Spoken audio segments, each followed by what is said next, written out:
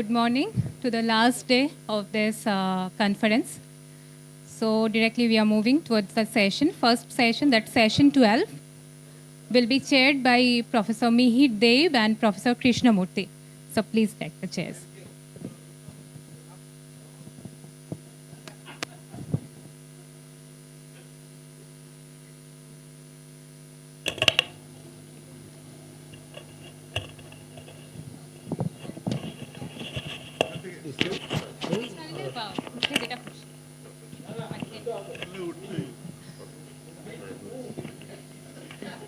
Okay.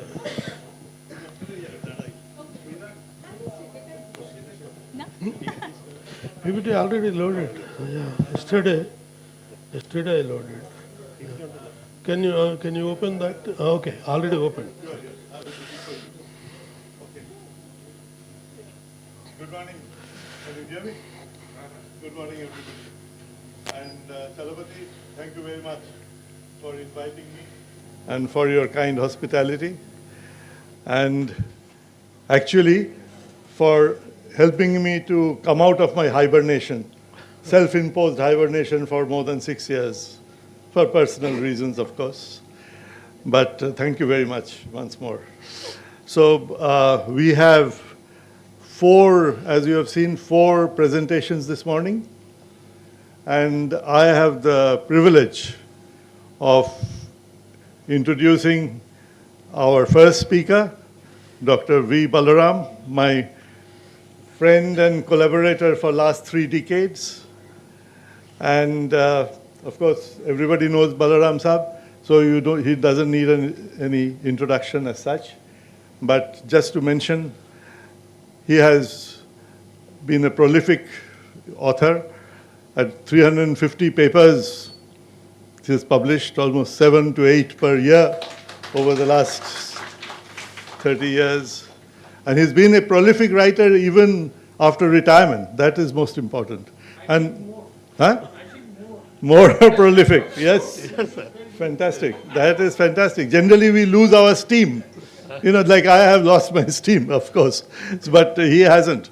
So wonderful. And as most of you know, that his paper on rare earth in Geoscience Frontiers in 2019, that has been adjudged as the highest cited author. He has been adjudged the highest cited author in 2023, isn't it? 24, yes, yeah, 2023, yeah. I checked up on that, yes, right. wonderful. So, but today he will be talking on a different topic. And just to give some perspective on his talk, as you all know, we are at the cusp of a electro-digital age in which our various digital technologies, renewable energy, electric vehicles, these become central to our life, right? So for that, we need certain resources. And what are those resources? The main resources are lithium, nickel, cobalt, gold, copper. These are the main ones. And also, you also need exotic things like indium, yttrium, neodymium, amongst others. So the very first one, lithium, the most important metal today, Dr. Balaram will be speaking on. So Dr. Balaram, please take the stage. Thank you. So I have to thank Professor Chalapati Rao for this wonderful opportunity. So with this, I think, I think I will do this. Okay. I will come here. Yeah. So lithium occurrence, mineralogy, different types of deposits, exploration strategies, and also with special reference to India, because we are in India and we need India to have more lithium deposits. We'll talk about that. Then, of course, net zero, you know very well, and India is set a target of 2070, 2030, 50% of renewable energy. And what are the metals needed? Rare earth elements, lithium, cobalt, platinum, palladium, and others. And then we also talk about lithium applications, minerals, and land and ocean resources, their exploration strategies, then some of the Indian occurrences, extraction techniques like that if time permits. So these are the two papers. This paper I published about 6 months back, in which M. Santosh is also a co-author. It is all about lithium, everything, mineralogy, exploration, even environmental effect, analytical, everything. And this paper, in the International Geological Review, is exclusively on sedimentary, both land and ocean deposits. And whatever I am going to speak is from those two papers. So sometime back I published a paper on the climate change and global warming for a sustainable living. We need to combat the climate change and global warming for a sustainable living in harmony with the nature. In fact, you know very well, climate change has become a big threat to us, for the mankind. And transportation and power generation are the two sectors which emit a lot of carbon dioxide. And to combat, you need, Professor Deb said, that we need these critical metals like lithium, cobalt, rare earth element like that. And I told that India has set a target of 2070 to make net zero. Then Japan, yeah, I have the pointer, yeah. Japan, in fact, up to 40% to 50% target by another 20-30 years. Like that UK, in fact, it closed the last coal-fired power plant. Means you can understand. So all the nations are gearing up. And about 325 years back, people knew about only iron, lime, and coal. And today, our requirement is you need all the elements from lithium to uranium for our comfort and also the living styles. Lithium, you know where it is in the periodic table. It is the lightest metal. And to say that Ethiopia, a country from Africa, is banning all petrol and diesel engines import by 2024. Already it has been implemented. And then Britain is going to ban petrol and diesel engines by 2030.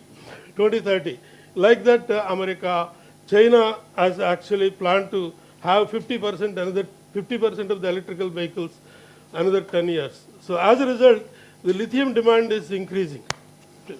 Out of all metals, all critical metals, the lithium demand is more in the future. So these are the various applications. You know, even it can be used in medicine to anxiety treatment.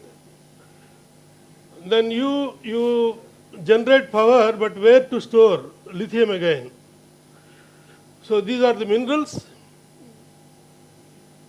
Spodumene is the most famous in the hard rocks, the lepidolite, then jadarite, then illite is one of the prime mineral in sedimentary rocks. And globally, we have Chile, Argentina, and Bolivia. They are the three people. It is called lithium triangle in South America. They have the majority of the lithium resources they have. But Australia and China are also coming up in a very strong way. India has to go a long way. We don't have any proven deposits. A lot of work is being, reconnaissance work is being done in Chhattisgarh, Rajasthan, Odisha. Odisha recently, they have found a deposit, GSI found a deposit. Jammu Kashmir, you know, it's not a really sedimentary deposit, it's only a bauxite deposit. And since it has high content of silica, the extraction also going to be difficult, and also it is in sensitive area, Himalayas, and environmental problem, environmental clearance and all that is going to be very tough. And that's why India is trying to have collaboration with Australia and Russia to mine lithium in South America. So in fact, about 7-8 months back, I was in Russia. So I met a lot of entrepreneurs from India, where they are trying to have a tie-up with Russia and then go to South America for lithium exploration. So basically, you have three types of deposits: brine, deposits are more, 64%, than magmatic deposits like pegmatites, 26%, and sedimentary about 10%. And other than these three major, you have bauxite, coal, etc. We'll talk about it. And in general, you have 20 to 30 ppm, but when it gets concentrated up to 3%, even 1%, it is going to be a deposit. So lithium brine deposits. Lithium brine deposits are formed over millions of years by using a complex combination of geological and hydrological processes, evaporation, mixing, halite, hectorite dissolution, etc., and then precipitation. So you have these kind of deposits in this lithium triangle, Bolivia, Chile, and Argentina. We have I was told by Dr. Vishwanath, who was with Vedanta, there is a possibility, there is a potential of lithium brine deposits in Kutch area in Gujarat, and Gujarat government Mineral Development Corporation is doing some reconnaissance studies at the moment. And then pegmatites. See, pegmatites are formed when mineral-rich magma intrudes from the magma chambers into the crust. And basically, the source granite magma must be rich in lithium. Then only, and also undergo extreme fractional crystallization to form a pegmatite deposit. And in India, you see, these are where you see mica belts in Rajasthan, Bihar, and Andhra Pradesh, pegmatite belts in Odisha and Chhattisgarh, Rana of Kutch. So these are some of the possible deposits in future, and a lot of work is being done. GSI is now the government has come up with a lot of investment. I will talk about it. Then see, pegmatite deposit, the spodumene mineral can be this big. You see, already that man is very tall. I don't have anybody as tall as this in this auditorium. So you can imagine the length of the crystal. And this is the Greenbush mine in Western Australia. It's a very famous. The highest production from lithium is coming from this only.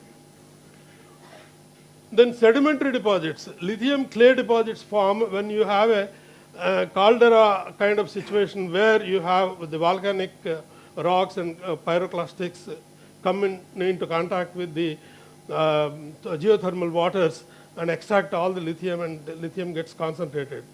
So we have that kind of deposits. You look at some of the values of lithium in some sedimentary deposits all across the world. It can go up to 1,000, more than 1,000 ppm also.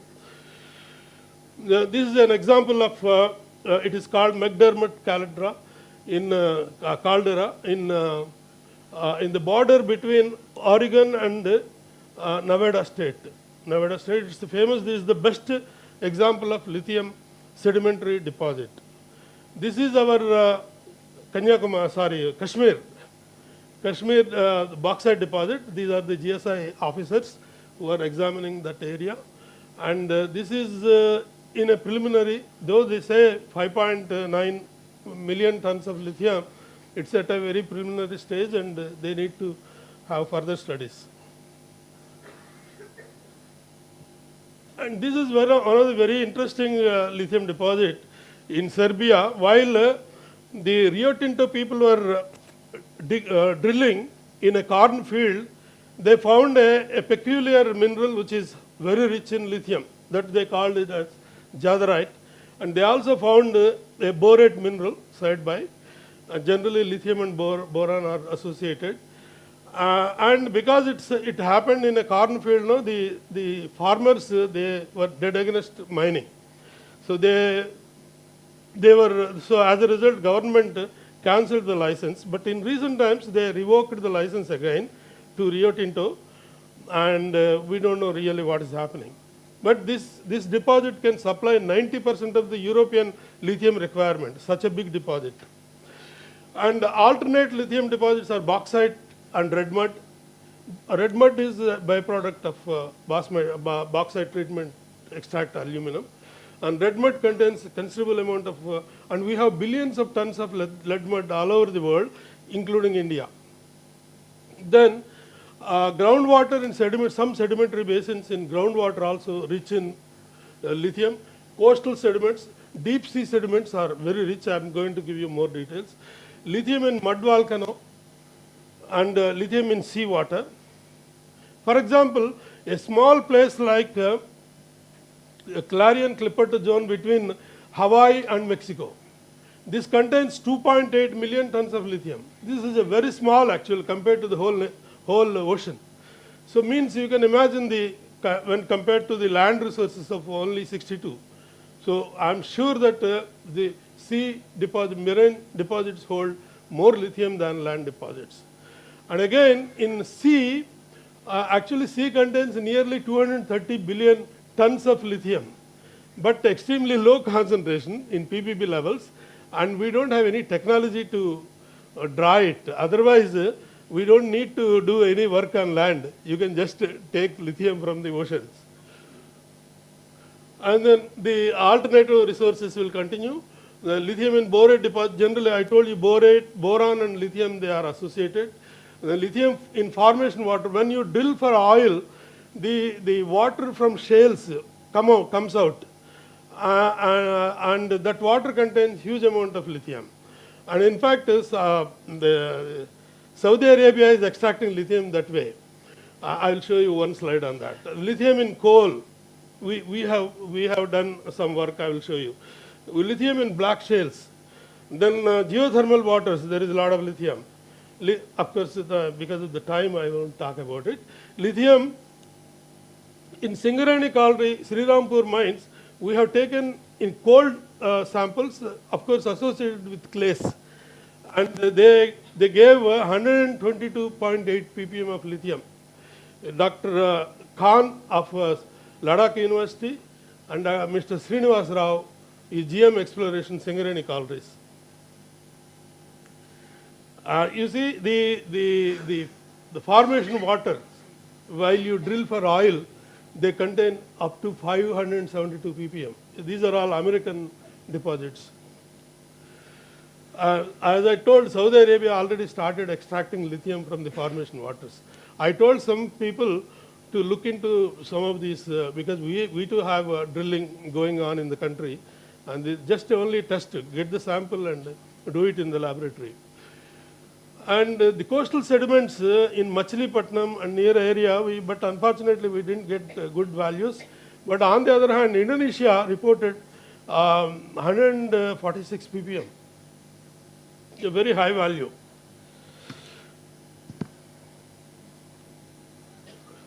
Then geothermal waters. Dr. Talat Ahmed will have more idea. In fact, somebody is boiling eggs, so means you can imagine the temperature. The lithium we have done at our institute, Dr. Satyanarayan and others, is about 6 ppm. Though it is 6 ppm, the amount of water, if you take, it will become economical. Then the mud volcano. For example, we have a mud volcano in Andaman, Barren Island. That is the only volcano we have.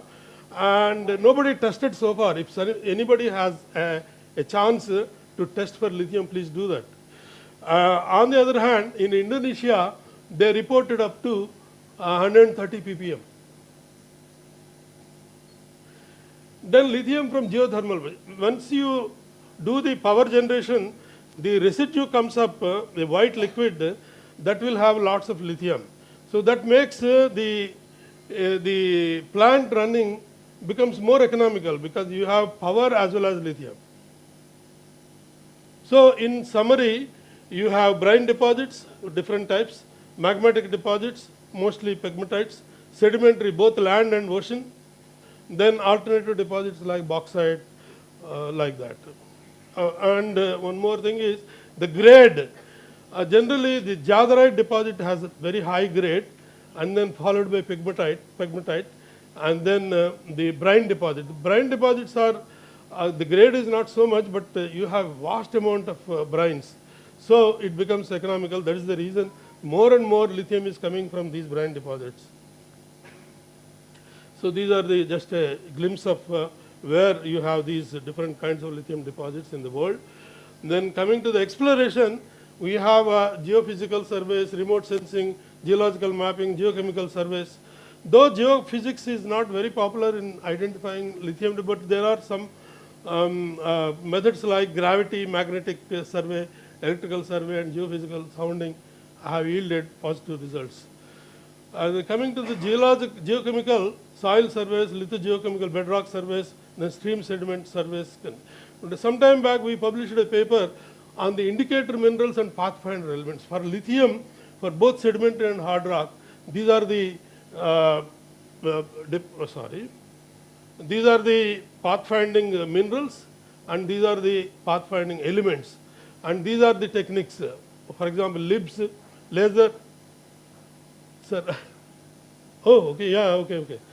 Laser breakdown spectroscopy, then handheld XRF, handheld XRD for minerals, Raman for minerals. Then by using the same technique, recently Canada has identified a deposit in Nova Scotia in the eastern Canada. And you don't have, for the determination of lithium, you don't have to have a high resolution ICP-MS. Even simple flame photometer can give you very good results. And people are using drones to cover more areas, and also satellites by using reflectance spectroscopy. You get, if you have lithium, you get the spectra, immediately you can catch. And in this way, you can cover large areas in a small amount of time. And then the extraction, there are so many ways: precipitation, ion absorption, membrane, solvent extraction, like that. And if you have time, I have a 1.5 minute video to, please, can you please put on this? How Argentina On is a dusty extracting plain lithium. in northern I have Argentina, already some of the described work to everything. shift to a This green only is energy that. future is taking place. These Sounds black so. tubes fill a massive tank with salty brine sucked deep from the ground below as part of an $870 million project in the province of Salta. The brine contains this white metal, lithium, which is essential for making electric vehicle batteries. French miner Aramet is attempting to use an innovative technique known as direct lithium extraction, or DLE, in a race for cleaner, faster, and cheaper ways to produce the metal with less water. Unlike traditional methods, there are no pools of brine spanning the size of football fields, where lithium is left behind after the liquid evaporates in the sun.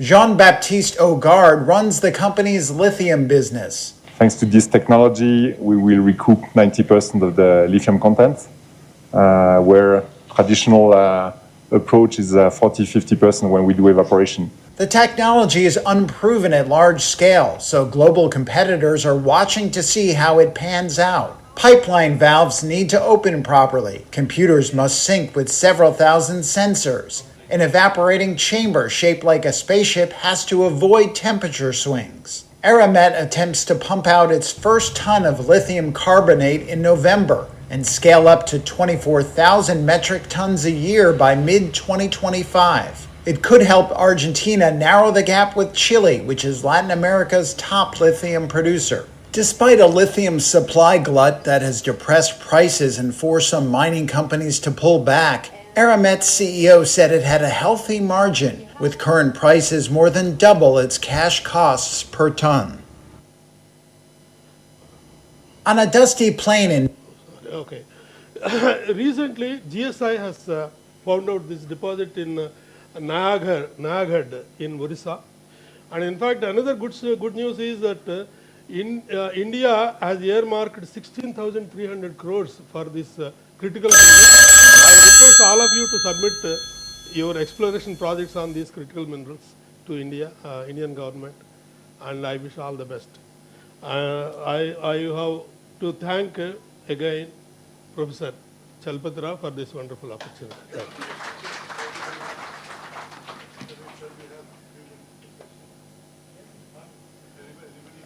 Anybody?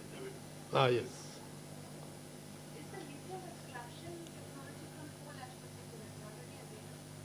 Coal ash, in fact, there is a paper in Communication with the title Harvesting of Rare Earth, not lithium, rare earth elements from coal ash, because billions of tons of coal ash is lying idle. So a lot of work is being done. Even Singareni collieries, recently they have they are bidding. They are tendering for other people to bid on some lots of coal ash to extract lithium, rare earth elements, things like that. So a lot of work is going on.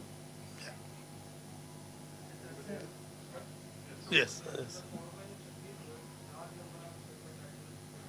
Yeah. The flame photometry data I gave is on that Korba district of Chhattisgarh. Yes, in pegmatites. Yes, sir. I also visited in there for collection for some granitic rock So composition. that's very nice. So I went to these are things. It is a potential area. Yes, sir. Probably, I think the next big deposit would probably come from there for India. Yeah. Sir, I would like to add, ONGC has recently written to ENCESS. They have thousands and thousands of cores which are lying with them. Okay. Now they asked us whether we would be interested to explore them for lithium and rare metals. Because those cores are of no use to them. They already are drilling for oil and all. Yeah. But over 50 years, whatever have been collected, they want to explore them for as a part of this lithium project. Okay, so that's That's a really a good idea. I thought I should inform. Yeah. Good idea. Probably you can try preliminary Yeah. course. They must be approaching many other organizations, but we also have been approached. So we are interested. So we will be scanning them. Yeah. I just thought this is another alternate way of looking at sediment cores and all, na? Because they were looking for oil primarily, and now we can relook Now them. they don't have any value for that. Yeah. So it's a good idea, and it will be a potential target. Yeah. I have a small comment and one question for Yes, you. sir. The comment is that, the mud volcano you mentioned, you have one in the Baratang Island, which is easily accessible in the Andamans. You don't have to go to the barren islands. Barren Island, you need a expedition. Okay. But Baratang is very easily accessible. Is it in I've been there. It's right. Is it Mud Nicobar volcano. or Andaman? No, Andaman. Andaman. Baratang. Okay. Baratang is very close. Yeah. If somebody has a chance, I think better get some 10-15 samples and then There are try. a couple of mud volcanoes in one area. Yes, beautiful. Okay, and the question is, Yes, sir. see, there are reports that this drilling of the brine in Argentina in this triangle, in the lithium triangle, that has messed up the freshwater supply totally. So what is the solution for that? And an additional thing is that in a similar situation in Rajasthan, under the gypsum and the salt flats, can't we drill in Ganganagar and Bikaner districts? Yeah. In fact, I tell you, I also wrote that in our Geoscience Frontiers papers with Santosh. In Chile, because it is all high water intensive program, actually, Yes. extraction of lithium, lot of water, tons and tons of water is needed. Tremendous problem of fresh water. Water is needed. As a result, the water bodies are getting affected. The flamingos, the birds, there is a drastic decrease in the number of birds in Chile Yes, because of this activity. because of this. This activity. That's and, an environmental disaster. That is the reason people insist on eco-friendly methods of extraction. A lot of work is being done every day. Hundreds of papers are being published. Even just to follow what is going, leave alone what you do. What is going on is also difficult, in fact. A lot of, it's a valid point, sir, for our country's future. Yes. Okay, so thank you. Okay. Yes, sir. Your list of these pathfinder minerals, you have elite and smectite. Yes. But kaolinite is not a pathfinder mineral?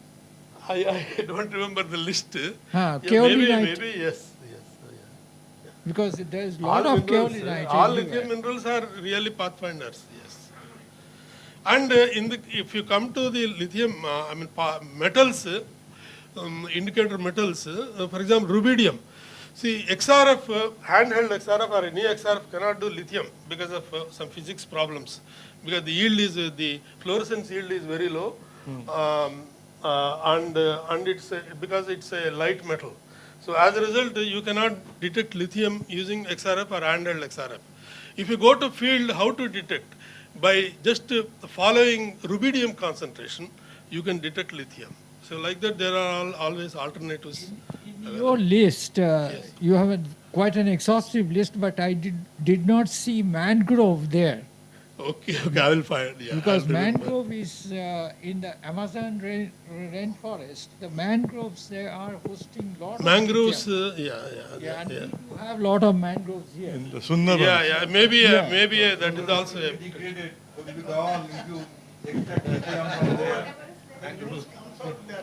Exactly. So, let us thank Dr. Balaram in the usual way. Thank you very much, sir. Very interesting. Excellent. So, may I request the next presenter, Dr. Rajasri Chakravarti, to come up and make his presentation on Kunda Kocha.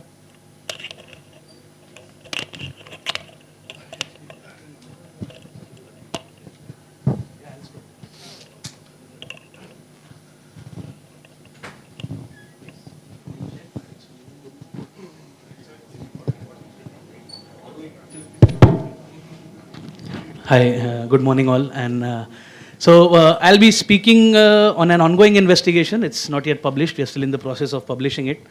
So it's an ongoing investigation. We were trying to track the sulfur reservoirs that are associated with formation of probably one of the oldest gold deposits that we have on the continental crust right now. So that is the Kunda Kocha gold deposit in eastern India. So just a brief preview, what is an orogenic gold deposit? So these are structurally controlled gold deposits in which the veins, the quartz veins that you see here, mostly dilational quartz veins, parallel, sub-parallel to the regional structures, generally hosted along the transcrustal structures and low salinities, 3 to 7% salinities.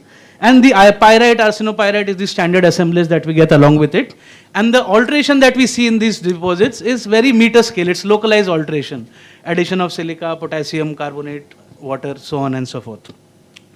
So what do we know about orogenic gold deposits so far? So all these characteristics, scientists have come up with this model that in orogenic gold deposits, the downgoing slab, the downgoing oceanic slab along with its sediments, which has sedimentary pyrite in it, ultimately devolatilizes a lot of sulfur, which contains the metals, and the carbonate probably comes from the oceanic slab, and then ultimately during peak metamorphism, a fluid reservoir is developed, which during the crustal shortening and the retrogression is ultimately brought up through these crustal scale shear zones. But one thing that we need to address here is that this area is probably the most debated area across all formats of geology. So you cannot be so simplistic in your understanding that a slab goes down, devolatilizes water and sulfur, and a deposit forms. So it is probably the most hotly debated area. So we as economic geologists didn't want to be left behind, so we jumped into this discussion along with magmatism and metamorphic people. So, but then there are evidences which do suggest that the slab does something and induces the mineralization.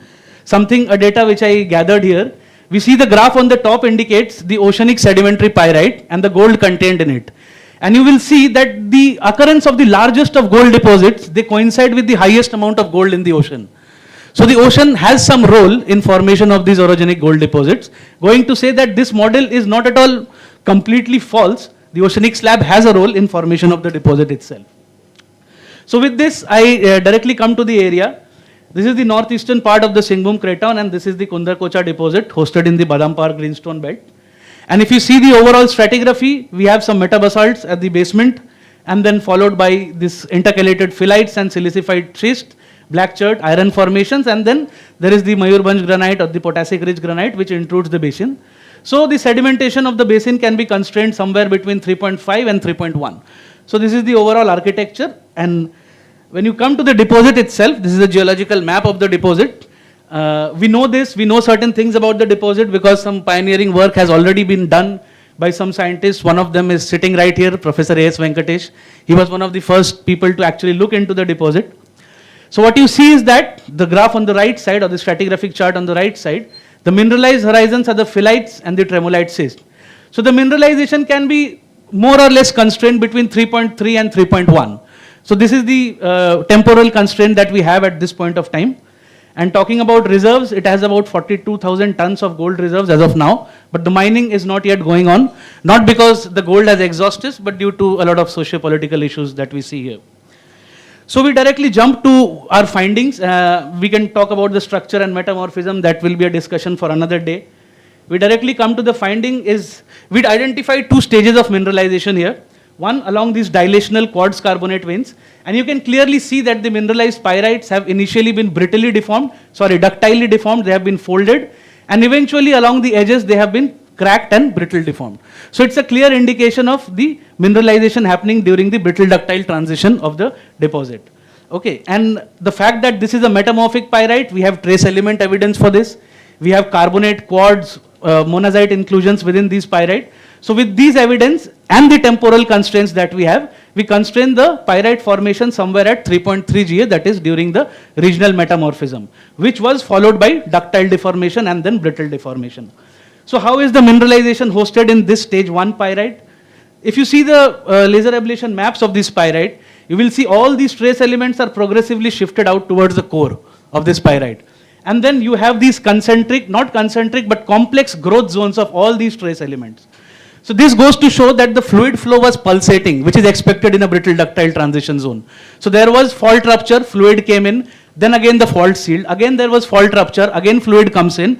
So you have these silicate rich and silicate poor zones, which do not have any signal on the sulfur. And then you have the trace element rich and trace element poor zone. So you can see that progressively we get more and more enriched trace elements as well as that of gold. Gold is also shifted towards the rim. A very similar thing is again seen on the same pyrite. This is just for representation, where you can see apart from nickel, most of these elements have been shifted out onto the rims of the pyrite. And gold here is occurring in association with silver, tellurium, lead, bismuth, probably in the form of a bismuth telluride. Then we come to the next stage of mineralization, which is actually during the terminal stages of the brittle deformation. And there you see this smoky quartz vein, which is cutting across the regional foliation. And the smoky quartz veins contain these undeformed pyrites. You can appreciate the textural difference here. That one was brittle and fractured, as well as ductilely deformed. And this one is not that much deformed. It just has some minor fractures in it.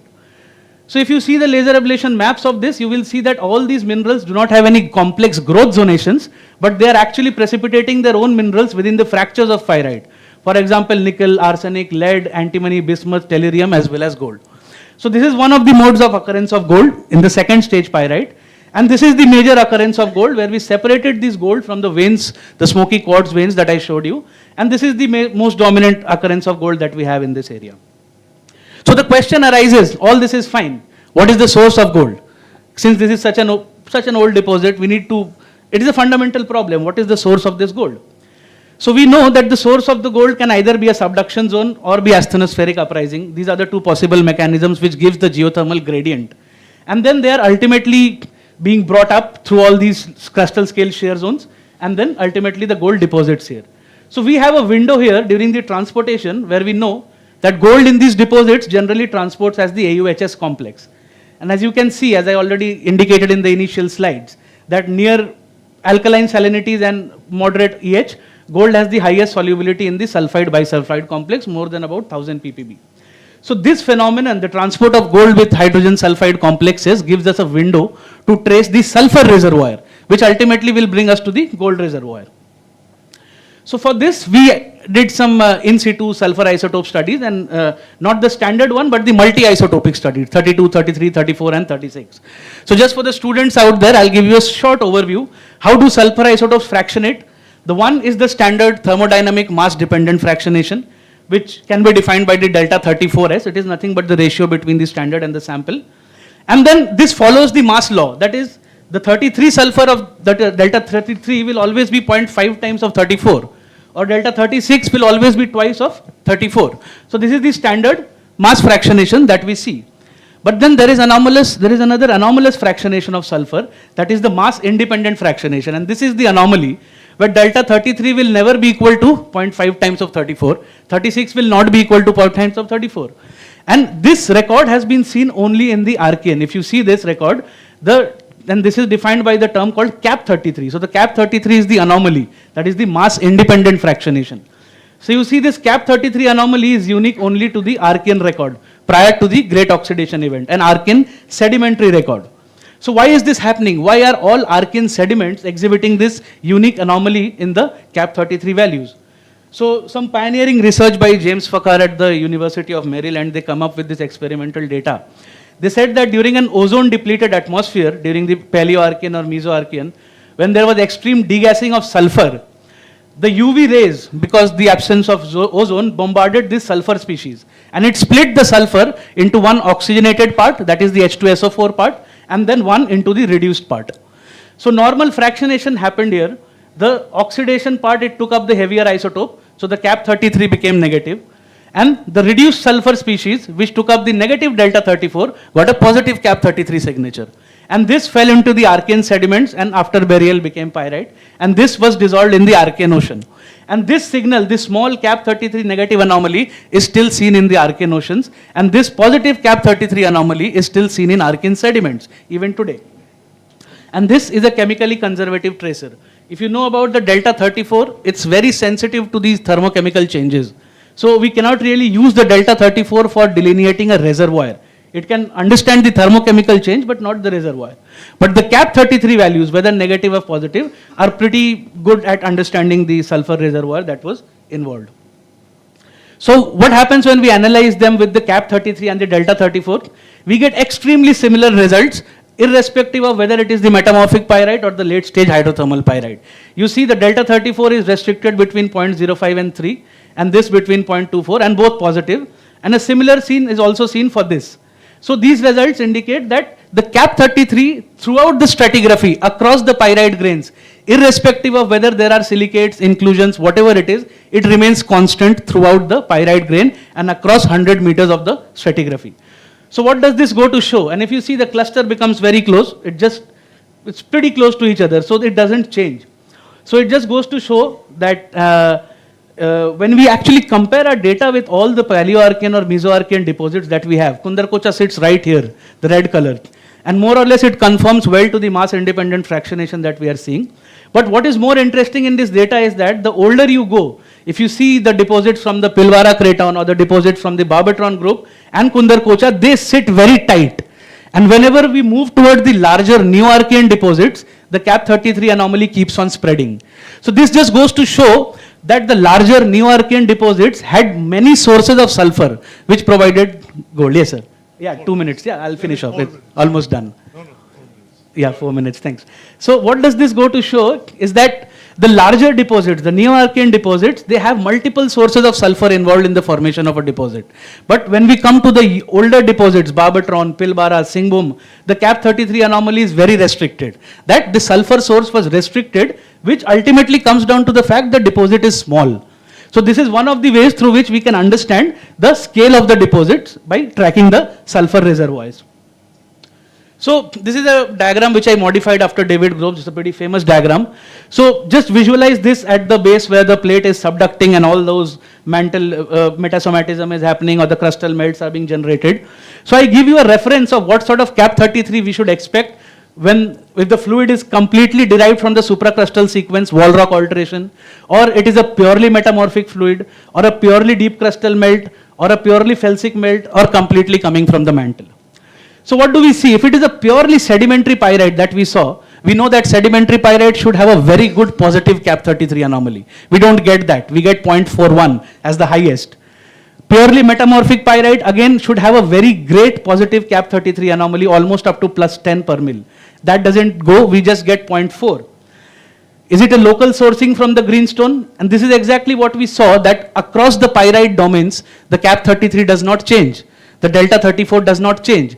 So despite the fact that there was pulsating fluid flow happening at that point of time, despite the fact that there was intermittent fluid coming in through hundreds of millions of years, the Cap33 remained constant. That means there was no local sourcing. The greenstone package was not involved because the greenstone package would have mafics, ultramafics, sedimentary, metasedimentary rocks. So you should expect some change, a resolvable change across the pyrite domains. But that does not happen in this case. And a purely magmatic is out of the question because that will give zero fractionation in the 34 as well as the 33. So we envisage that the fluids have reservoir, the fluid is coming from a much deeper reservoir where the sulfur was derived here and it homogenized with all these parts from deep crustal melts, from all these meta sediments, and the sediments which were coming in from the Archean crust. So it homogenized here for quite some time, and thus it is having a homogeneous signature across the stratigraphy.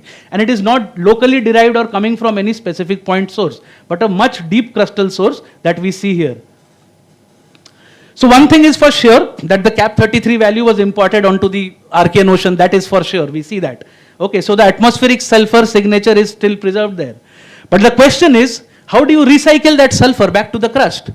If you recycle it through this mechanism of the Singung greenstone formation, what happens is, you are ultimately forming the sediment somewhere here. So this would mean that the sulfur has been locally derived from the greenstone package, which goes out of the question. But if you actually subduct an oceanic slab, and it goes down, recycles and come back, you still have the cap 33 signals preserved in your pyrite. Just going to say that we are not giving any confirmed evidence of subduction in the Singung craton at this point of time. But then, how do you recycle cap 33 values without subduction? So probably the model that was put forward by a few workers in the Singung craton, that there was some level of incipient subduction happening at this point of time, is probably true. And with this I come to my last slide, that are key takeaways, that we do see that the mineralization is associated between D1 and D2. I didn't go into the deformation metamorphism due to the time constraints. And the rest of it is pretty similar, that there was a sulfur reservoir which homogenized at depth, and it was tapped intermittently through hundreds and millions of years, ultimately giving rise to 2 stages of mineralization. But the reservoir remained the same. And another thing for all students, that don't shy away from research on economic geology. Okay, because it is not only about finding and exploring a deposit, it can give you understanding about the larger geodynamics of an area. Okay, thank you. I end my slide here, and Excellent, very good, excellent presentation, very good. can I just go back to the last slide? Okay. And with your permission, the chair's permission, sir, can I take 15 seconds? Yeah, please do. Okay. No, I'll already discuss that. So this is something which stuck on my mind. I was on a mapping expedition in Nevada during my PhD. And this saying stuck in my mind, that we find gold in new places with old ideas. Sometimes we also find gold in old places with an old idea. But seldom we find gold in an old place with an old idea. Several times in the past we thought we were running out of gold, but in reality we were running out of ideas. So I urge all of you to think deeper, think in a more broad way, in a more horizontal way, that ultimately it is the M cube. It is the magmatism, metamorphism, which ultimately leads to the metallogeny. So don't think in one dimension, and with this I end my talk, and sorry for taking extra time. No, excellent. Thank you. Very good. Any questions? Yeah, go ahead. Yes.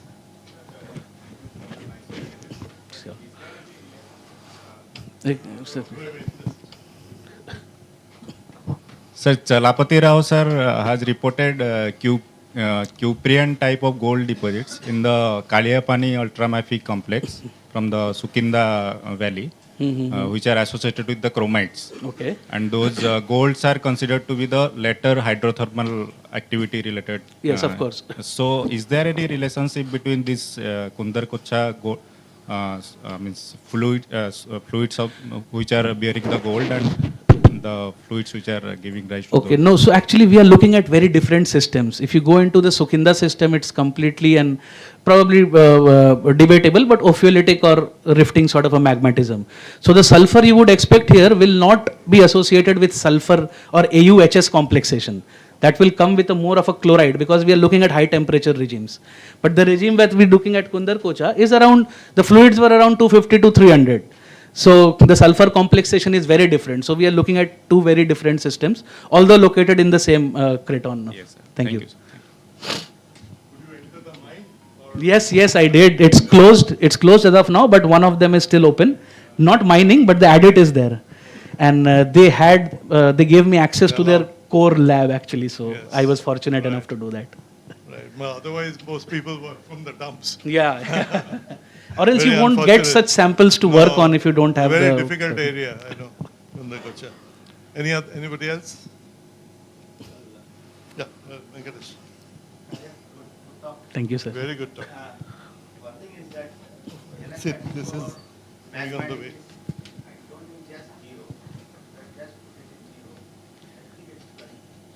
No, I put it, felsic magmas +5. But mantle से अगर आ रहा है तो 0. Yes, you're correct, sir. That felsic magmatism will have a +2 to -2. No, thank you, sir. Yeah. That pyrite geochemistry, there has been a work from IIT Kharagpur. Yes, that was also done. Yes, of course. But we come to two very different conclusions. They say Yes, that see gold that. was sourced locally from the pre-existing pyrite. I say that gold was sourced from a much deeper crustal homogenized reservoir. So, Right, yeah. very good. Good to have multiple ideas. Yeah, of course. Thank you very much. That's how Thank the you, research thank you. goes. Thank you. So for the next presentation, I'll hand over to my co-chair, Dr. Kishan. Thank you, Professor. The next talk is by Dr. S. Bhattacharya. The title of the talk is How Fluorine and Boron Control Wolframite Mineralization in Granitic Systems, Insights from the Ore Camps in Northwestern part of India. Dr. Saurabh. Yeah, thank you. Okay, so, well, we recently carried out some studies in Northwest India on some tungsteniferous granites, and we had a lot of geochemical data, I mean whole rock geochemical and then mineral chemistry. But mostly today I will be talking about some textures to understand the how fluorine and boron affect or influence the metallogeny here. So if we look into the share of wolframite deposits, what we see, the vein type deposits have been their primary source. Now, when we have vein type deposits, what we see is, this is a very schematic architecture of how a typical granite Griezen system looks. So what we have is a parent granite body, and then we have a granite cupola, which is actually the highly Griezen alteration or the roof where all the volatiles accumulate. And then we have the country rock, and here we have the altered country rock or the Griezenized country rock. Now, what we have here is just showing some representative pictures. We have the granite, which is not Griezenized. Then we have the granite in the roof zone, which is having a lot of Griezen alteration. What Griezen alteration is, basically its type of hylic alteration with lot of quartz and muscovite, but additionally we might have some fluorine and boron bearing minerals like topaz or fluorite or tourmaline. Then we have the country rock, which could be away from the ore zone, and then we have the country rock, which could be carrying some fluorite or tourmaline. This particular picture is from near Sirohi, the Balda deposit, where we have tourmalines here. So the next is what we consistently see in tungsteniferous granite systems, that they are either fluorine rich or boron rich. Now, both of these are considered fluxing elements. What I mean by fluxing elements, basically when they are in the melt, they act as network modifiers. Fluorine has a much stronger effect. It substitutes for the bridging oxygen, and it kind of loosens up the melt structure and allows it to accommodate more water and incompatible ore elements. So this is broadly what we understand that fluorine and boron's role is. Basically they help the melt to achieve a optimum metal fertility. But there are subtle differences between the hydrothermal and geochemical behavior of fluorine and boron. And what are they? The first is, fluorine has a much more stronger fluxing effect than boron. Boron usually stays in the, it doesn't disrupt the silicate polymer network in the way fluorine does. What it does is it has BO3 units which kind of replaces some of the silicate tetrahedra, and that allows the melt to have more water. So another thing is the fluorine forms these complexes, especially when the melt is of pyroluminous nature, the sodium fluoride complexing and sodium aluminum fluoride complexing. And of course we know HF is a much more stronger acid with higher dissociation constant. So how these differences could have influenced the tungsteniferous granite systems is something I am going to discuss with the help of just some textures. So what was our approach was we simply compared two different deposits in Northwest India, the Degana and the Balda. Balda is a boron-rich system with lot of tourmaline there, and Degana is a fluorine-rich system. So so now I will simply carry on this presentation comparing both of them side by side. So in case of Degana, what we see a lot of topaz, both of magmatic as well as hydrothermal stages, paragenetic stages. But in case of Degana, we see a lot of tourmaline. Tourmaline in the granites, tourmaline in the ore veins, everywhere. So what we have is, we can presume that Degana had a fluorine-rich granitic melt system. Now this would have definitely allowed the melt to form NaAlF sort of complexing. And what this complexing does to the melt is, it doesn't allow the melt to stabilize albite. So albite fractionation is something which is resisted due to presence of fluorine. And this is also known quite well experimentally, that when we have more and more amount of fluorine in the system, albite is not a very robustly early magmatic phase. And this is also seen worldwide in topaz granites. In topaz granites show fluorine with up to 4% fluorine, and they show their approach towards the albitic corner. On the other hand, the boron granites are mostly they are restricted near the haplogranitic ternary minima. So in the Balda, we have very low abundance of this magmatic albite, but in Degana we have very good abundance of magmatic albite like this. So the grain shown here, this one is actually the magmatic, and this is a late stage hydrothermal albite. So there are several generations, of course. Now what this higher availability of feldspar does, we have during late stage potassic alteration, we have more availability of feldspar fluid reaction fronts, which kind of stabilizes the K feldspar. As you can see here, these are the relicts of albite in the K feldspar. This is simply under the 1 lambda plate Griezenization image. And we have some relicts albite. So what we see that Degana granite is much more potassic altered, and in fact so that it attains porphyritic nature sometimes with big phenocrysts of K feldspar. So what we find, or more or less, then the presence of fluorine in the system further promotes this process. So recent experiments also show K feldspar can replace albite, especially if the system is fluorine rich. But this is not so the case where very little amount of K feldspar could grow and replace albite. A recent experimental study. So what we end up with is a very feldspar rich granite variant in case of Degana. On the other hand, in boron rich Balda system, we have a quartz rich feldspar poor variant. Now the next stage comes is the last paragenetic stage, Griezen alteration, which means the release of the fluids from the magma, and now they will move through these veins and development of basically the ore veins, the metal carrying fluids, Griezen fluids. Now these metal carrying fluids in both the Degana and Balda, we see they are of H2CO2 nature. A lot of fluid inclusion study has been carried out, tourmaline hosted, topaz hosted, quartz hosted. We see, so these fluids, when they react with these rock, it causes a lot of mineral fluid reactions. Now what are the reactions? There are many, but these two are the most important. The first is K feldspars converge into muscovite, and second is this muscovites again converge into topaz.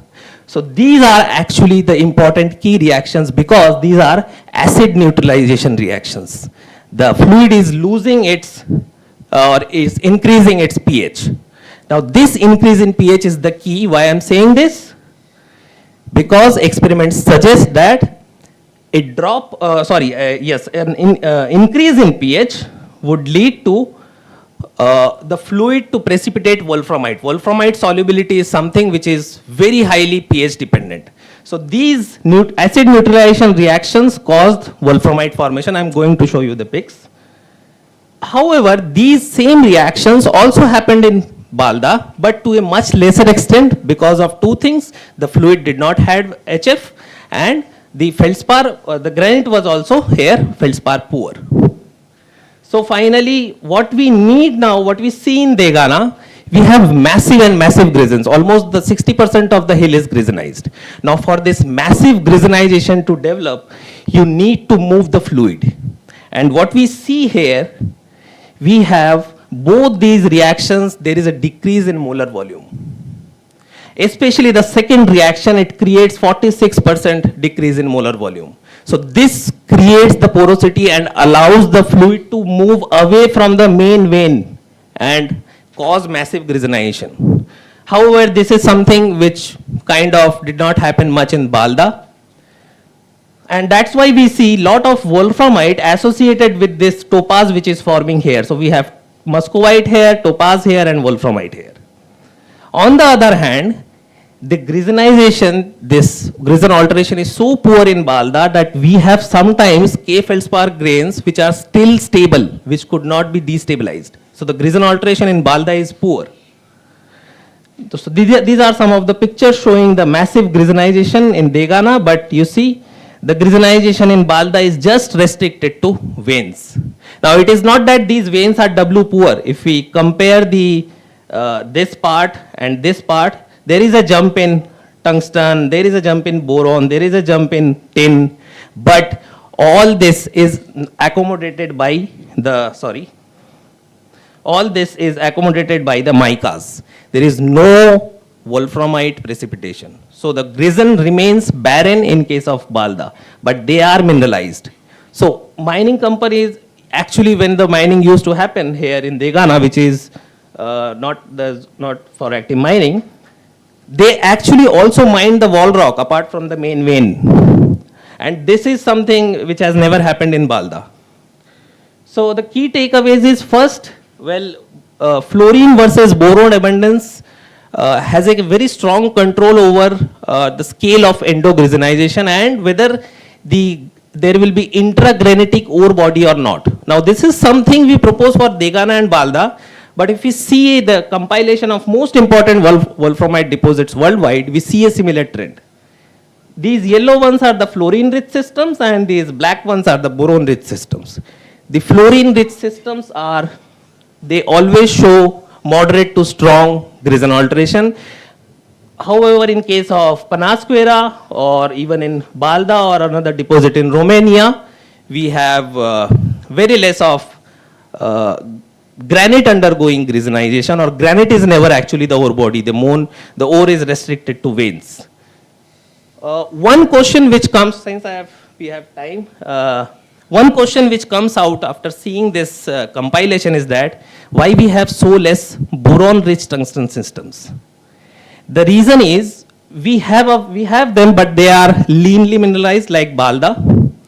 And second thing is, if the system is boron rich, then what happens, we see in case of tin deposits, they are associated with lot of tourmaline. So tin systems are more boron rich. However, in case of tungsten, what it needs pH neutralization, which is not possible in boron rich systems.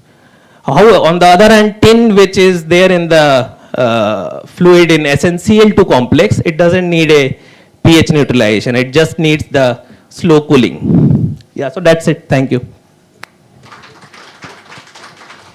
Thank you very much, Saurabh. We can take a few questions from audience. Yeah, please. Yes. It's a very nice presentation.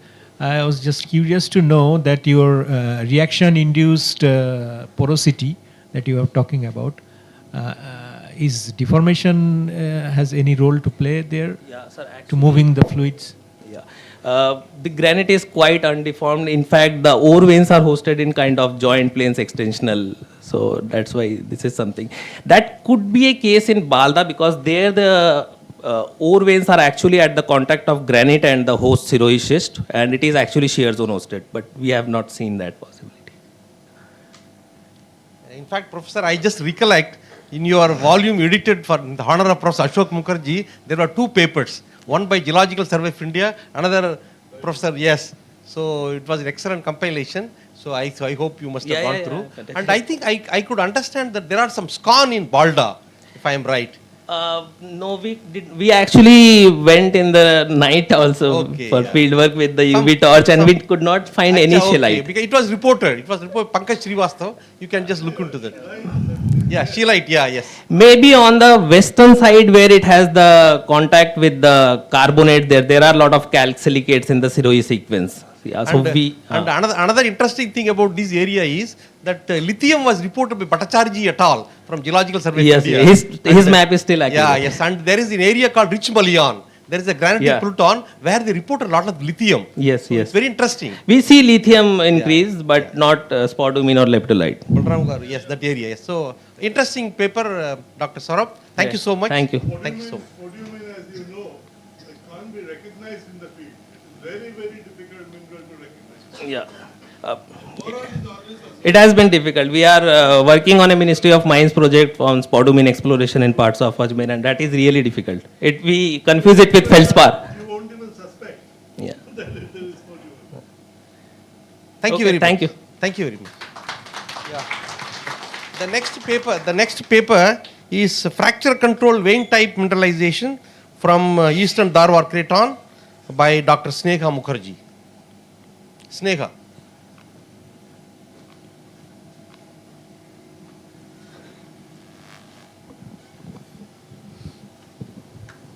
Thank you, sir, for giving me the opportunity. Previous presenter already mentioned about the textures and fluid activities in very detail, and I'm very novice in this metallogeny field. But yeah, I think that structure is the integral part for this mineralization, and I would like to talk first about the structure, and then only little bit of. Read your title one. Yes, sir. Read the title.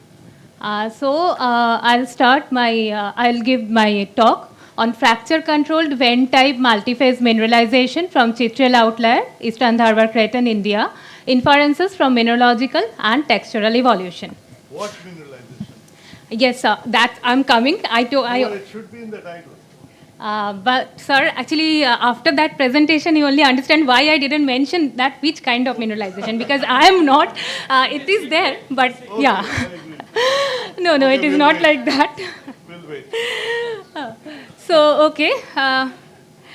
First, I want to mention about that fracture. I mean, how it is controlled, why I'm telling it's fracture-controlled mineralization, and then only I'll come about that mineralogical and textural thing.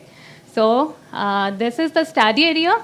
It is situated in the northwestern part of that Kadapa basin, and where the 2.51, 2.52 GA granitoids are non-conformably overlain by that 1.8 GA Srishalam sediments, and some dikes are present here, that is north-south directions, and which are mostly restricted within those granitoids and doesn't affect that Srishalam sediments.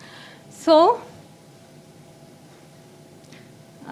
this is the exact zone, and this is the unconformity plane. Here, that granites are horizontal to vertical to subvertical, and that quartzites are horizontal to subhorizontal.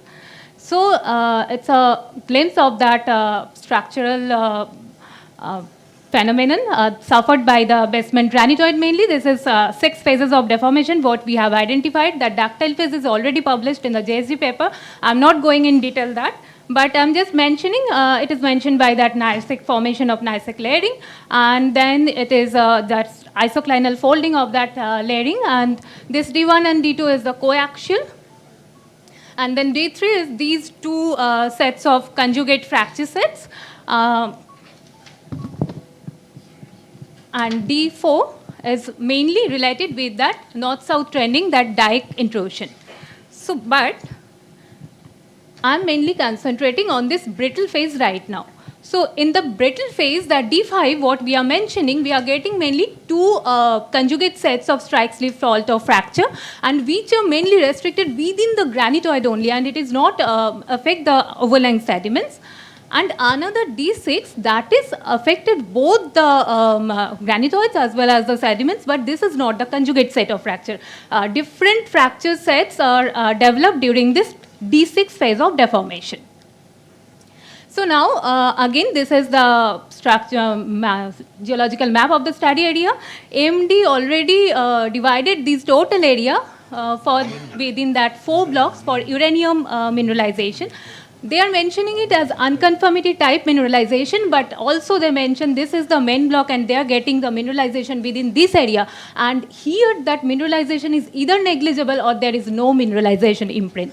So the key question is why this mineralization is restricted within this area only, whether that unconformity contact is everywhere. So for that, we studied this fracture sets. Here, we did that fracture mapping, and from fracture density, what we are getting, that main block is showing the highest fracture density, and the dominant set of fracture is northwest-southeast. Whereas this northwest-southeast fracture set is not dominating in the other blocks, where that other sets of fractures are dominating. And this northwest-southeast fracture sets also is the similar with the trend of the ore body, what is mentioned already by AMD report. So we did this thing from 41 different sites, this fracture mapping. And just I want to mention in brief that D5 deformation, already this is the conjugate sets of fractures. And it is also seen in the grain scale, that sleep, fracture sleep, and this, and these all are orientation, I mean 2 sets of fractures there, one is east-west and one is northeast-southwest.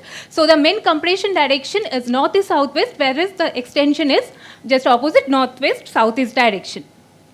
So this is the fracture set, and you can see this is the maximum compression direction, what we are getting. So the extensional direction is just opposite northwest-southeast, what is the trend of that mineralization. Next come to D6 deformation. This is, I already mentioned that several phases of fractures are there. And within that, this northwest-southeast is also there. So the next question will come if that D6 deformation is already maintaining this sets of fractures. So why this northwest-southeast is the main fracture trend showing? So this is the map, where we can see that the main faults and main lineaments all are trending towards the northwest-southeast directions there. And these fracture set, what I mentioned, that it is affected both the granitoids as well as the schism sediments. So after plotting these all fracture data to the using wind tensor, what we are getting that 2 tectonic regimes are present within this D6 deformation phase. One is strike slip and one is extensional to transtensional. But the strike slip set is completely restricted within the granitoid, whereas that extensional to transtensional set, it is present within the granitoid as well as the schism sediments. And in this case also, that maximum compression direction is northeast-southwest, so that again that extensional set is northwest-southeast.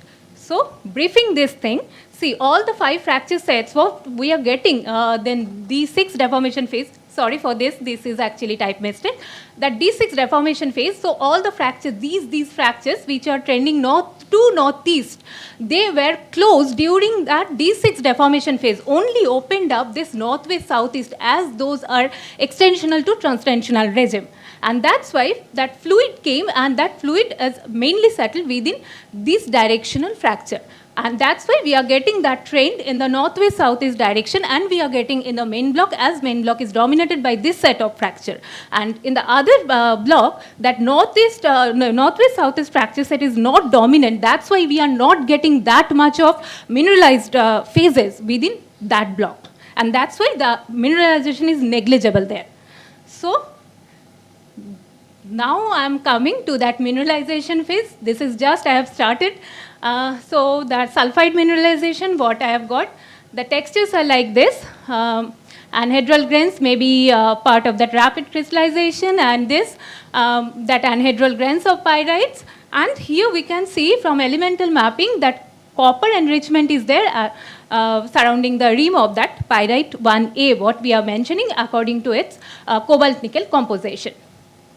And also what we are getting that chalcopyrite developed surrounding that pyrite. But yeah, this is one thermometer I know, but as it is not robust, that's why I didn't apply for getting the temperature.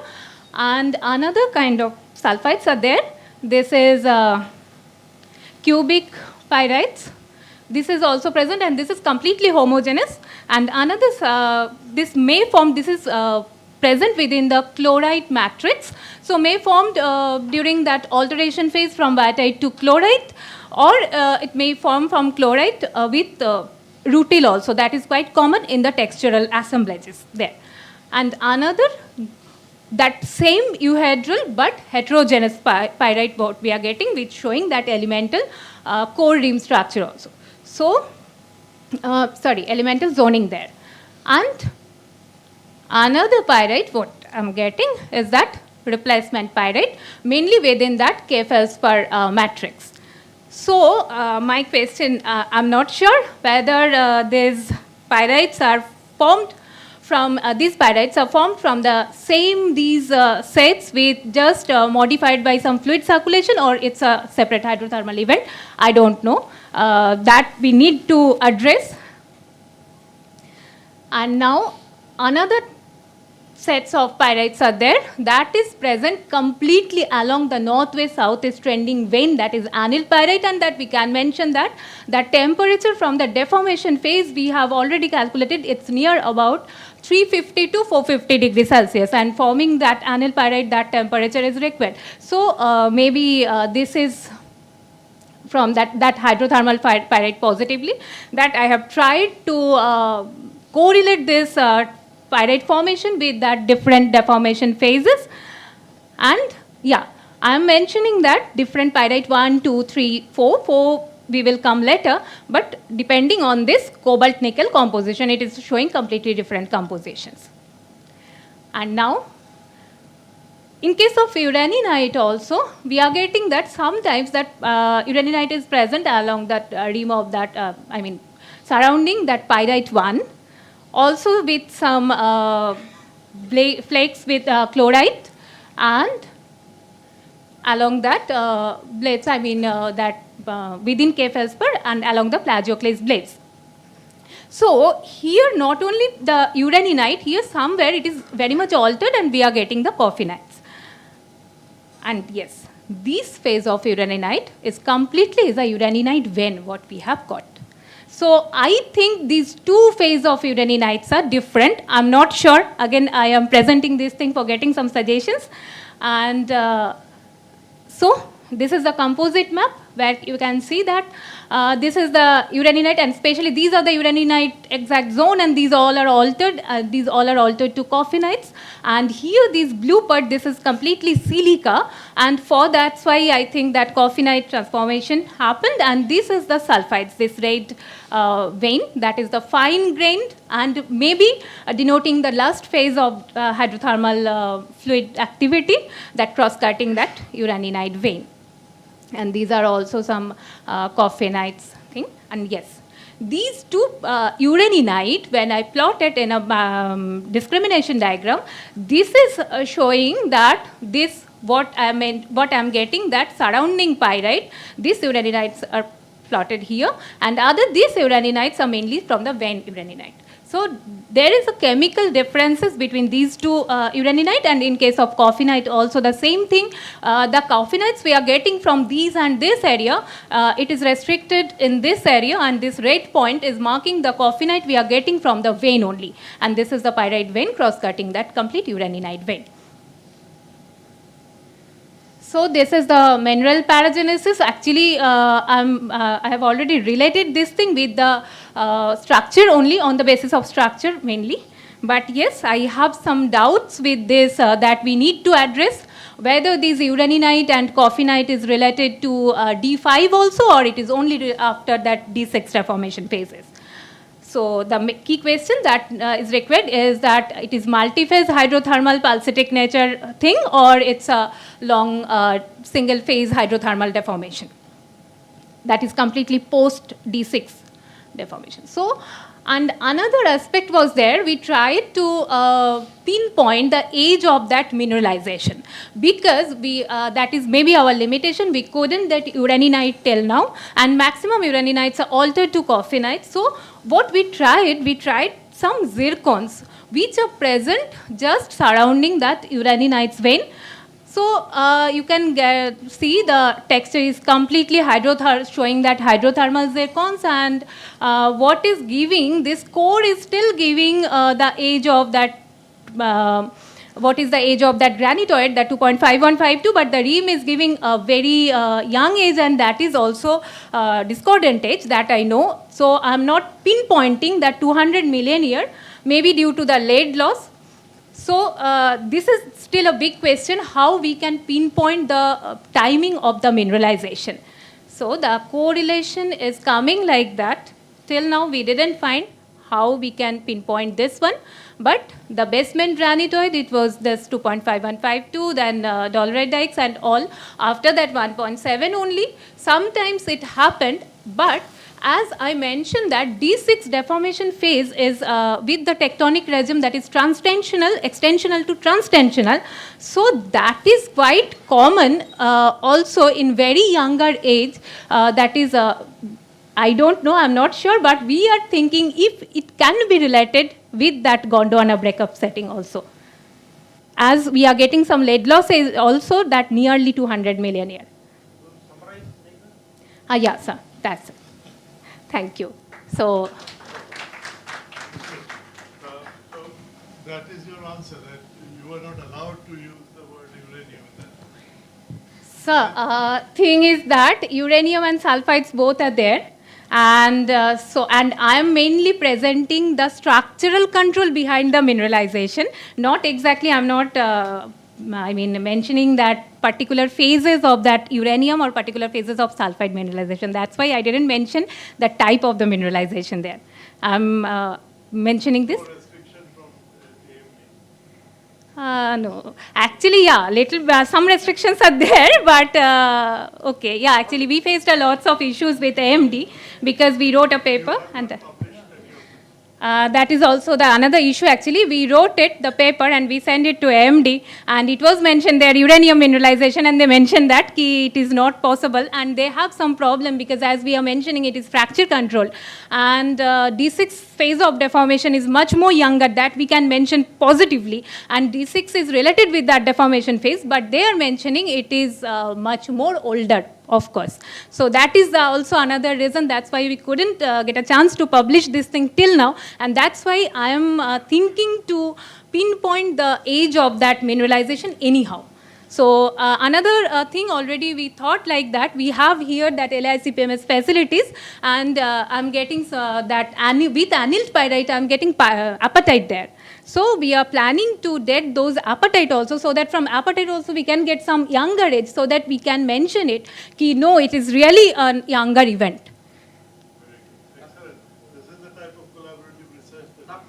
And that's why, sir, I presented it here because seriously I need some suggestions from metallurgy people to work on this exact mineralization.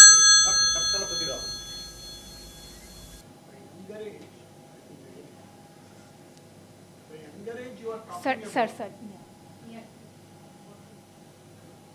younger age you are talking about may not be entirely out of question, because in early 2000 there was a paper by a group of scientists from NGRA and I also saw. from GSI. Yes, sir. Yes, what is?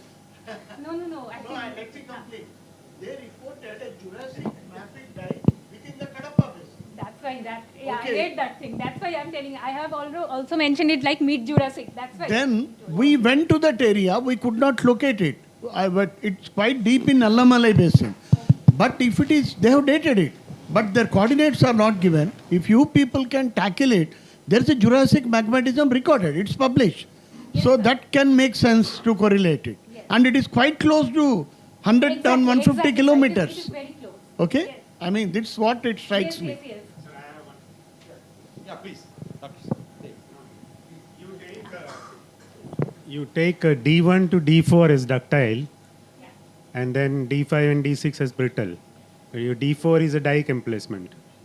That is brittle. That is brittle. It is not ductile deformation.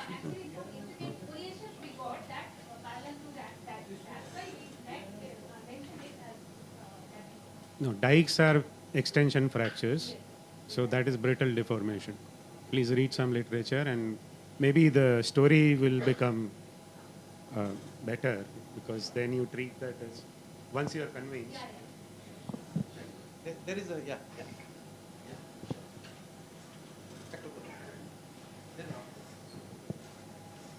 Hi, Sneha. Excellent work. I'm not going into the pyrite and all that, but can you just tell me the lateral extent of this mineralization? Do you have any idea about this dike-related mineralization that you were expecting? Mineralizations are not there. Okay. Because that, what I have already mentioned, that direction, that extensional to transitional practice, that is completely restricted to north and south in direction. Okay, so Dikes you are completely north-south. Yeah. And dikes are much more older. If we can, I mean, I didn't do that, but so many people did that. Dike's age is nearly 1.9 okay, or 2 that is G. much older. Yeah, than- yeah, much older, So- positively much older. So what do you think the fluids are coming from? What sort of sources? I'm thinking that hydrothermal sources. Yeah, but that has to be generated by something. Because see, younger dikes, if at all are there, they cannot produce widespread water. They cannot release so much water. Yes, Yeah, yes, yes, unless yes, yes. metamorphosed to Yes, amphibolites yes, yes, phases, yes, so- yes. That is also a question, but So- of course, that's why I told that I So I presented would, this my, thing because my suggestion yeah. here would be that if at all you are thinking that this is the same hydrothermal system, which is That is my pulsating, question, whether it is pulsatic or it is a you different can see hydrothermal a very system. good trace element progression in your Yes, sulfides yes, yes, if you keep yes. mapping them one Yes. by one. So Yeah, that because can, just I have started this, no, good work, I mean, good work. sulfide thing, mineralization thing, so positively I'll try this all thing. Last question. Just a query Yeah. that you had mentioned 5 deformation events which were older and the 6th one which is younger. No. That, I mean, in respect to The older ones, yeah. My question is Yeah. that the fracture orientations which you found were largely northwest trending and no, not largely northwest trending. That only D6 phase, D5 phase also some fractures are there in the northwest southeast. I mean, D5 phase is completely conjugate set of fracture. So maximum extensional, maximum principal stress is that northwest southeast, and D6 phase within the main block it is dominated by northwest southeast, but other my block it is not. question is that like the geometry of the fractures is Yeah. more or less overlapping. So as we know in Dharwad there are 3 main deformation phases. So how are you segregating them to 5? Thank you very much, Dr. Sneha. Thank you, sir. Thank you. Yeah, yes. Yeah.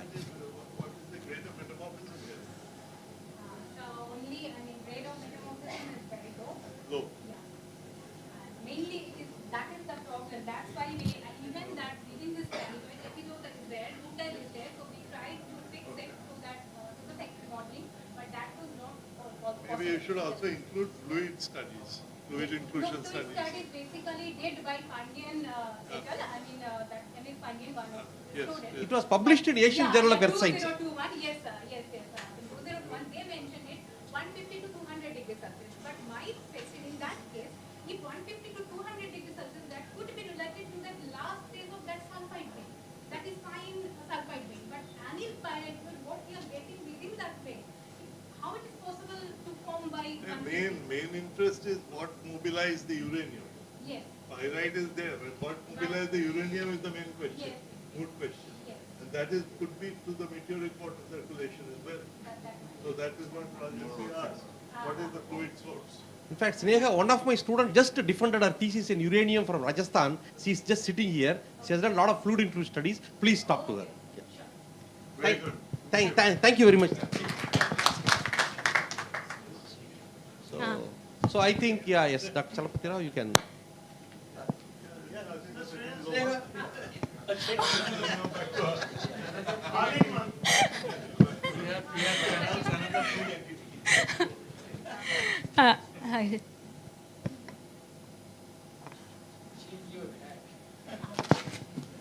So now I'll request our director, sir, to hand over the mementos to the session chair, to Professor Mihir Dev and Professor Krishnamurthy. Sir, please.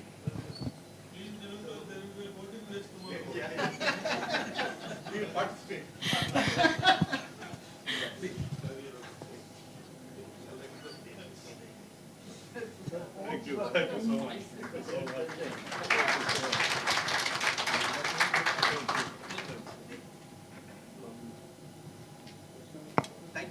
Thank you so much. Well done.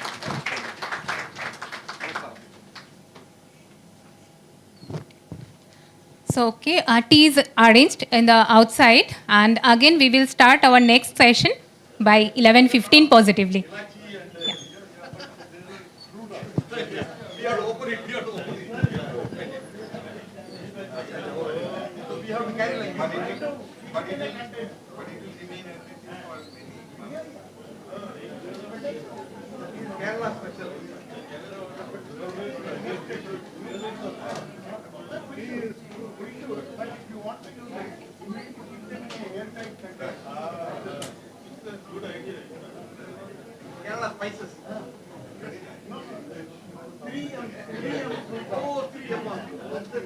Yeah.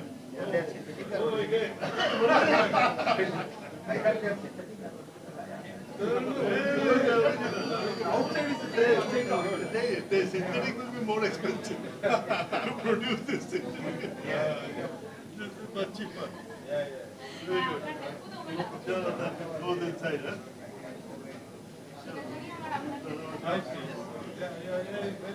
Sir, I didn't know about this Bharat.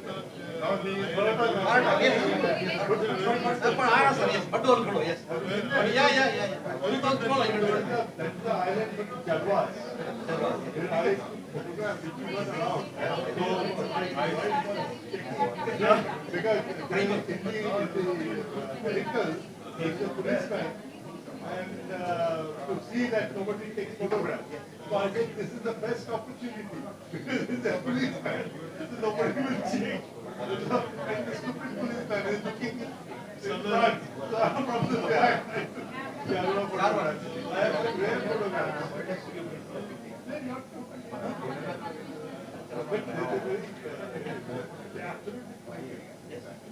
Somebody goes very one has to go make a boat. How far is from the land? How much time it takes? Small creek across.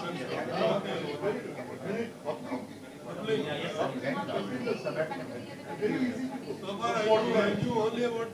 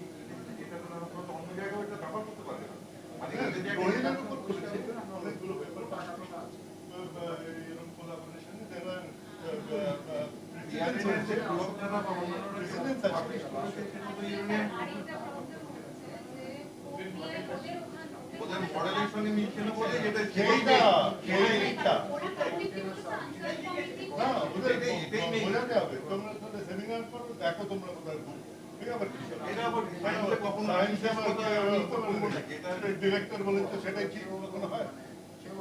ওই জন্য দিচ্ছে না, কারণ রোহিলের তুমি example দেবে, president আছে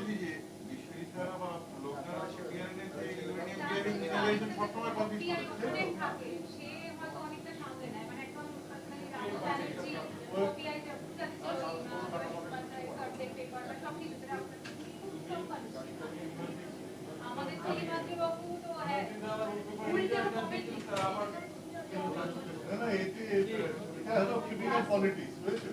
এটা typical politics. এতে হচ্ছে যে লোকটা ওই থিওরিটা দিয়েছে না, সে মাল পেয়ে যাবে যদি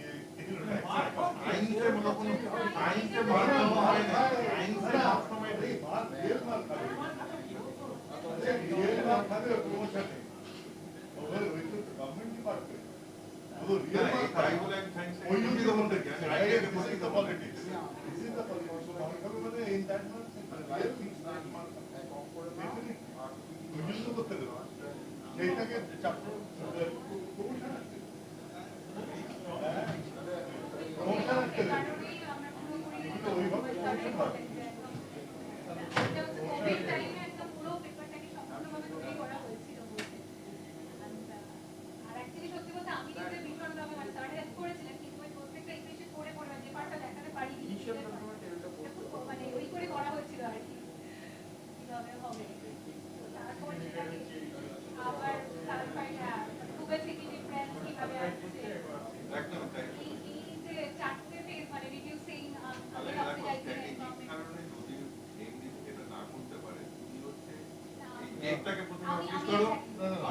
আমি বুঝতে পেরে গেছি, ওই জন্য হচ্ছে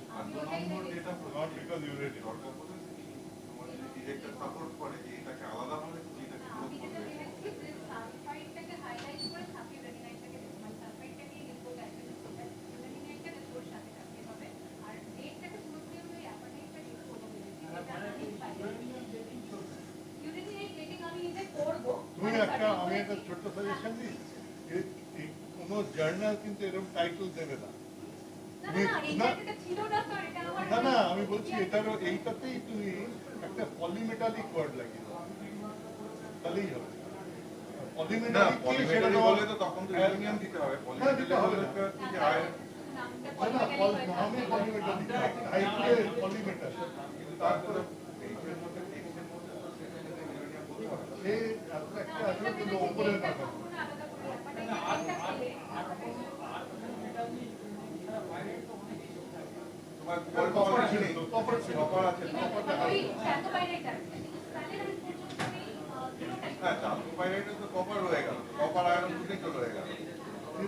পাবে না, greater metamorphism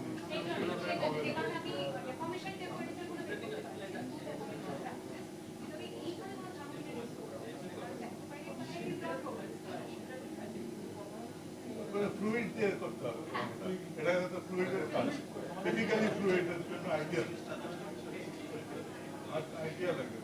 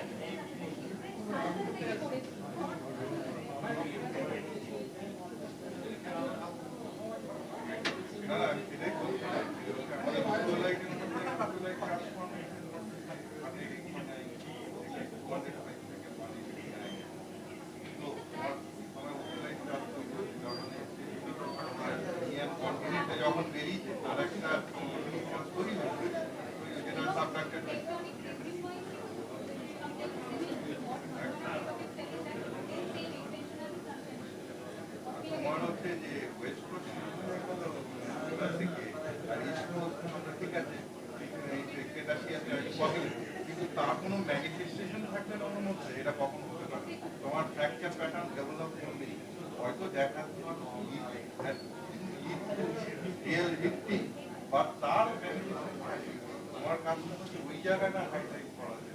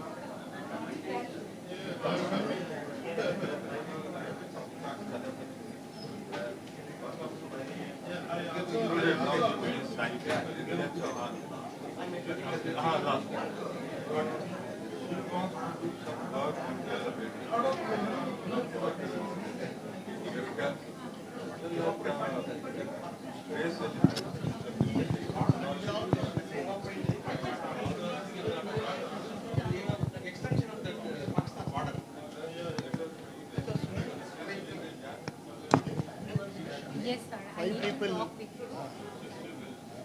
Mr. Dasgupta.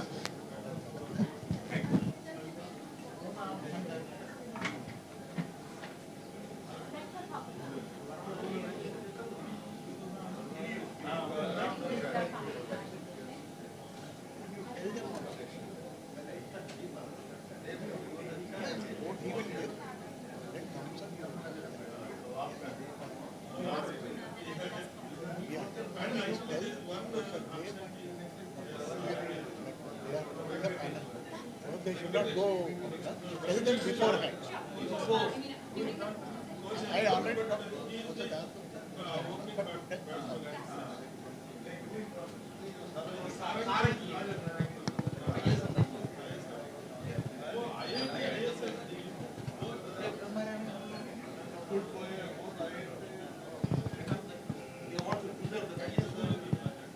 So now, one announcement, one mobile we got from that lady's toilet. If it is, I mean, somebody lost her mobile, please collect it from this desk.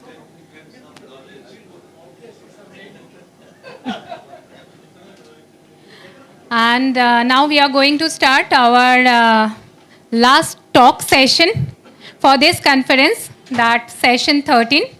And this will be chaired by Dr. V. Balaram and Professor Venkatesh. So please take the charge.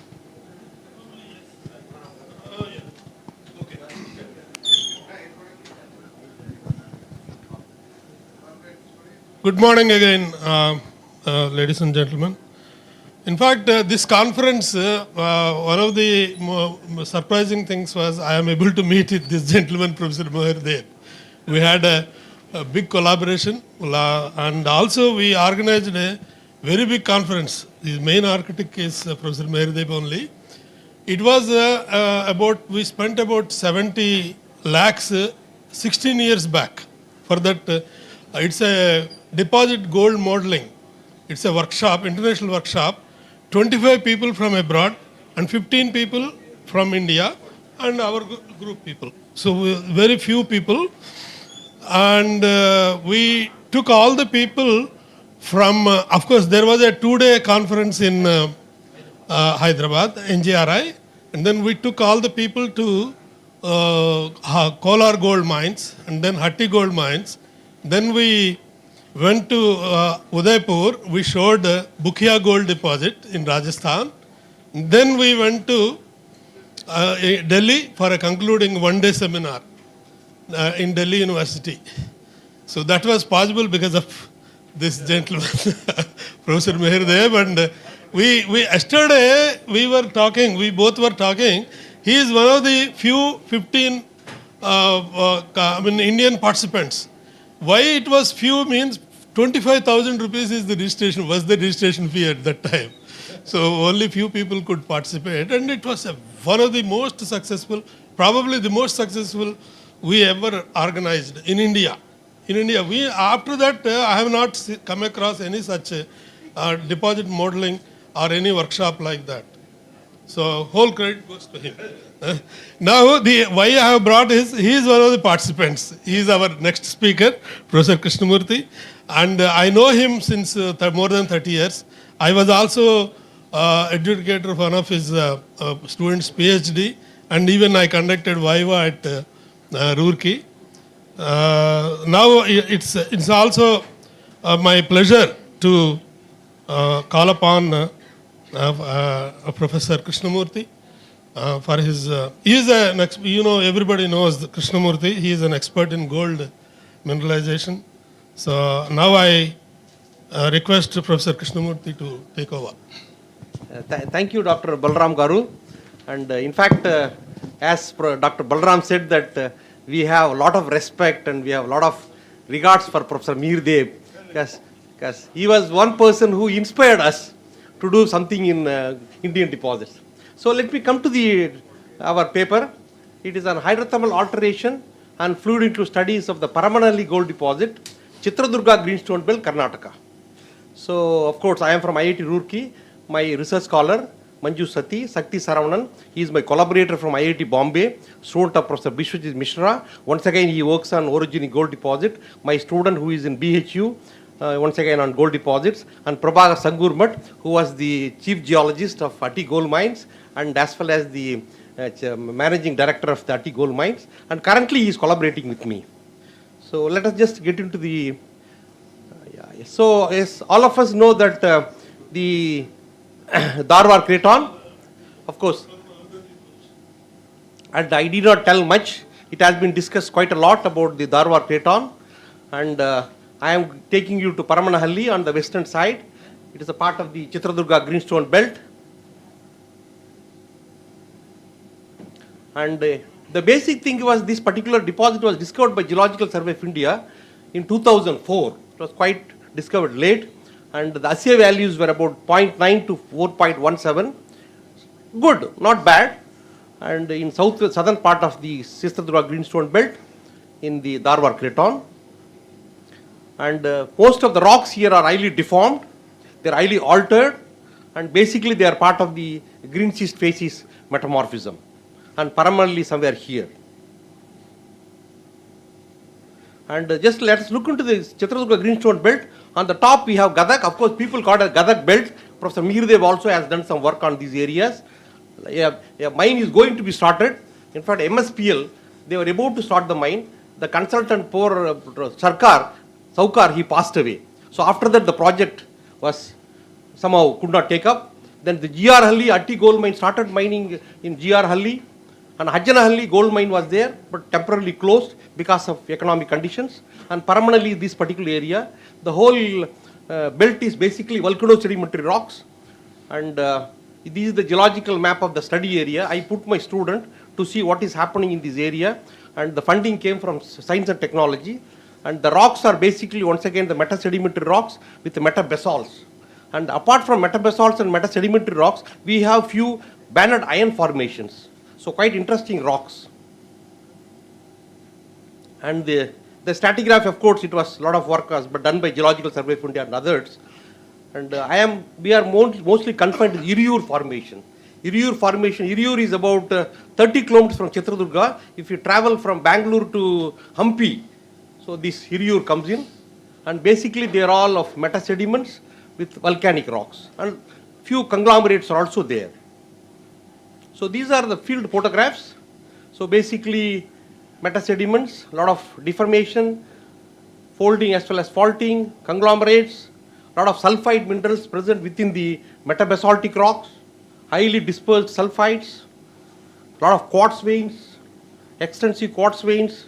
There are a number of places where we find the pounding marks. Ancient people, they were trying to crush the ore and they were trying to extract. We find the sigmoidal quartz veins, and not only the magnetite is seen in the banded iron formation, we find a lot of excellent crystals of magnetite within the metasediments also, argillites. And these are some of the hand specimen samples with calcite veins, quartz veins, walled rock clivards. This is the banded iron formation. In fact, gold is there, even surface. When we collected the sample, we are able to see gold. So some of the gold, highly folded, deformed banded iron formation with a lot of veinlets of quartz and pyrite. So these are some of the petrographic photographs. Basically what we find is most of the rocks are altered. We don't find the fresh rocks. So what we did was, based on petrography, we tried to say that these are least altered rocks and they are intensely altered rocks. So the least altered rocks has got a lot of original minerals like quartz, muscovite, a lot of chlorite, some albite-2, later developed albite-2 with chlorite, some of the opaque minerals like rutile, ilmenite as a part of the basaltic rocks. These are least altered rocks, I call it as. So then when we try to look into the rocks quite closer to the veins, they are highly intensely altered. So we find development a lot of pyrite, we find anchorite, extensive anchorites are there at the expense of previously formed albite, anchorite along the foliation plains, then chlorite-2, development of chlorite-2, pyrite, a lot of opaque minerals. And when you try to see them under the ore microscopy also, you find the extensive pyrite replaced, magnetite is replaced by pyrite. So in banded iron formation, this is a normal plane polarized reflector rate photographs. So we find a lot of opaque minerals and they are highly altered. The silicate minerals are highly altered. So these are some of the ore mineralogical ones. You try to see the pyrite is replaced by chalcopyrite. We have certain inclusions of pyrgotite within pyrite, clusters of pyrite and magnetite association. These are the original magnetite and banded iron formations. There are certain veins are there within the rocks carrying a lot of pyrite and chalcopyrite. So a lot of opaque minerals, highly altered rocks. And gold is closely associated with opaque minerals. So these are the mineral assemblies: pyrite, chalcopyrite, pyrgotite, magnetite, ilmenite, rutile. So these are some of the BEC photographs. And another interesting, we are getting a lot of manganese bands. There are certain manganiferous horizons at the bottom of these basaltic rocks. So probably due to fluid circulation, it was able to bring a lot of manganese. What's the mineral there? It is silomelene. Silomelene. Yeah. Within chlorite. Chlorite is abundant metabasaltic rock. So within that we are seeing manganese bands. So we have pyrite, gold, commonly associated. So, and because of this, we could able to see a lot of carbonatization, chloritization, sulfide, sulfidation. All these alterations are very common. And we find biotite, quartz, anchorite, calcite, pyrite, chalcopyrite, monazite, gold. In fact, recently we published a paper in Journal of Geologic Exploration to date the monazite, and we are able to see two distinct types of monazite. One is metamorphic monazite, and another is hydrothermal monazite. So quite interesting area. And of course, this paper is just going to come next month in March in Society of India. So one of the reviewer asked us, try to connect it to the Chitradurga shear zone. So I asked my student to prepare a diagram, and this is part of the Chitradurga, basically modified by Cadron et al. And these are the splays, and this is Chitradurga shear zone, and Paramanali is exactly sitting here. So basically, it is a shear zone controlled gold deposit. So we did study some of the microstructures, brecciation, microfolds, strain fringes. So all these things indicate that the mineralization is related to the ductile brittle deformation, and basically it is a shear zone hosted and structurally controlled. So naturally, to support, as Professor Meerdev yesterday he was telling, nowadays it's becoming very difficult to publish our papers. So those were the days we used to study ore microscope. Nowadays I started feeling that instead of ore microscopy, I started doing more of silicate petrology. So a lot of chloratization, microprobe. Of course, thanks to Dr. Rao, we did all these things from your EPMA laboratory of Banaras in the university. We were able to distinguish different types of chloride, the chloride present within BAF, the chloride present within metabasalts, what is the type of feldspars. So we were able to do all these things, and we were able to come out with some good publication. So this is the paragenesis. Of course, as ore geologists, once again, we are supposed to work out the paragenesis. So we could able to see the mineralization stage, the metamorphic stage, mineralization stage, and the post-mineralization. So most of the opaque minerals are confined to this particular mineralization stage, which is basically an hydrothermal deposit. And with the chloride thermometry, we were able to find out some temperature also. It's coming around somewhere 300, 350. So more or less mesothermal gold deposit. So thing was that, yes, today morning, one of our young researcher was working on uranium. So it is important to study the fluids. No doubt, yes, mineralization can be there, all those things. But we have to attribute what is the reason, how the fluids were able to come, what is the source of these fluids. So we try to look into the fluids. So we try to understand the veins. So basically, most of the veins are north-south veins, but these north-south veins, there are two types. One is mineralized, another is non-mineralized. So we try to look into the mineralogy of the mineralized veins, non-mineralized veins, as the deformation characters. These mineralized veins are highly deformed, whereas non-mineralized are comparatively less deformed. So we wanted to see what type of vein pattern is there and how it was able to control gold mineralization. So something interesting, only thing once again that we could not get the core samples. I tried my level best, all based on surface samples, but at last we were able to see some core samples, which I will show at the end. So this is the vein petrography, because before going to fluid inclusions, it is very important to characterize the veins. Otherwise, we will be nowhere. There can be fluids, but what does those fluids? It has to be connected to the mineralogy, connected to the mineralization. Otherwise, absolutely useless. So these are the plane polarized light, these under the cross polars, and this is the ore photographs. Because finally it has to be connected to vein mineralogy as well as opaque mineralogy. So we try to look into the fluid inclusions. We have very good fluid inclusion lab, thanks to the science and technology. And sir, we got the project where you were one of the reviewers on southern granular terrain. And we try to look into the fluids. So there are a number of different types of fluids, like transgranular fluids, inclusions isolated, lot of inclusion clusters, so along the grain boundaries. So it's a very tedious job, but one has to do it. So not only the photographs, I asked my student to sketch. Come on, we want to know exactly where exactly the fluid inclusions are there. So she was able to prepare nice sketches. So we could be able to see different types of fluid inclusion. We selected only the type 1, type 1A, 1B, and 1C, because the rest of the fluids we do not know. They may represent something else, because most of them are transgranular. So we... Yeah. Fluids. No, so I will tell, sir. I will tell. Yeah. I will come to that. Sir. Yes, I will come. So basically, the type 1 fluids are basically the primary inclusions, which are having aqueous carbonic, and some of them are aqueous, some of them monophase, because most of the water has leaked out, because this area, probably the veins formed during structural deformation, syntectonic or slightly post-tectonic. So naturally the deformation was continuing. So a lot of inclusions got re-equilibrated. So we tried to remove all those things. We took the inclusions which are representative of the mineralization stage. So what I classified as type 1 is aqueous carbonic inclusions, carbonic monophase inclusions, and aqueous biphase inclusions. So these inclusions we went for microthermometry. So we have a good laboratory. Of course, these are some of the magnified photographs.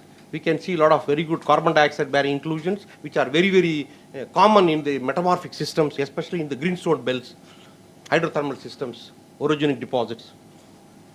So these are some of the photographs from the laser Raman, because number of times what we see with our eyes, people, they don't believe.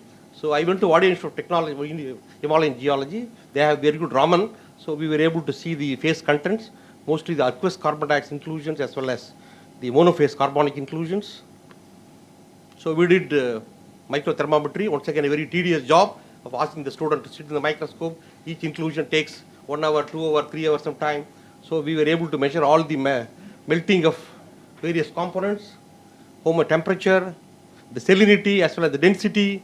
So they are all matching with the orogenic, all very well matching with the orogenic, and the temperature is also more or less 3 are very suitable temperatures. Then we try to discriminate. Because these are one of the applications of fluid inclusions. Though we do a lot of genetic studies, but it has to have some application to distinguish what the veins you are dealing with is mineralized veins or non-mineralized veins. Suppose sometime you may be able to see the opaques or not, but get the inclusions, just try to study under the microscope, see and try to plot them. This mineralized is falling in this domain, mostly, predominantly. Non-mineralized is falling here. So we were able to get some discrimination. Another one, we tried to plot it through this one, and it exactly matching the lode gold deposit. So basically these are lode gold deposits, like what the genesis applicable for Kolar, Hatti, more or less the same. It is all the same gold metallogeny. Only thing was, eastern Dharwad Kattan had one particular phase, and the western Dharwad Kattan had a different phase. That's all. So we were trying to characterize in terms of pressure and temperature, because once again, as a fluid inclusion, we are supposed to estimate the PT conditions of the entrapment of the inclusions. So we have sufficient time, Dr. Venkatesh? Yeah. 4 more minutes. Yeah. I will wind it up. So we try to construct the isocores based on the fluid inclusion data, because we measure the density of the fluids, and after that we were able to construct these isocores, and it exactly matches also in the chloride thermometry. Based on the EPMA studies, we were able to get the values and chloride thermometry. It falls in the PT conditions. There is some difference between the mineralized and the non-mineralized ones. So basically the work leads to, it's basically a structurally controlled deposit, shear zone controlled, and we find a lot of gold in altered rocks as well as in vanadium formations. But GSI reported only altered rocks. But when we started studying, collecting the samples, we found not only gold in the altered basaltic rocks, it is there in the BAF also. Of the Uriur formation, and the hydrothermal alterations are this formation of carbonates, a lot of chlorides, sulfidations. So it was responsible for sulfide minerals and mainly the fluid rock interaction that is responsible for this deposit. The PT conditions were around 2.2 kilobars, and 1 point, these for non-mineralizing fluids, and abundance of carbon dioxide inclusions. We have aqueous as well as carbon dioxide. But basically they say that it has to be aqueous. For gold transport, it is not pure CO2 will not work. It has to be a CO2 H2O. Then only gold will be able to dissolve. And they had a moderate salinity. And probably we feel that this is another type of orogenic gold deposits. And quite interesting area. A lot of mining companies are slowly coming here to take up this area. That is interesting. And this is the Paramanali Ridge. And this is myself and my student, Ajit Sahu in BHU. And this is our gold man, Prabhakar Sangurmat. We went to study the course, GSI. Finally, they asked us to see the course, that's all. To see the course. And my student, Manju Sati, and Dr. Sakti Saravanan, who is in IIT Bombay. So we were able to do small work in this area.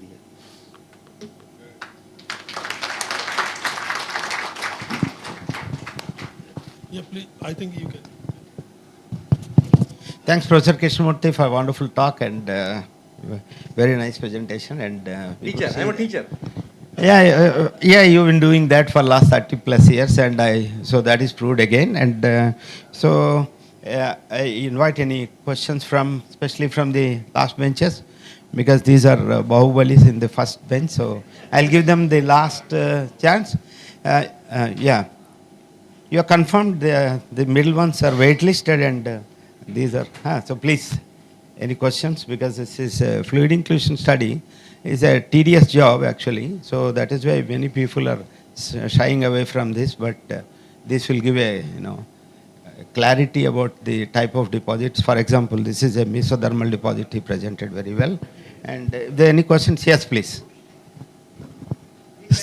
Yeah, I'm Shojit from ISER Trivandrum. Yeah. So I'm wondering, are those trains of the fluid inclusion represent micro cracks that's like healed now? Basically, they were fractured. Okay, Basically so fractured. different composition of Yeah. fluid might represent different fracturing events? Or? No, of course, structural geologists, they are interested in this type of things. We economic geologists, we try to see the fluids which are related to mineralization. Otherwise, rest and all, we just delete it. Whereas persons like Professor D.C. Srivastava, he has been working on fluids related to structural deformations. They are using it. I told you, Bahubali is latter. It has tremendous application in structural geology. Hello. Yeah, please. So very nice presentation. So, sir, I am Dr. Ajay Kumar Singh from the CSIR NJRI.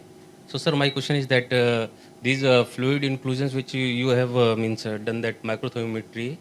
So these are all are primary or secondary, or that gold mineralization is related to the primary fluid inclusion or secondary fluid inclusion? In this, we have primary, we have pseudo-secondary as well as secondary also.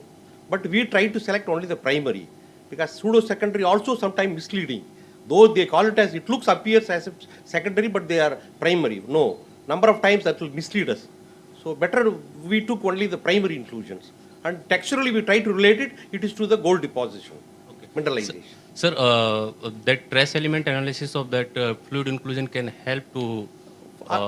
Unfortunately, in a country like us, so far we have not been able to do it, but people are doing in Canada, in China, in other places. They are connecting that particular inclusion to the straight away to the ICP-MS or the LE ICP-MS, and they were able to do it. But somehow, unfortunately, so far we have not been able to do it. Sir, but it will be sir, in India, in IIT Kharagpur, Dr. Devashish Padhyay, he is doing that fluid inclusion in situ analysis. But so far the fluids we have not been able to analyze. Only once myself and Dr. Ravikant Vadlamani, we were together in a project. So we tried to crush the samples and we tried to find out the fluid chemistry, but that's also very, very, very, very raw. One paper has published in... So we can try, but so far no paper has come out even for IIT Kharagpur. Nothing has come out. One paper in published in chemical geology by Tapasya Singh et al. I know Professor Bishwajit Mishra for the past 25 years. So he is also a co-author in that paper. I don't know. Maybe I will look into the paper. Yeah. I will look into the paper. Thank you. Thank you so much. Thank you, Doctor. Yeah. Anybody else, please? Otherwise, I will go to the first bench now. So it's very illuminating. Just I was curious to know whether you have got any evidence of hypersaline drying in these fluid inclusions. At least in this area, we have not got. Okay, No. so only water and carbon dioxide. Pure CO2 H2O. H2O. Whereas in case of Hatti, when we were working on Hatti, published in Orogenic in 2018, so Yeah. there we got, because there are some emplacements of Kavital granites, all those granites, that had an influence on the already formed quartz veins. There we got it, but here nothing. Okay. Nothing, not a single sample.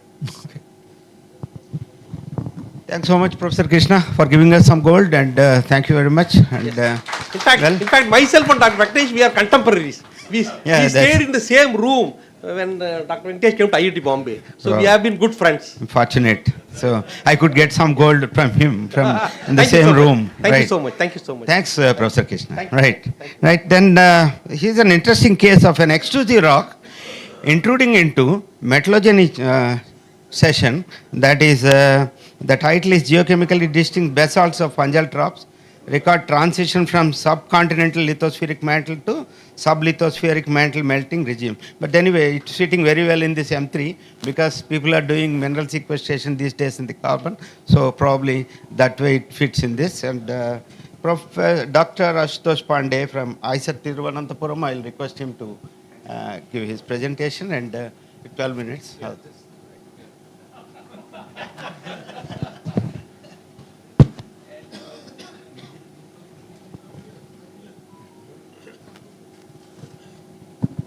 Yeah, thank you, sir. So I'll be presenting geochemically distinct basalts of pungal traps. And talking of traps, my talk is trapped between the talks of metallogeny. And it records transition from subcontinental lithospheric mantle to sublithospheric mantle melting regime. And the co-authors, Pon Gayatri's, sorry. It's not going back. Yeah, so Pon Gayatri is my PhD student who has started working on pungal traps. Ken Pang from Taiwan, Irfan Bhatt, along with whom I did field work in Kashmir, and Dr. H.K. Sachan from Wadia Institute of Himalayan Geology. So I started this work when I was research associated there.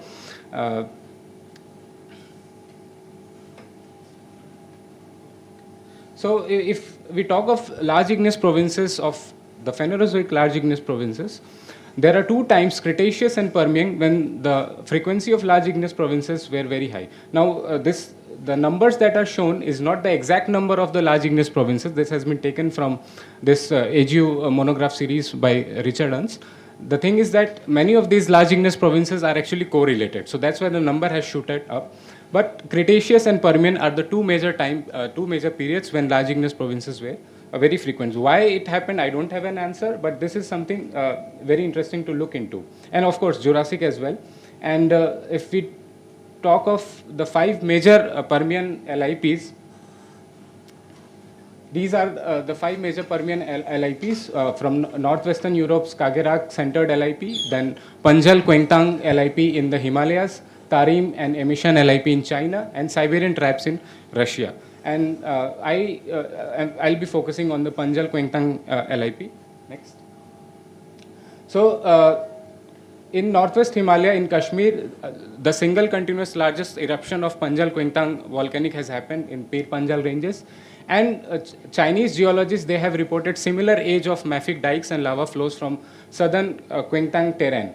In fact, in earlier, Abor volcanics were also considered to be part of the same traps, but now we know that they are not Permian, they are Cretaceous in age. And in Tibet and in Nepal, there are lava flows that are also correlated with this LIP. And in Thailand, it's not shown in this map. Also, there are lava flows that are of similar age. So it is proposed that, and that terrain is called as Sibu Masu terrain. So Panjal, Kwengtang and Sibu Masu, they all constitute together one large LIP, which is distributed in a quasi-continuous curvilinear belt. And this is what we know, that the age is around 290 million years. What other thing that we know is that it has formed when the northern margin of Gondwana was breaking apart, and a ribbon-like continent in this fashion, a ribbon-like continent broke up from the Gondwana, which is called as Cimmeria. And what we don't know is whether a mantle plume, whether a mantle plume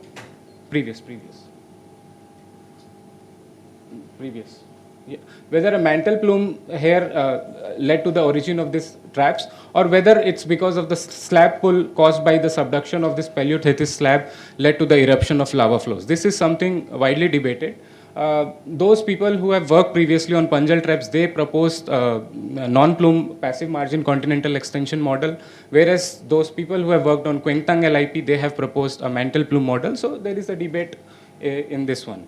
And another one is that how Panjal traps, the lava flows are correlated with Kwengtang, because we know they are of coeval age, but what about the chemistry? Are they correlated along with the Kwengtang and Sibu Masu terrain? This is something we don't know. And previous studies have focused on individual localities. So given that the aerial extent of the Panjal traps, we have to look into the overall picture of the traps.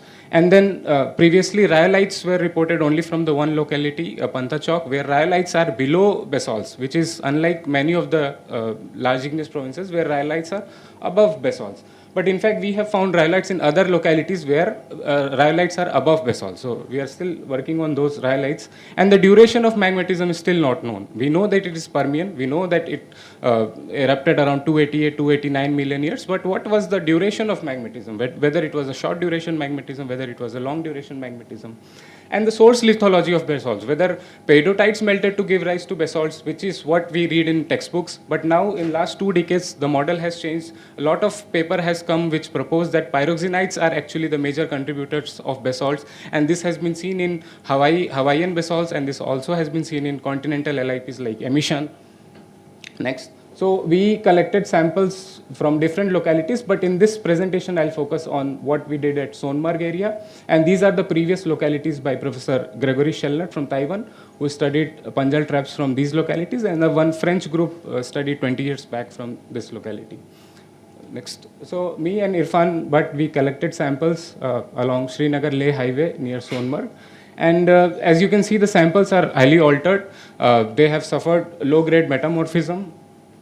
As we can see in the thin section, very rarely we found clinopyroxene crystals. Mostly they are altered into actinolites and chlorite. And plagioclase is also albitized. And then we, if you see this is the sample having highest loss on ignition content, goes up to 7-8%. So the samples are completely altered. That's why whatever geochemistry we have interpreted, the data is mostly based on immobile elements, not on the mobile elements. Next.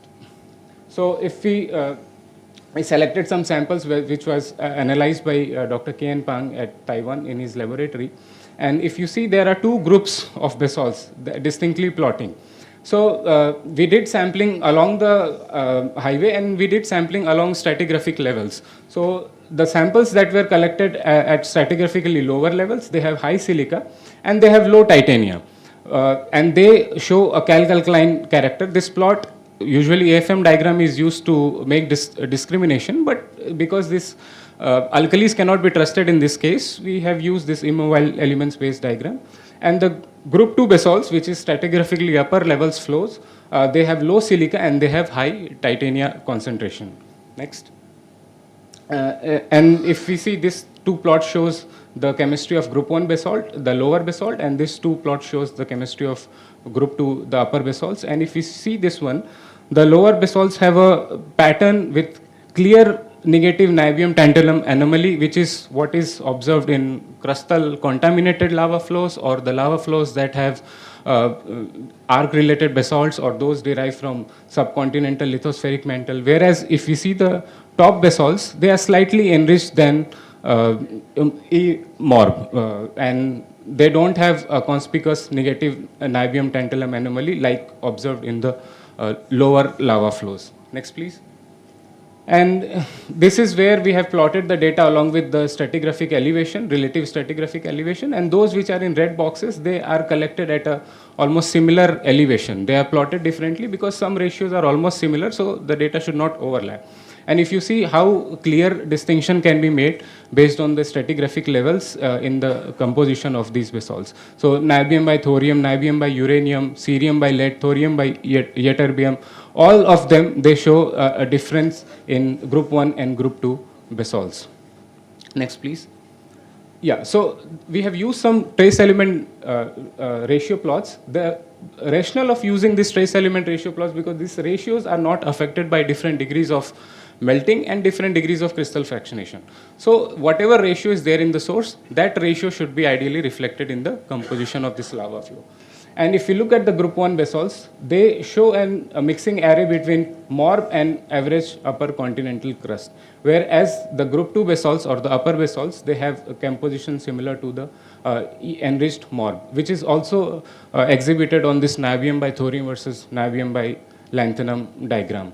And if we look at this thorium by niobium versus TiO2 by ytterbium plot given by Julian Pierce and co-authors, we see that group 2 basalts plot within the field of mid-oceanic rich basalts, and the TiO2 by ytterbium ratio is not very high like expected in ocean island basalts, so which means that probably garnet was not a residual phase, the melting was shallow level. And group 1 basalt shows chemical composition similar to the island arc basalts or to the lithospheric mantle derived basalts. And this is what is also observed in the literature data of pungal traps. One group of data plots close to the group 2 basalts that what we have found, and group 1 basalt that we have found. Next, please. Yeah, so what does it indicates? If we see these anomalies, niobium anomaly, they are prominent in group 1 basalt, and these are the basalt with high silica content. Similarly, other indicators of crustal contamination or crustal include, for example, niobium by zirconium, niobium by uranium, cerium by lead, because crust has more uranium and lead, and so niobium by uranium and cerium by lead will be low in crustal input related magmas. Similarly, thorium by ytterbium and lanthanum by samarium. We see very clear distinction between group 1 and group 2 basalts, and we find that group 1 basalt is probably related to crustal assimilation rather than formation in an arc-related tectonic setting. Next, please. And after that, we performed assimilation and fractional crystallization modeling, and it clearly shows that group 1 basalt follows AFC path that we have calculated. Now, we don't know what was the primary magma composition. So, as a representative, we chose the most primitive composition from group 2 basalt as the primary composition, and we took upper continental crust as an assimilant, and we calculated the AFC path, and the group 1 basalt clearly follows that path. So, next, please.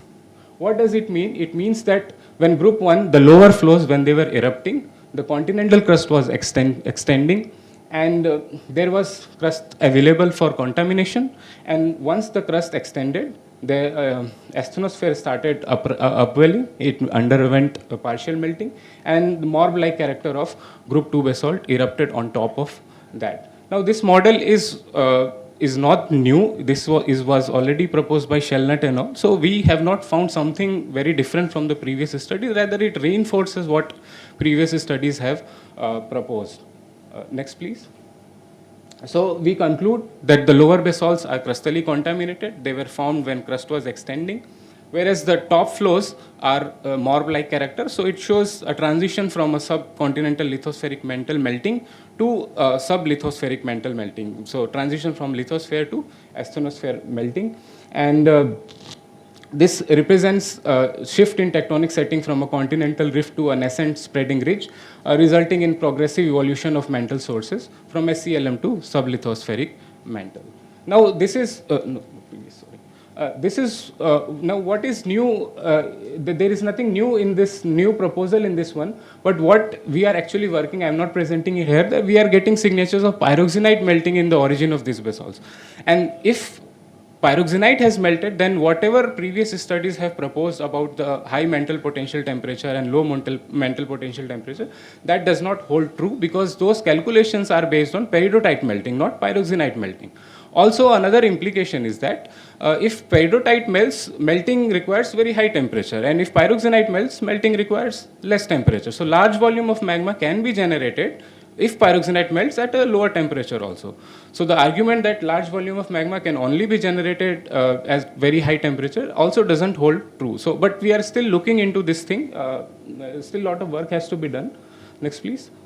So I got funding support from Wadia Institute of Himalayan Geology that supported my field work, and I got startup research grant from ANRF and ISO-Thiruvananthapuram to work on this thing. And thanks to Professor Talat Ahmed for his support and guidance during the fieldwork. I did fieldwork in 2021 when Sir was there in Kashmir, and also to Director NCESS and all the organizers of conference for giving me a time slot today because of my unavailability on the first day. And next, please. Just today morning only this work got accepted in geochemistry, so thanks to the reviewers. And next, please. So thank you very much. That's ISO-Thiruvananthapuram campus, some 45 kilometers from here. Yeah, sure, sir. Sure. Yeah, sure. Thank you. Yeah.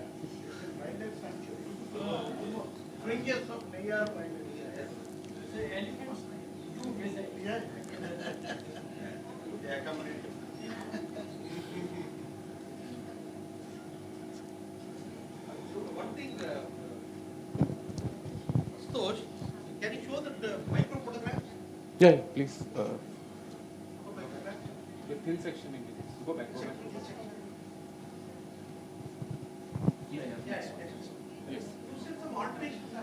Yes, yeah. The chloride should not be present like primary igneous rocks. In basalts, chloride should not, chlorides. Yeah. Post-magmatic alterations of yeah, or maybe low-grade metamorphism also, because these all rocks, Himalayan rocks have metamorphosed. So.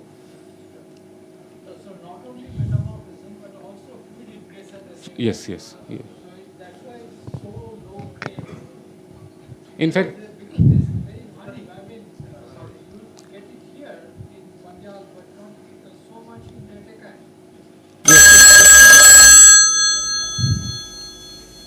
Yeah. it's a albite. It should be Ca and a plagioclase. But it's Normally, we define spilites as sodium-rich basalts where chloride is present. Okay. I mean, it just struck me. Yeah. Na? Right. Okay, can't it be a spilite? It can be, yes, if that's how we define spilite, yes. Okay. Actinolite is there, yes. Chalapati, so many amphibole. Yeah, amphiboles are also there. It could be spilite, but there's a reason. I think metamorphism also has taken place. Because chloride is an essential mineral in spilite and albite. Because in basalt you have augite. Yes, augite is there, yes. So normally spilites are also interpreted to be, there are different models. Is a low-grade metamorphic basalts. Yeah. Seawater. Yeah. Yes. Do you find any pillows? Not in Sonmark, but in Gurial ravine pillow basalts are there. Okay. Topmost. So Yeah. could be. Yes. New way of looking at old rocks. Yes. I don't know. Sir, you have any? When you said high titanium, how much is the titanium? So the rocks that have high, I'm defining it by 2 weight percent. More than 2 weight percent as high titanium, less than 2 weight percent as low titanium. Yes, but it's not like a strict sense. Some papers they take 2.5, some papers take 1.5. There is no hard rule to say. You should have a lot of ilmenite. Lot of ilmenite. I haven't analyzed oxides. Magnetite. I will have to see the EPMA. Yeah. Yes. Right. Yes, sir. Not very happy oxides. Yes. Yeah, but this time front bench people, elders have not given me an opportunity. They have given lots of inputs, but they are very, very useful. So I'll give now to third bench people now. Thank you, Ashutosh, for a very nice presentation. I am also happy to say that you are interpreting the pyroxenite as a source. In the Dharwar pattern for protozoic LIPs, we are also proposing a same kind of model, a mixture of peridotite and pyroxenite source. Just I want to know, for a plume model, what are the other proposals people are suggesting? Because you emphasized it's for a non-plume model. I mean, it's like, I would say one thing, we all are touching a part of elephant. We don't see the full picture. I mean, if I don't see a plume model, doesn't mean a plume is not there. So I'm not like enforcing that thing. We have to see the whole picture of the traps. Now, the thing is that whatever people have proposed for the plume, it's like short duration of magmatism. But then again, we haven't dated basalt from all the places. Another thing is that they have proposed because of high mantle potential temperature. But the calculation of mantle potential temperature is based on all the models that consider peridotite as a melting source, not pyroxenite as a melting source. So They are also getting a OIB type signature. they are getting OIB type signature, but OIB type signature in a basalt doesn't say that it is related to plume. Geochemistry is not like indicator always of plume model or not. OIB type character can also come from metasomatized SCLM. Doesn't mean that it has to be, and low grade melting also. So I have one question to Amya Samal and you, both of you. So I have one doubt. As all means that dikes which are present.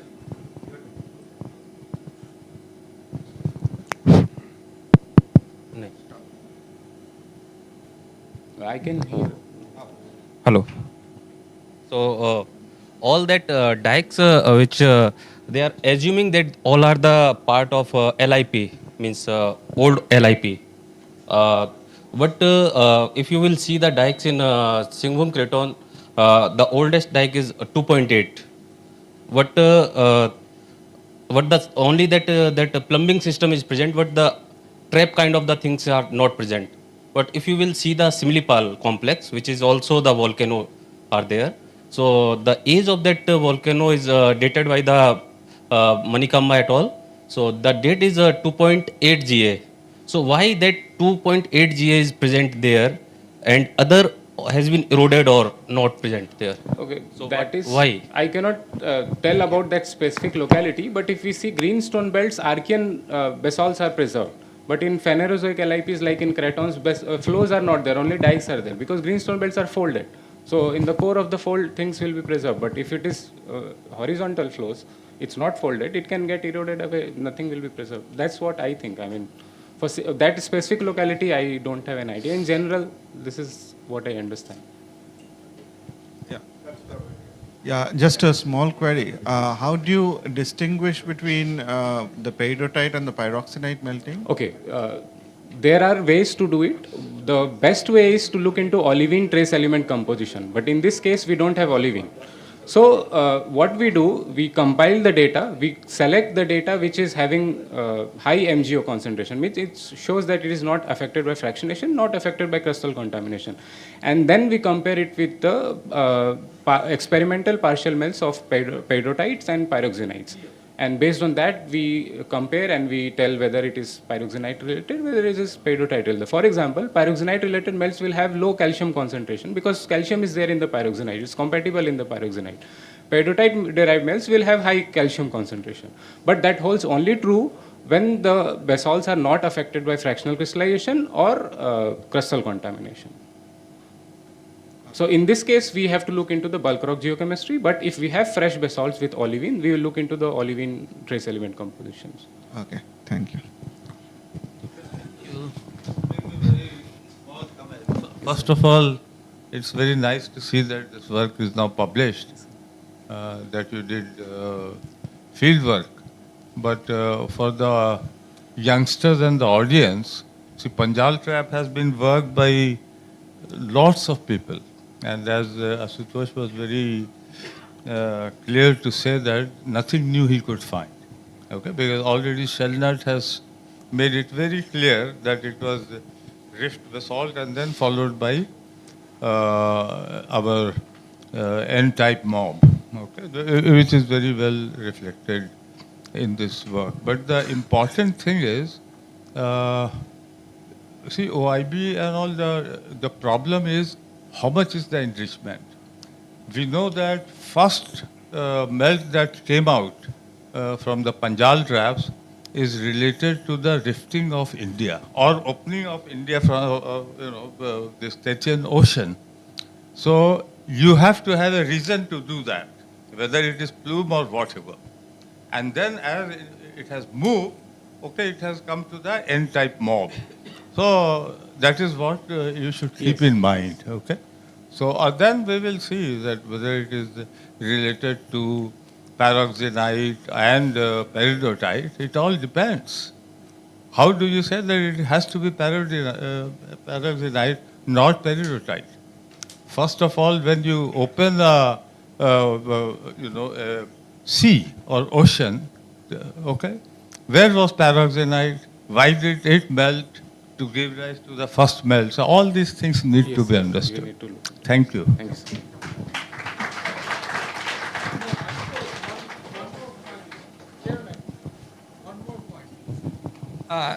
Is pyroxenite very common in the mantle? I mean, basalt is product of common partial melt from the mantle. And so peridotite, we knew that it was the main component of the mantle. So if something melts, the peridotite will melt. I mean, that way, I mean, statistically. Now, pyroxenite is so common there also.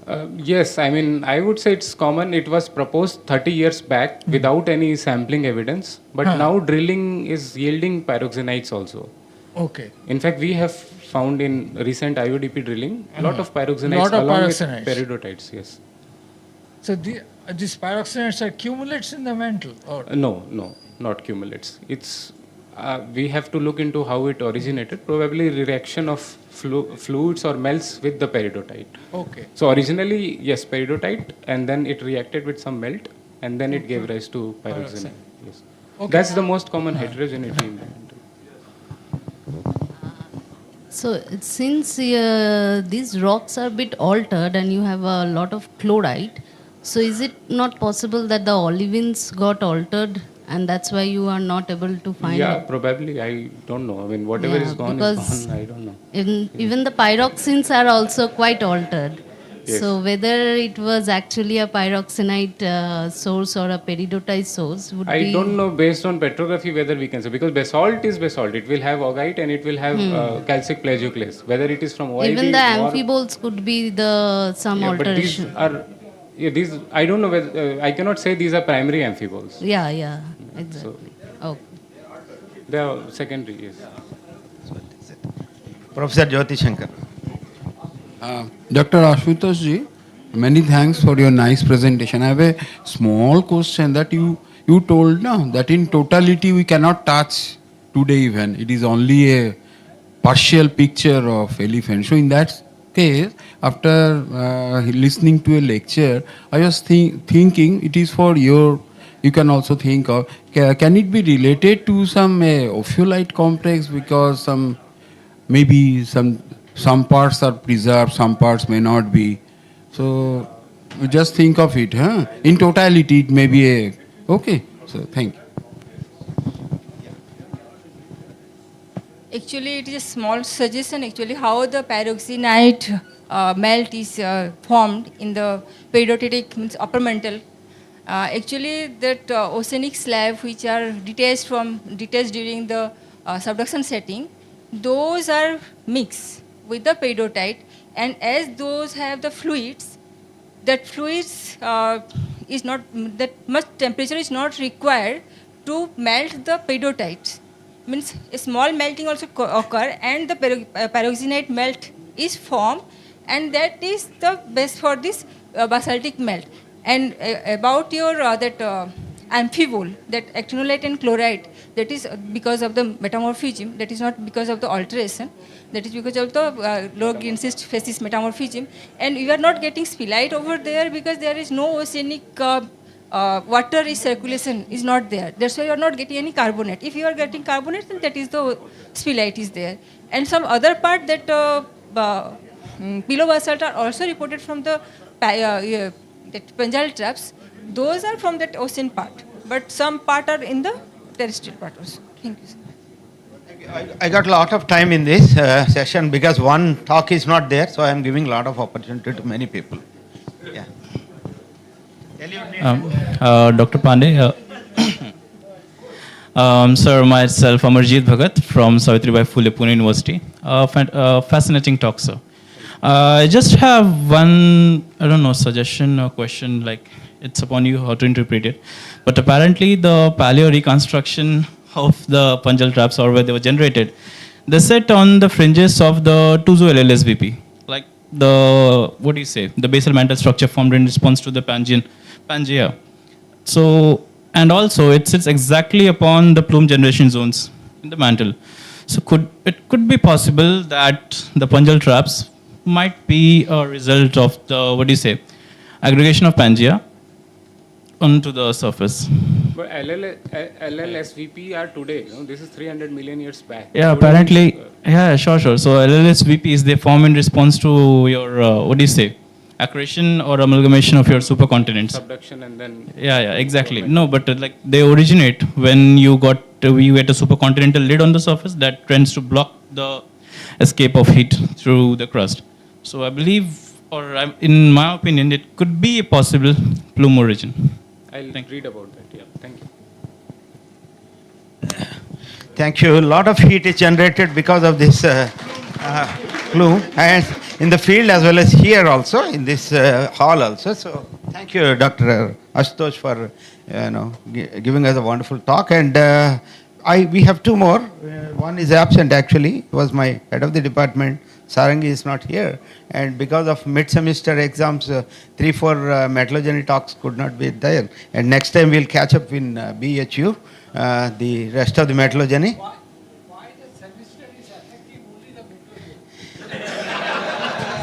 Sir, actually, magmatism and metamorphism has got an effect on us, so we were controlled by them, so I couldn't help it. So next time we'll catch up and we will try to dominate. The field be the first day, please, in the BHU. So the next one is vanadium mineralization in the carbonaceous phyllites of Kethabari formation of Arunachal Pradesh Himalayas, insights of for graphite controlled adsorption, Dr. Samarendra Sahu from GSI. Actually, this is an interesting one because vanadium would, as an economic geologist, vanadium would one day replace lithium along with sodium.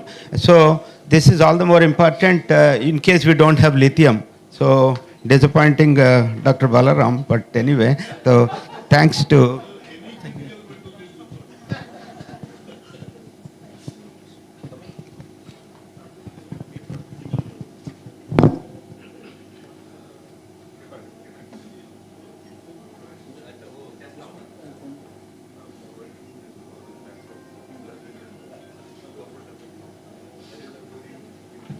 Very good afternoon to all. So from Panjal Traps to now Arunachal Himalayas. So I am here to present vanadium mineralization in the carbonaceous phyllite of Kethabari formation, Arunachal Pradesh, and that graphite controlled adsorption. So since last day, from the first talk we are listening about and focusing now, our focus is shifting towards critical minerals, green energy, net zero energy. The last slide of Professor Somnath Dasgupta was also that our future, now we have to concentrate on critical minerals and that things. So my today's topics is little bit with in this context only. So vanadium, in the first lecture today's Professor Balaram sir has given a brief introduction about lithium, and another thing, the big projects which Ministry of Mines is trying to put on us and to see the critical mineral deposits in the different parts of India. So vanadium, a critical essential for high strength steel, aeroplanes, lithium ion batteries and other things. So if you will see the global context, it is 22nd most abundant elements in the earth crust, and in India we are getting it from iron byproduct with 26.63 million tons. So the first discovery from Arunachal Pradesh, it happens in 2018 when in the deed area we are getting some vanadium deposits concentration that is from 0.2 to 0.45 vanadium concentration. After that, from 2018, so many projects have been taken by GSI. So we have accumulated all the data that the exploration projects were going on. So in 22-23, we have taken a research project that how the vanadium minerals are occurring in carbonaceous phyllite of Kethabari formation or the other parts of the Assam, Arunachal. So I will tell these are the 4 blocks. Recently, Ministry of Mines has auctioned all these 4 blocks as vanadium deposits. So let's know some geology on this area. So the Kethabari formation is a part of Bomdila Group in Arunachal Himalayas, and the lithostatic, if you will see the litho assemblages, they are quartz mica schist, some impure marble, graphitic marble. So the graphite schist, these are soft, very much friable, and in it mainly associated with the quartz chloride schist or garnet quartzite schist, and the weathered outcrops. These are very much friable. If you will touch it, it's soil the fingers. Very difficult to get some fresh outcrops. But in few of the blocks, in Deed and other parts, we are getting some hard rocks also, and so many sulfides like pyrite, pyrrhotite, chalcopyrite. There we are getting in these rock types. If you will see the geological map from this blue color, this is the Kethabari formation. It almost strength. The stretch is more than 100 kilometers. The width is almost 3.5 to 6 kilometers. But the carbonaceous bands are not continuous. These are occurring as a small patches in different parts. These are the Pakro block, Fo block, Depot, Bopi, Taliha. So almost from all the places we have collected the samples, and we try to interpret and study the vanadium occurrences in these areas. These are the field photographs. This is from Pakro village, this is from Ratpu village, this is from Bopi village. And here in Pakro village, the thin bands of carbonaceous phyllite are occurring with quartz chloride schist. These are the graphite flakes. I don't know how whether you can appreciate or not, but these are the graphite flakes. And in this deed area, thin small carbonate veins, they have also intruded here. If you'll see the photomicrograph, the graphites are actually occurring in three different types. One graphite they are containing here, it's not so clear, but they are very fine dusty in its matrix. Another one, they are occurring in as S1 in S1 foliescence, which has been folded and granulated, and these turmalines and biotides were developed. Another graphite patches, these are occurring as just patchy occurrence like this. And from this area, for the first time, we've identified a goldmanite, that is garnet, vanadium bearing garnet. So I'll come to the composition and other things later, but this is the thin section photomicrograph of this goldmanite, and these are quartz mica schist, and these are small thin graphite veins. So when we have so many data, almost 381 set of data, so we tried why not to do some clustering or some analysis. So we do the dendrogram and hierarchical cluster analysis, and we took all the major oxides, and we did not found that whether any correlation is there of vanadium with all the major oxides or not. But when we are putting the fixed carbon, it has a moderately good positive correlation with this. Means, okay, this carbonaceous phyllite and fixed carbon, they have something association with these vanadiums. So after that, we tried whether the chemical means what are the provenance, how this weathering pattern is affecting. So we took some bimodal and correlation, and with chemical index of alteration and index of composition variation chart. So we got some affected by moderate weathering to very intense weathering. These deed samples, which I shown in the earlier photographs, they are intensely weathered. And these 2-3, they are showing low weathering because these are core samples. So that's why they are showing some low weathering pattern. And if you will see the provenance, so they are the Al2O3 TiO2 ratios and zircon versus titanium ratio, they are showing belongs to felsic provenance. So what will be the condition? Because vanadium occurs in V3, V4, V5 plus stages. So when we try to interpret, we got some good correlation between molybdenum and vanadium and chromium, and this good correlation index, the condition was the reducing condition at that time, the EH, which affect the EH conditions for the deposition of this vanadium with association with the organic matters, and this reducing exogenic condition also indicates the presence of sulfide forms as disseminated and strangers, and in some places some golds have been also reported from this area.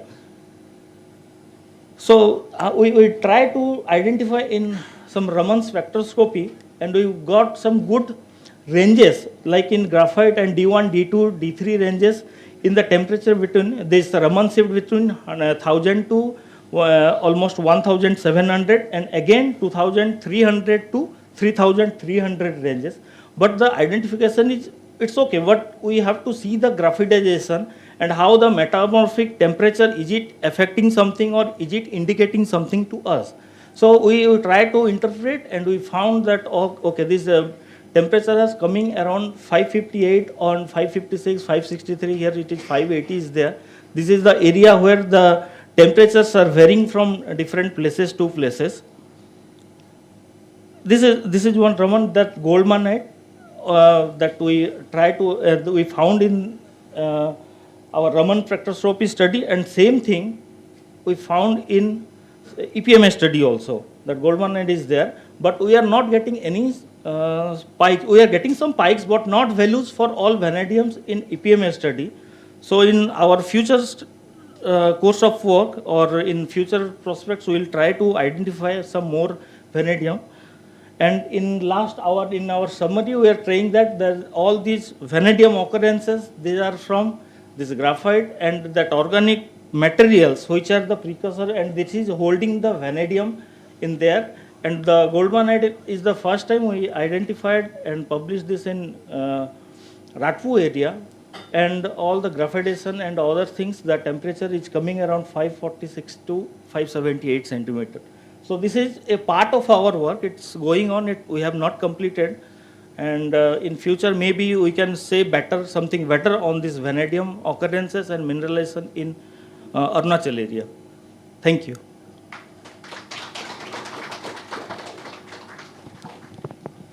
Thank you, Dr. Sahu. He has not only dealt one critical mineral, but two critical minerals on one go. That is vanadium and graphite. And now, with this, I will request the ones who are seeing the mobiles on the back bench, anybody can ask any questions. So I'll be happy from their mobile to mobile state.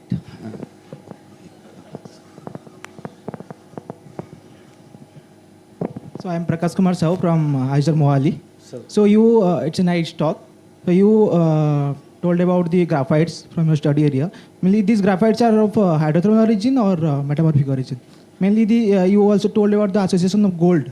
Yes. So what type of that gold are actually hydrothermally it's associating with that quartz chloride cyst band. That is associated with mainly quartz chloride cyst, and the vanadium is occurring with as a band, as a layer within quartz chloride cyst, and also with impure marbles. That is also there. So graphites, you like the metamorphic origin of graphite. Yes. Thank you. Anybody else? Yes. Yes, yes, sir. Krishna, I'll get back that to you. Vanadium, otherwise we are getting only, sir, in gold monoid, that is a silicate V2 plus, but it is not give, it will not give the whole deposits.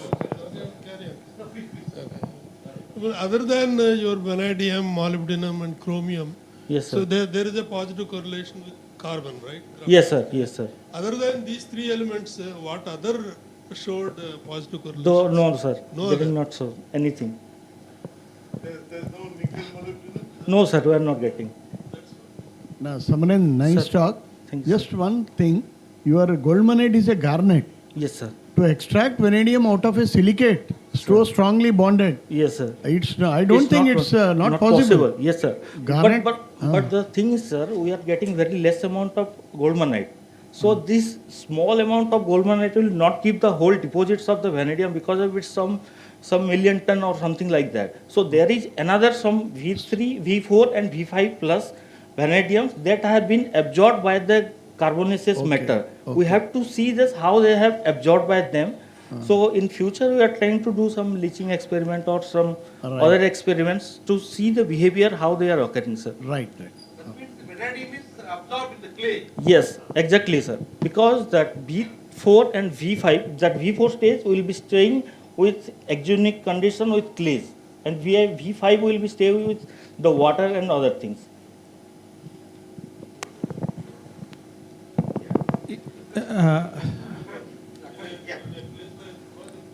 Amiya Shamal from BHU. This is in addition to the comment by Chalpati Rao sir.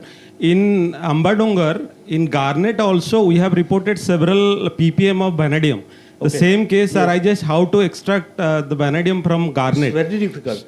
And this is hydrothermally originated because garnets are also hydrothermally formed. So this is just a suggestion. Thank you. Any questions? Otherwise, I have a thing to say that the government of India actually has earmarked some 27,000 crores in a big chunk of budget to critical minerals because this is for the youngsters, and we at IIT ISM got something like 13 to 15 crores, one big chunk for Center of Excellence, and as a paid project, PAIR, pair means 3-4 institutions come together and form a project that includes metallurgy guys and wide range of people from mining engineer to geologist to geophysics to this is the combination. But 4 or 5 institutions together, so center of excellence. So there's a lot of money. So please do grab that, try to get that and. Grab the money and grab the critical minerals and enrich India. Otherwise, you have to be a challenge to China because they're going everywhere and doing. So at least we do it in our place. And it's also coincidental that we have reported a 5,000 ppm, which is very, very high. Yes, yes. Vanadium in recently we published results. So that 3 months ago in central India. So I can send that paper to all of you. And that is very, very high because that's from a bulk rock, not from mineral chemical. So 5,000 ppm at any stage is very high because this would one day replace lithium in case of lithium shortage. Because this is the same properties like titanium can replace iron one day because that is having no corrosion, iron has. So that is why we have an alternative critical mineral resource. I'm sorry, I'm giving a talk in fact. Actually, yes, we had found a skeletal titaniferous vanadiferous magnetite in central India, and in that, which is close to Raipur, central Indian tectonic zone. So we found a skeletal. So we have that purely magmatic signature, magmatic vanadium deposit because skeletal I'm finding doesn't have time to crystallize. So we have reported that, and I can send the paper. Sorry, I have taken his time. So I must thank Dr. Samrendra Sahu. It's a welcome change because he is from GSI, other than university and this one, institute. And there are no questions. Thanks, Dr. Samrendra. You have given a wonderful idea. And the next talk is sequence of formation of FEMN deposits from a hydrothermally altered carbonatite and apatite-rich rocks from parts of SPSZ West Bengal. Please, SPSZ also, I wanted to know what is that. And okay, still let her tell that. And I also wanted to, I have another doubt also. Dr. Nandini, yes. Whether it is economic geologist, mining geologist also, it is a deposit or prospect, I was wondering, and probably they are prospects. So please let us listen to her, and if it is deposit, we will welcome. If it is prospect, we will do much more that to prove it as a reserve. It's a resource. Okay, let us see that. And I welcome Dr. Nandini from Jadavpur University.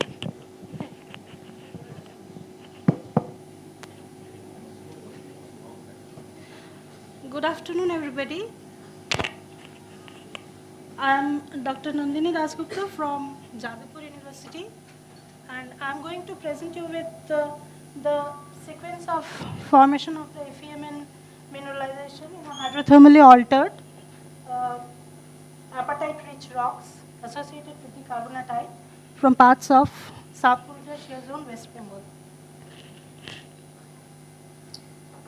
Now this is the study area showing the geological map of the North Shingbum fold belt with its adjoining cratons of CGGC and Shingbum. And I'm going to deal with the rocks at the contact with North Shingbum fold belt and CGGC. In geological literature, this area is termed as South Purulia shear zone or SPSZ, and I'm going to restrict myself to the eastern part of SPSZ.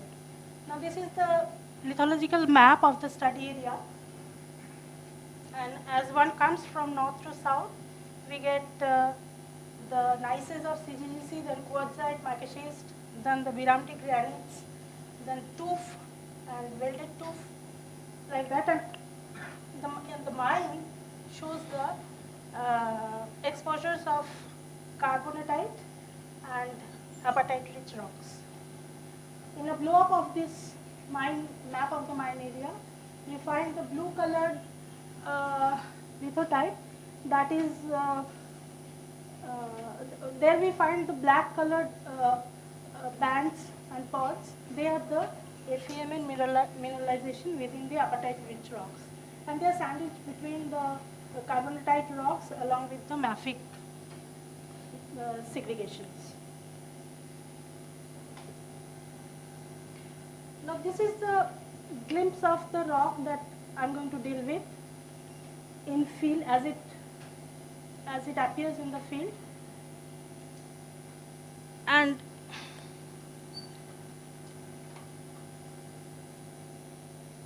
this is how it looks under the scanning microscope.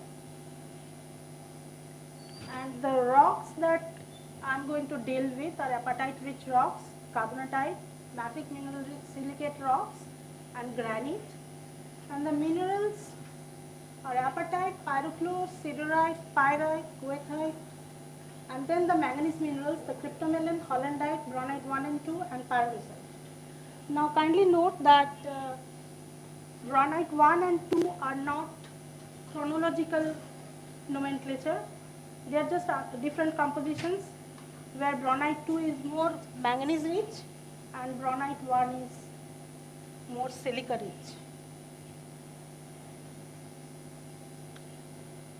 Now the lithologies as found in the study area, the study area exposes the rocks of Chandil formation, where the carbonatite has intruded the tooth country rock along with the granites, and the carbonatite has produced the phenite zones in the granite. The proximal phenite zones as found near the carbonatite are defined by these mafic mineral-rich silicate rocks termed by me as MMSR, and the distal phenite zones, they are expressed by these amphibole veins. And these mafic rocks, they are transformed to kaolinite, and the apatite-rich rocks are on the right side, top right. They are the apatite-rich rocks, and the associated Brexia rock, where we can find the FeMn mineralization. Now, coming to the mode of occurrence of the FeMn minerals, there are several pockets of FeMn mineralization confined within moderate to coarse-grained Brexia zones of apatite-rich rock associated with the carbonatite, forming an anastomosing network with goethite veinlet, cryptocrystalline silica, and ferruginized kaolinite layers. Now the manganese minerals appear as bluish black colored minerals within the iron hydroxide rich part of the rock. Now the spatial association of the apatite rich rocks with the carbonatites, presence of pyrochlore, a key mineral that crystallized from mantle-derived carbonate melts, and presence of siderite in the apatite-rich rock, which crystallized from intermediate magmatic pulses, all point to a carbonatite linkage of this rock type. They must have come from the same parental melt. Now, these rocks can be, this mineralization can very well be sedimentary origin, volcanosedimentary origin, supergene enrichment, but we propose a hydrothermal origin to them because of these following points.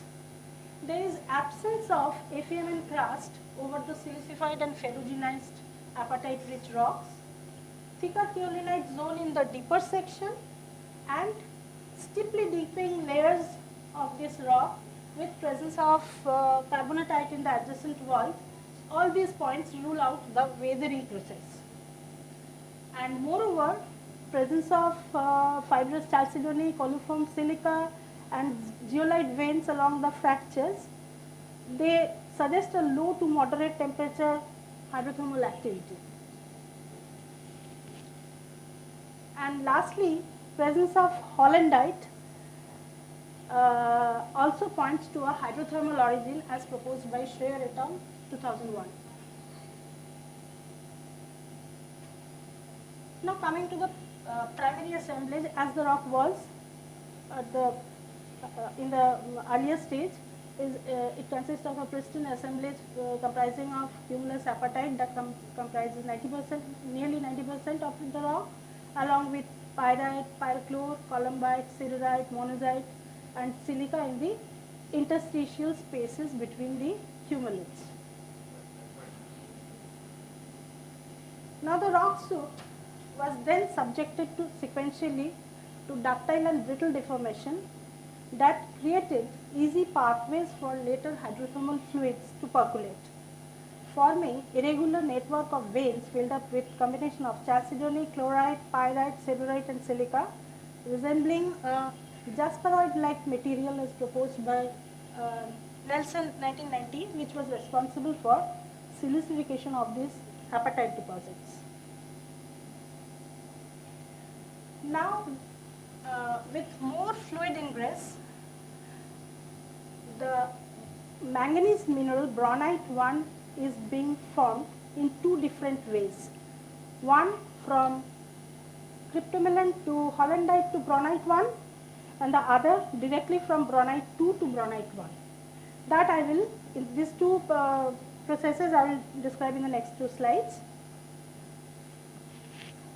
Now the first one, the earliest manganese mineral to precipitate from that fluid is cryptomelon, which is seen to replace apatite. Now with and we can also see the reams of cryptomelon over apatite. And then with change of fluid composition from potassium rich to barium rich, maybe for some from some later pulses, produced hollandite from cryptomelon. So when we draw a profile section by that yellow line, we can see from the graph that BaO has increased and K2O has decreased from a profile from cryptomelon to hollandite. Now once bronite 2 is, once hollandite is formed, it is then replaced by bronite 1 following this reaction. We can see in that right bottom photograph that bronite 1 is replacing hollandite. Now the other way, bronite 1 is being produced from bronite 2.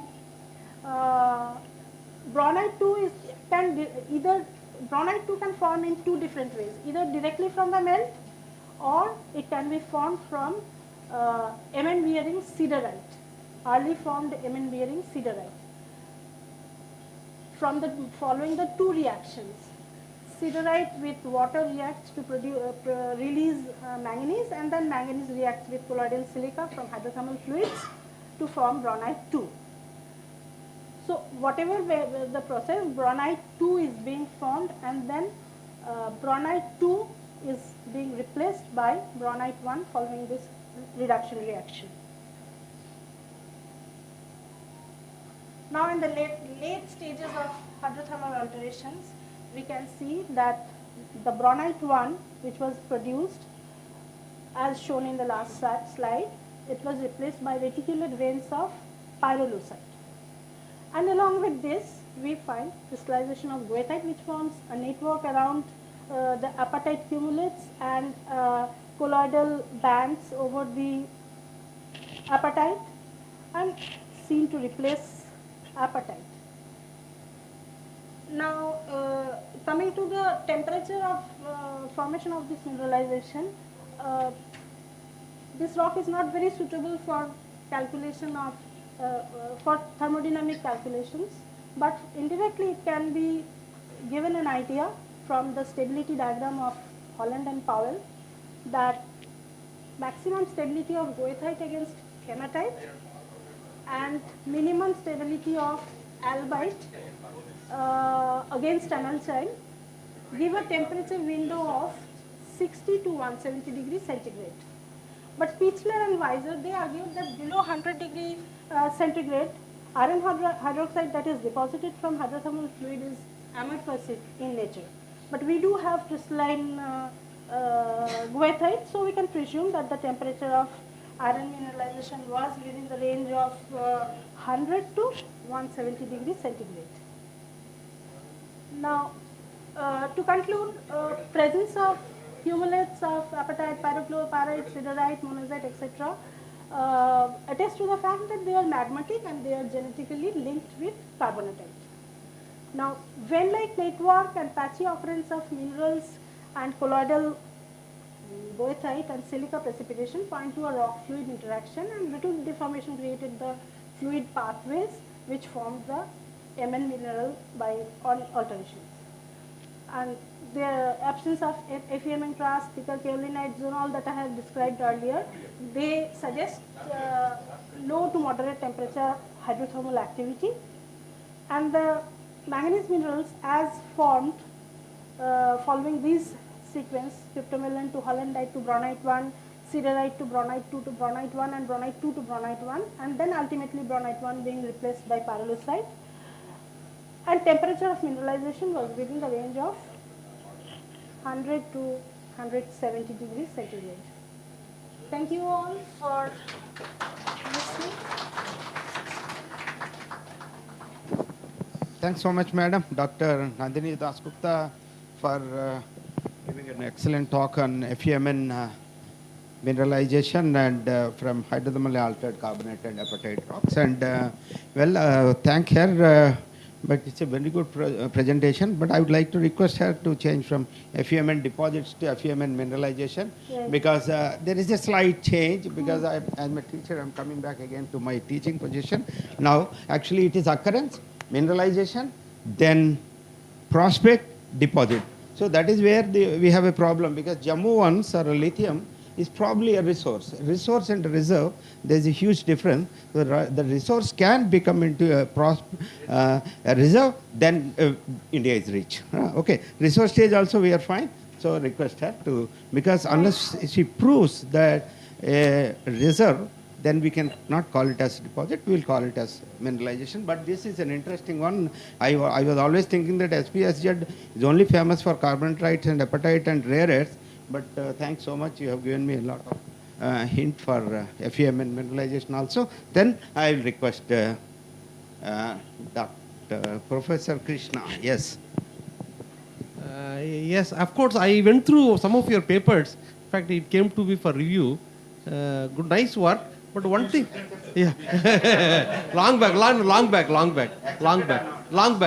do not say. Anyhow, good. Only thing is, my feeling is that to start with, it was magmatic.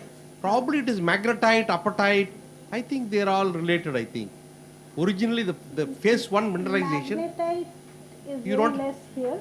Oh. Magnetite is not very much. Find few crystals, but not much magnetite. So originally it was a magmatic, then later it was subject to Later, hydrothermal activity. hydrothermal Then you have extensive gel precipitation, silica, a lot of silica, colloidal silicas are there. Colloidal silica at a very low temperature hydrothermal activity. Thank you. Work on paragenesis now, right? So any other talks? Rajarshi, you have to ask something. No? Okay. He is from my school, that is why I have some liberty.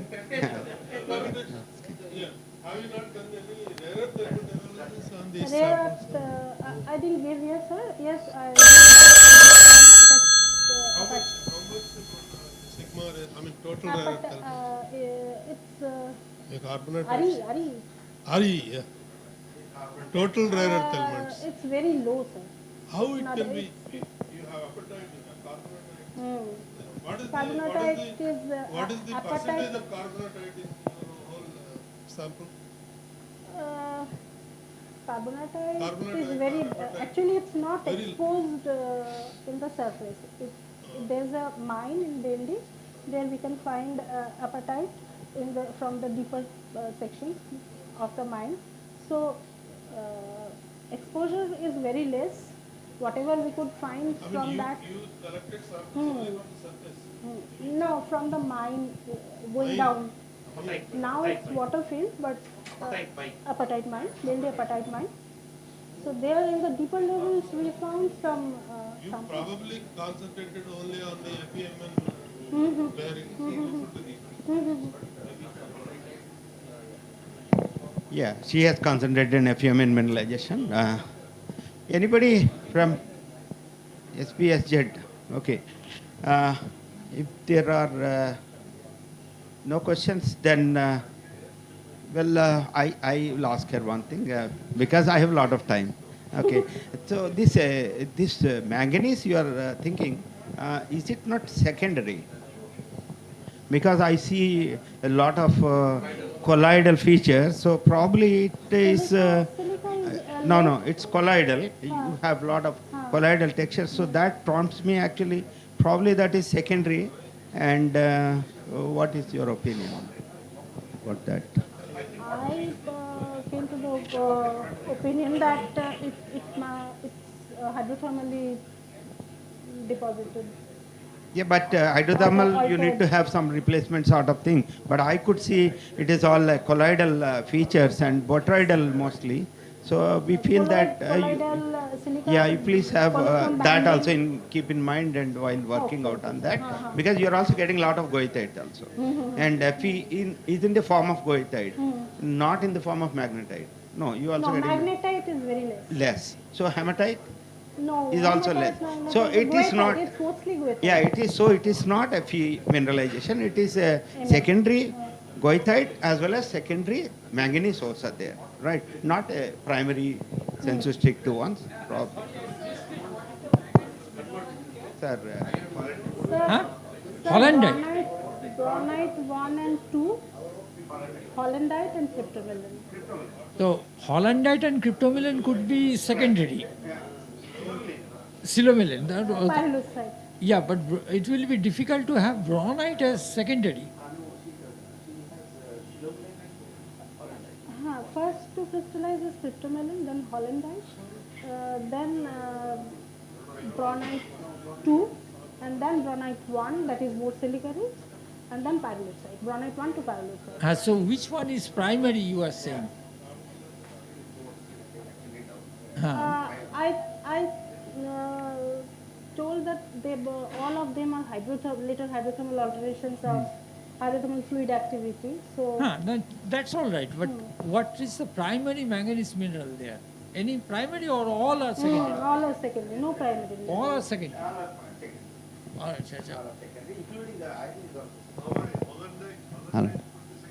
Hollandite.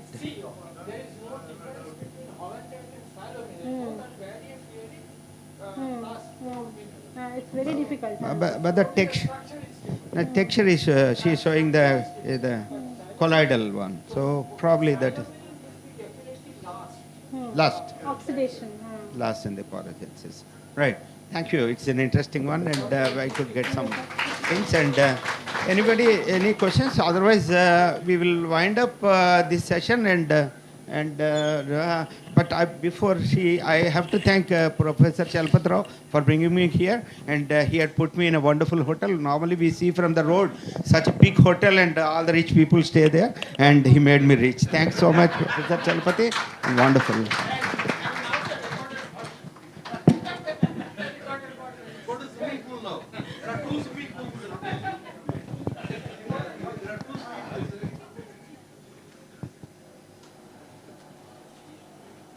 So now again I will request.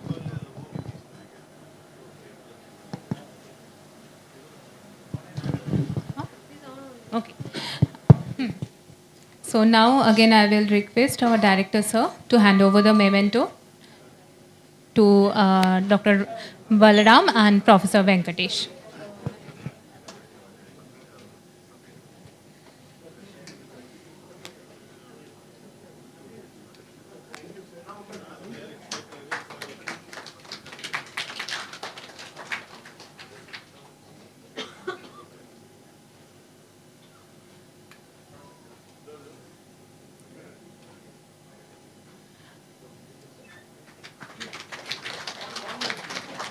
And also our we will hand over the memento right now to our poster chair also. So yeah, so I'll request our director sir to hand over this to Dr. Saurabh Bhattacharya and Dr. R. Chakravarti. No.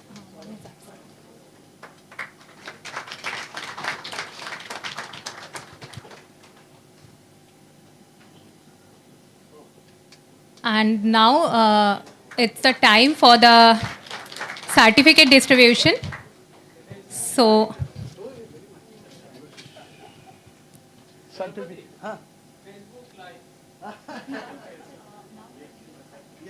yeah. So, Professor Mihit Dev, sir, for getting the certificate.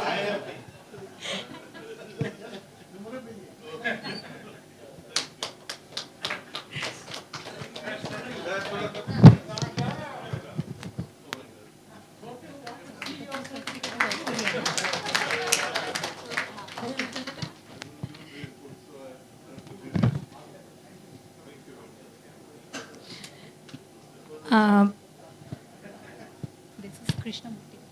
That boy one. Yeah, Krishnamurti.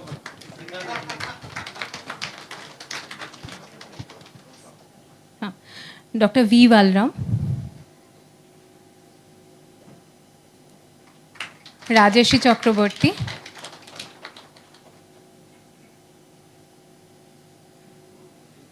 Dr. Saurabh Bhattacharya.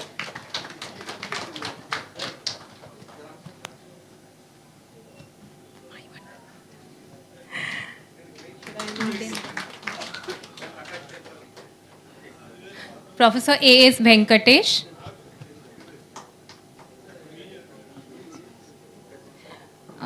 Dr. Ashutosh Pandey.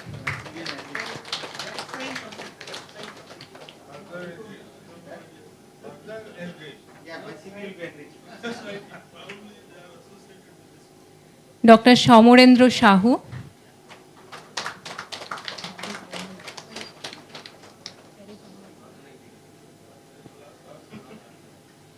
Dr. Nandini Dashgupta.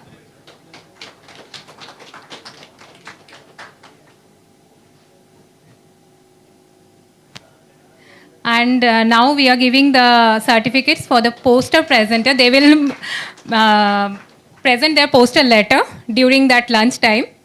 But we are giving the certificates. Akhil KK.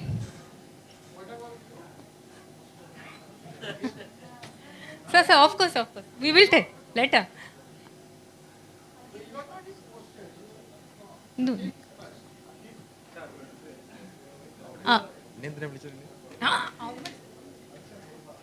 Jitendra Kumar Roy.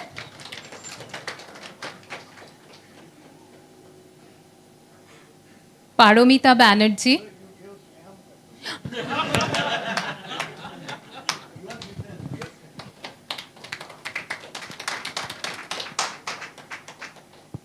Paromita Banerjee. Okay. Prakash Kumar Shahu. Then she can collect from our registration desk.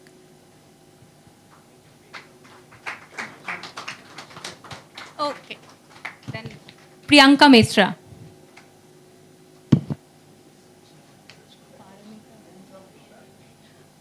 She is not here, maybe. Okay. Amarjit Bhagat.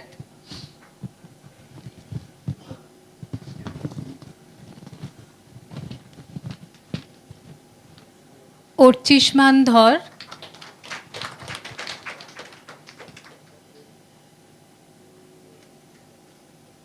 Arunodaya Shekhar.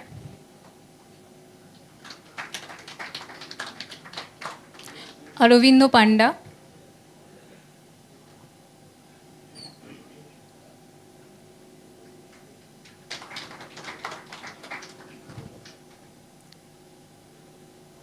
This is Aravindo Panda, right? Aravindo Panda. B. Astha.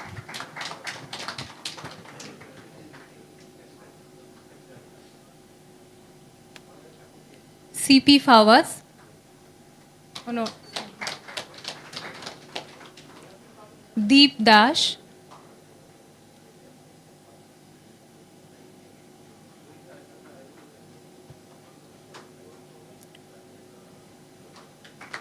Hasna H.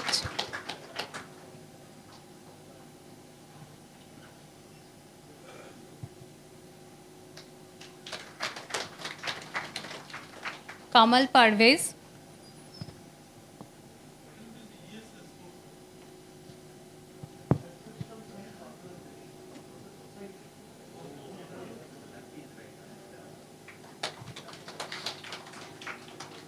Amar Nandu.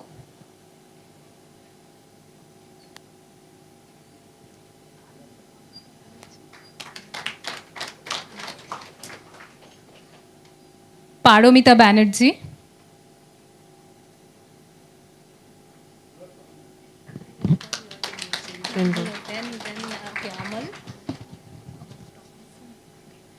Then yesterday some people didn't collect their certificate. Jayamal Dev.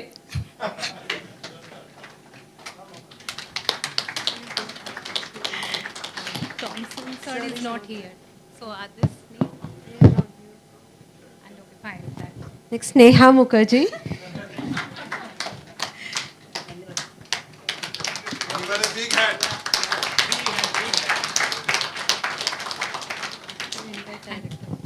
And yes, now one more certificate is there. So director is giving, distributing the certificate for all. So now I will request Somnath sir, Talat sir and Mihi sir to present a certificate to our director.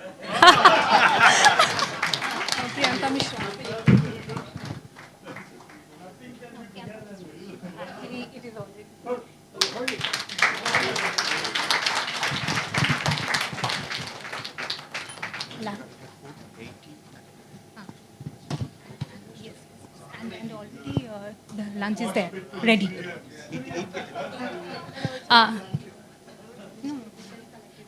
And those who are present here as just present here, they can collect their certificates from the registration desk.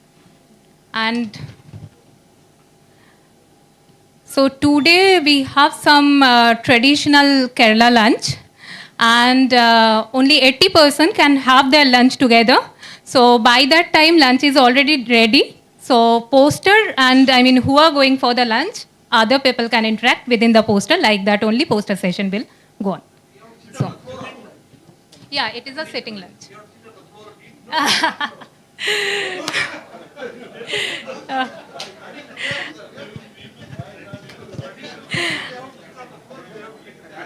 So next, we will start our panel discussion and validatory session by 2:10.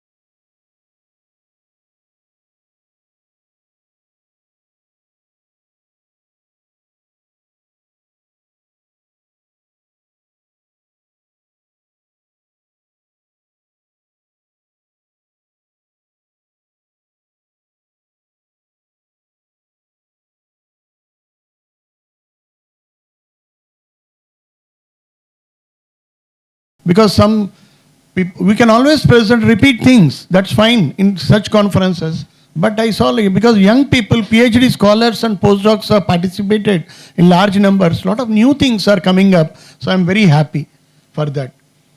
Actually, I am thinking of writing to a journal like Lithos or Precambrian Research, sending all the abstracts. And if you think so, we may come up with a special section or edition. Let me give a try, let us see. And those who are interested, then we can think of. Now, another important thing which everybody appreciated and which ESSO-NCESS has initiated since Women's Conference is time management. Time management is extremely important in day-to-day affairs and especially in seminars because it's equal to all. And I think all the speakers, the credit goes to speakers, they all, everyone actually, 99.9%, they stuck to the task and they have done that. And I should actually appreciate ESSO-NCESS also because in my experience, it was ESSO-NCESS who started this type of timer and all, because that will save embarrassment and it will also alert everyone. So I should thank Thomson and that group who started, thought of it. You know, just to share 1 minute of my own embarrassment, when I came to India, I was to give a talk at PRL. I was looking for a job. Then I didn't ask how much time I should speak, nor they told me. So after 15-20 minutes, each of the person who was there started leaving. So Mayajulu left, Krishna Swami left, Goswami was my host. After that, hall was almost nil, only 5-4 people, Ramesh and all were sitting. Then I stopped, I said, what's happening? He said, you came for a postdoc, you are looking for a job, you expect such stalwarts to sit before you for half an hour more than that. But then I said, I thought it is for how much? 40 minutes? 30? No. 15 minutes, 20 minutes, people won't get time. That's a big lesson to me. Of course, I didn't.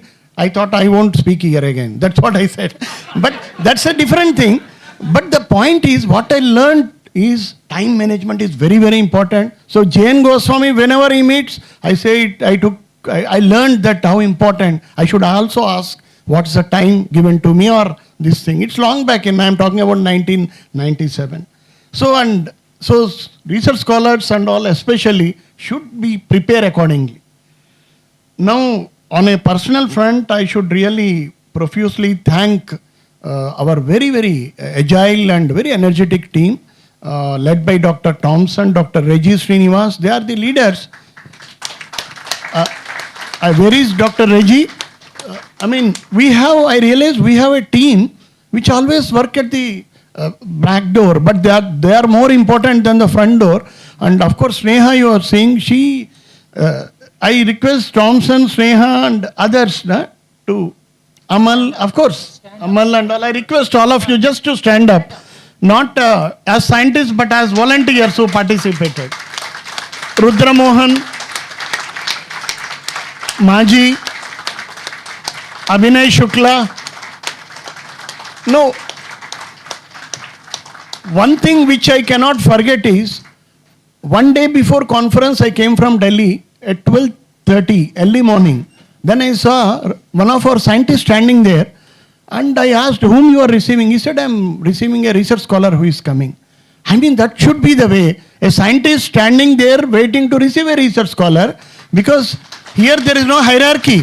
That's what I always believe in, and I am very proud that our scientists have done that. And that should be the spirit. We are all delegates. We are here for that purpose. And I think I think there is a formal vote of thanks later on, but these are few things which come to my mind, and I will leave it to my esteemed colleagues on the dais, and also more importantly the participants, because we are here to listen to you. So with this, I will hand over my mic to Professor Talat Ahmed. Yeah, Professor.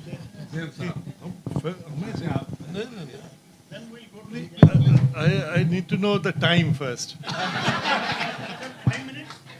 5 minutes? No, but see, let me be frank with you.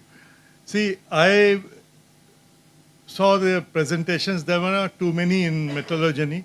So my giving comments on those will not be very justified. I'll rather like to share some of my vision of resource geology as I look at it with you people. You may or may not agree with it, but this is what I have, through my experience of 6 decades in this subject, I have developed, and I very strongly feel about it. It's very difficult to implement what I think. Now, the second thing is I have lost faith in my own memory. So I have jotted down a few points. I'll just share with you. But Chalapati, it might be more than 5 minutes. I'm sorry. I'm sorry, but I'll make it as quick as possible. No. So basically, oh, mic is close. I'm loud enough, but of course. Okay, okay. Can you hear me now? Okay. So this my vision is basically primarily aimed to facilitate discovery and development of new resources, including resources for the critical minerals. The basic approach here is, in the coming years should be, as I feel, that India could reverse the dismal recent record of low mineral production, except in a few oxide ores. Our record is dismal. I mean, it's a shame. So this has been paining me for a very long time. We have spoken in many forums, but nothing much has happened. But of course, I see a lot of development in the some of the things we wanted. Because as I told you, I have been in hibernation for at least 6 to 7 years, so I was not in touch. So this has been a wonderful experience for me, thanks to Chalapati, and I can see that a lot of things have improved tremendously. So if you allow me, I'll break it down to the basics, the way I look at it. See, what do we do? Or what have we done in this seminar also? We basically go to a brownfield terrain, mostly, and very rarely a greenfield terrain, where we already know a mineralization exists. We go and start working there. And in that, first we search, we find, and then we study. Okay? So, therefore, the study is mostly in a deposit scale, right? And when we search, that is the exploration part of it. Many of us don't even know what serious exploration is. It's a different ball game altogether. But it is part of resource geology. Don't forget. And then once we have found it, we study it. And what is this study? We try to find out where it occurs, the location. And then we go a little further and we ask why it occurs and how it occurs. That means the genetic concepts. Okay, what mechanism was there and why did it happen here and not somewhere else?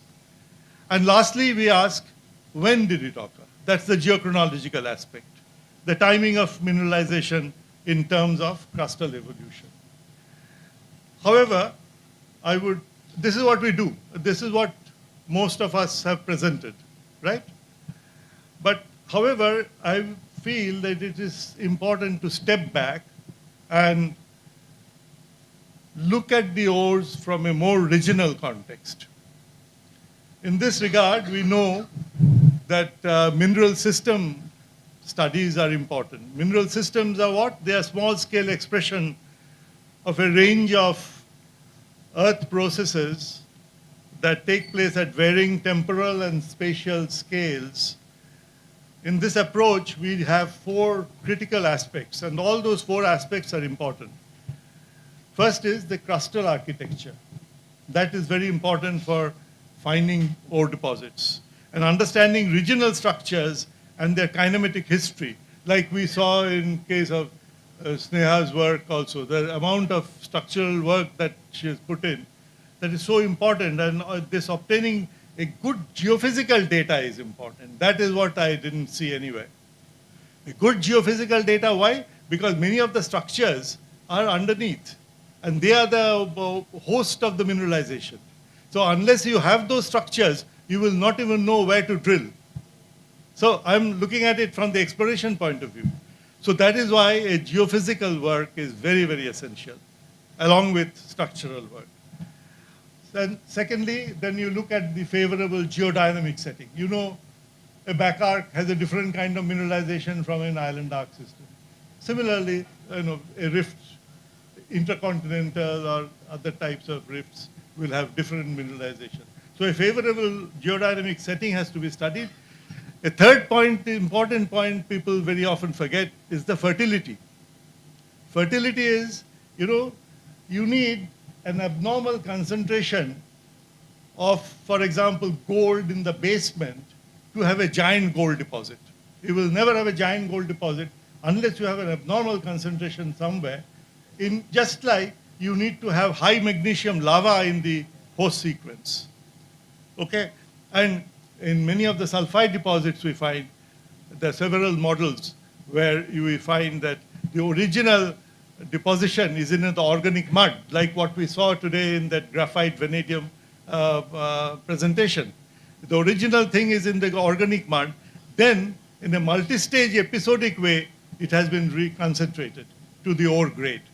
There are several beautiful models for this.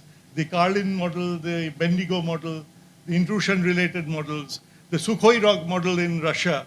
These are wonderful models where you can see how, from a basic concentration, it has been reconcentrated. And that is how the large deposits form. So that is, fertility is an important aspect. And lastly, we should not avoid looking at the preservation potential. There was a talk some years ago about locating zinc deposits, particularly in the Triassics of the Himalayas, because there are such deposits occur in the Alps. Okay? But then it's just preservation potential is so low. And also it's impossible to sort of do a serious exploration there. So these are the things that you can study in mineral systems. Now, I'll go do it quick. Sorry, now, obviously then, what I have told you so far, it requires teamwork. And therefore, something that I haven't seen here, but I see it in the posters, it's not that the individual will not specialize in a particular way, that they have to have a teamwork, and this must come from the top. The teamwork, everybody is working on different aspects in the same, and then combining the data together to come to a viable model. Okay, so here I would like to see geologists, geochemists, geophysicists, and geochronologists working together, right? But then, even if we have done all this, do we get a deposit? No. Answer is no. Because the deposit has to be extracted, right? I know many people will say that's not our job. A mining geologist should do that. Then it has to be processed. It's a beneficiation process. And then it has to be marketed. You need a good mineral economist to help you with that. Now, in each one of these, the resource geologist has a role to play. For example, I'll just give you one example because of dearth of time. I can give you many, many examples. See, MacArthur River in Australia was a 110 million ton lead zinc ore. They couldn't mine it. They found the deposit, proved the reserve, but they couldn't mine it. Why? Because the grains, it was clay-sized minerals in a carbon matrix. For 10 to 15 years, they spend millions of dollars to generate a particular beneficiation process. And then they could mine it. And in that, the ore petrologist played a very, very important role. So every branch requires the resource geologist. And lastly, even having done all this, in today's world, you may not be able to use the deposit. After having done all this. Why? Because of a couple of things let us recall. Firstly, we have an uneven distribution of things over various countries, and also in India, in a subcontinent, regional way. There are places where we have more of iron, manganese, aluminum. They occur in particular zones, not all over the country, right? That is one thing. And then, most of the surfacial deposits are almost worked out. So what do? We either go for deep mining, or we look for low-grade, high-tonnage, near-surface deposits. Mark my word, low-grade, high-tonnage, near-surface deposits. We look for that. Now, for all this, and then you mine in a very large quantity. So automatically, only the big players can do this, not a small miner. So that is where comes the role of the multinational companies, or large companies. Yes, or Vedanta in our country. So the other interesting thing is, this is very close to my heart because I spend a lot of time on this. You look at all our deposits where we have good production, iron, manganese, chromium, aluminum. Okay, they're all found in a region which has a huge forest cover. Maybe the ore gives something to the soil which allows that lush forest to grow. Okay, possible. I mean, nobody has worked on that directly, so we don't have a direct answer. But this is possible. So there's all lush forests, all this iron, manganese, chromium belt, starting from Jharkhand to Odisha, Chhattisgarh, part of Madhya Pradesh, Andhra Pradesh. So what happens when you have such large multinational companies trying to mine? They have a huge land acquisition, and therefore there is loss of habitat for both the forest dwellers, who are mostly the indigenous people, and for the wildlife. Okay? It also leads to immense environmental degradation of air, water, and soil. So what is the outcome? It's a complex socio-economics challenge. So only when you circumvent all this, after having found the deposit in a teamwork, doing all the things that I have narrated quickly, briefly, you come to this. This is the biggest challenge, to have a sustainable development framework for mining. And people say mining itself is a dirty word. Extractive technology is a dirty thing. So therefore, it is impossible to do mining sustainably. In a way, correct. Once we use a copper deposit, it can't be left for the next generation, right? So, but this is where comes the point of responsible mining. So now, this is all the story that I wanted to share with you. Come to think of it, a resource geologist, not when you are starting your work as a young scientist, but at the top level, top and near top level, they should have a total understanding of all the aspects to become a successful resource geologist. This is what I feel very strongly. I can give you many examples from my own experience, but time would not allow that. Lastly, I will quickly say that I have a point here to share, that is, it has been said before that there is a general lack of interest in economic geology in Indian universities. Though I will not, I will revise that a little bit after having seen the beautiful work that has been presented here. But anyway, in many universities particularly, it is in a bad shape. My own university's economic geology is a dead thing now. Okay, so this has to be done, should be addressed through inclusion of better, modern, and applied field-oriented courses in the curriculum. And secondly, there should be specialized short courses and workshops. This is important for ESSO-NCESS as well. There should be short courses and workshops, specialized ones, should be held in different topics each year to aid the young scientists.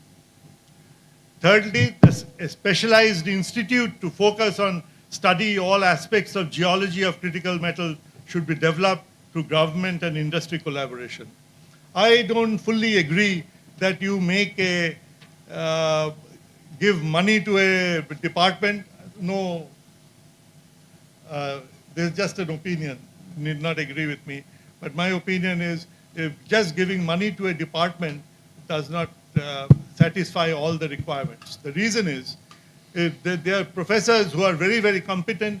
They will have to do that work, but they also have their teaching responsibilities. So there should be an institute like ENCESS, something like this. This is an ideal situation, and thanks to Chalapati, this is my first introduction to this institute. So I'm extremely impressed, and this is the model that I always wanted. And this specialized institute for doing work on resource geology in the total holistic sense for critical minerals.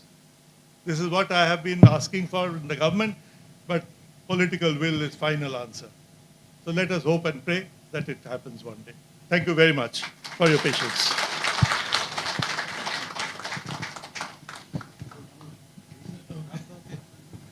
Okay.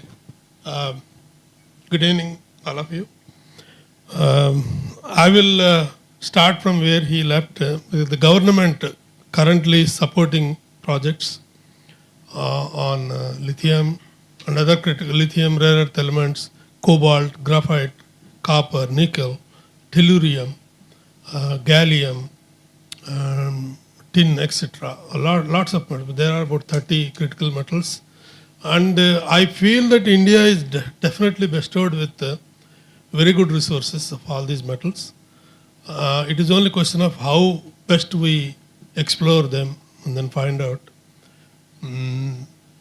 So now that government is coming out with lots of funding, thousands of crores of rupees. So please try to formulate programs in that direction and then get benefited. And also you are not only getting benefited, but you are also making the India benefited in the coming years. So that is one aspect. Yes, sir.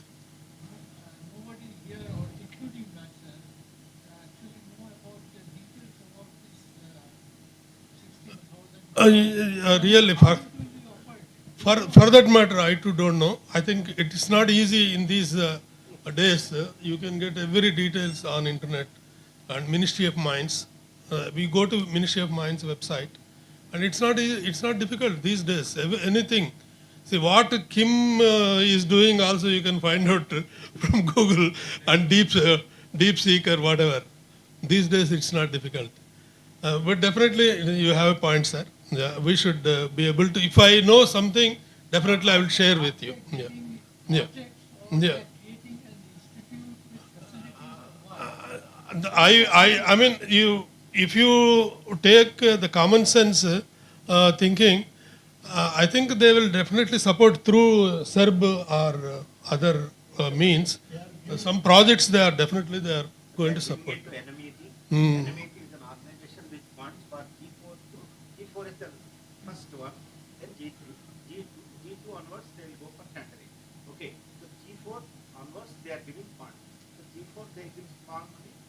Any metal, tungsten or tin or whatever. Okay. Then come to the G3, they'll give more money to grow, so that what we require in the country is to find out a good resource to be developed and the processing technology as well. It is technical or scientific? It is technical, scientific and a business. Mostly it is for business. Business showed though, at least. Technical also. Technical also, because we got some money. Okay. We got some money, sir, technical. Okay, good. So then, coming to my visit to ESSO-NCESS, I think I was a visitor once about 25 years back when it was ESSO only, not ENCESS. And this is the first visit to ENCESS. I'm really very happy to see the labs, the way the labs are coming up, the way the people are so vibrant and thinking 100% scientific way and interacting with people and the way they are keeping their instruments and I have seen lots of papers while you enter into the lab. Lots of papers are displayed. So that's really a very good. Very rarely in India you see this kind of situations. So I should say that wherever Professor Chalapati Rao sits, science prevails there. It happened at BHU, now it is happening in ENCESS. I wish him and also all the members of the NCESS all the best in the coming years. Then regarding this paper, this conference, I'm astonished, in fact, the kind of quality in the presentations, this kind of data they presented, and of course the time management, courtesy to Professor Rao. The time management was really exemplary, I have been telling him, and all future conferences, they should emulate this method, in fact. They were really very good. I really enjoyed. I was also rushing so fast to show my last video to the people. I was rushing very much. So that was a very good experience. And I request to print this on both sides in the coming future. Because otherwise, if you look at 50% of the cases, it is on the other side. So when you take a photo, no, it looks awkward. So it should be on both sides in future. Okay. I think I'm really very happy.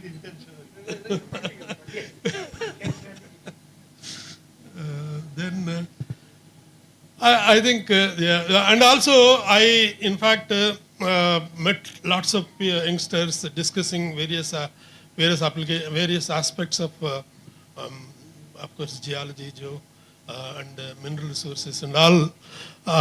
Also, they were trying to forge collaborations. I was kind of a catalyst, at least for a couple of things like that. So this is a really very healthy environment, academic environment for the country. And with all these instruments, and they are also going to have a high resolution ICP-MS very soon. I think it is already ordered. And he is telling that TIMS is coming and a lot of other instruments are coming. So with all these instruments coming, I'm sure this will be a real center of, see, people put the center of excellence boards, but this is going to be the real center of excellence in the coming years, at least for the South India. So with this, I wish all the participants all the best. And I once again congratulate Professor Rao for conducting such a very nice symposium.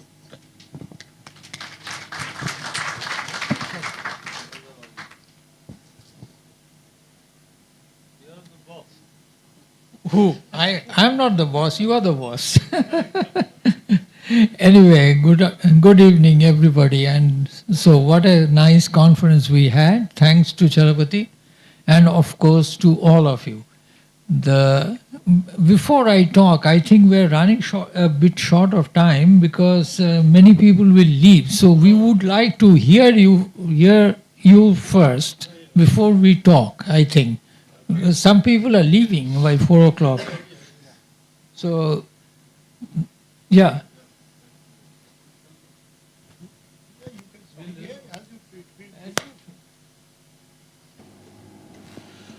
So, good afternoon, everybody. At the outset, I must thank from my Court of Hearts, Professor Chalapati, for bringing us together in a platform where all the stalwarts of all the 3 different disciplines can come and interact. I must thank you and your young team, energetic team. I must thank Dr. Thompson, Dr. Amaldev, Sneha, Dr. Sneha, and many others young who could take care about everything. It has been a fulfilling conference. Starting from logistics, accommodations, everything, food, etc. But from scientific point and technical point of view, it has been very successful.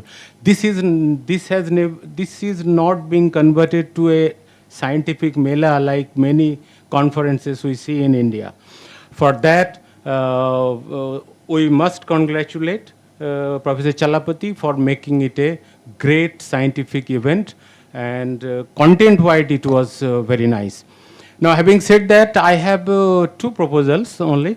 One first proposal is that I propose that young researcher, they should be given the time for oral presentations, and many senior people should not be allowed to speak, so that so that they can advise, they can listen and advise the young generation. So you want me to be out? Yes. Okay. And I am not that much old.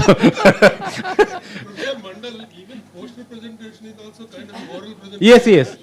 But sir, in Indian scenario, they consider this to be much more. Okay, but because our young generation must be trained in that manner. And we should learn from you people. Before you call it a day, so we must learn things from you. Now, second proposal is that since this is a rare occasion, and Professor Challapati could do it, that 3 disciplines could come together. So can we think of forming an association, a society, in a formal way or informal way, so that we can proceed further? It is just a proposal, and I request Professor Challapati to please take the lead. If you ask us from any one of us any kind of help, we are ready to provide you, but you have to take the lead.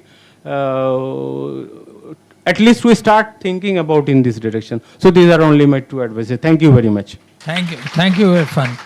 I think we would like to hear from the younger people first. I mean, anybody? Yeah, please come here.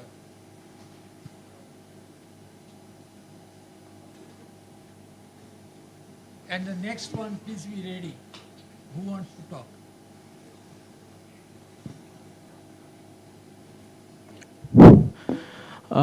Good evening, everyone. My name is Amarjit Bhagat, and I am from Savitribai Phule, Pune University. So first of all, this was a lovely conference. I mean, I'm not a classical petrologist like everyone over here. I do some sort of integrated stuff. So I came over here and saw all these presentations, although my guide, Professor Dongre, he is an igneous petrologist. But when I came over here and I saw all of you, I thought like, alrighty, I should be venturing much more into the petrology aspect of as well. And the geodynamics part should apparently come later on. But yeah, and I was expecting some bashing over here from the stalwarts during my poster presentation, but apparently I got appreciations over here. So thank you everyone, and yep, this is fantastic.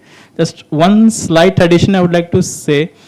The M3 or M cube, as we said, so this has got a very nice ring to it. So just like we have got the G cube journal in AGU, we could have a journal of our own, and we have got brilliant workers. So I don't know, we could get it to some nice impact factor if everyone continues in it.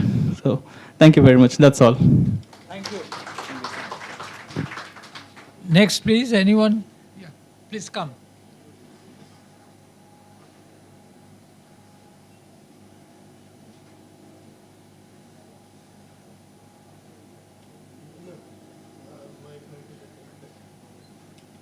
You will, of course, tell us about your experience, but also any suggestions that you may have.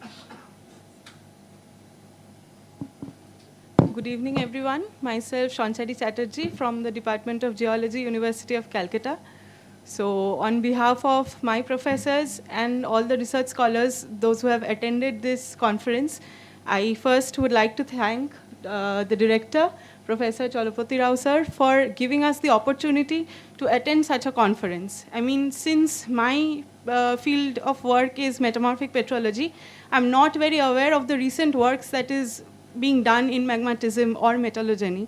So by virtue of this conference, I got to learn many other aspects as well. And I myself had given a poster presentation yesterday. So, I mean, I have presented many a times, but I didn't go for poster presentations anywhere before. So the way I could interact with many people, like younger people and older people, everyone, all the professors and my batchmates and all from different universities, different disciplines altogether. So I really got, very good suggestions. So for that, I will implement those in my work, and so that my research work gets better in a way. So thank you very much. Thank you, and thanks to all the organizing members of this conference. It was really, really very enriching for all of us. Thank you. Thank you. Thank you. Anybody else?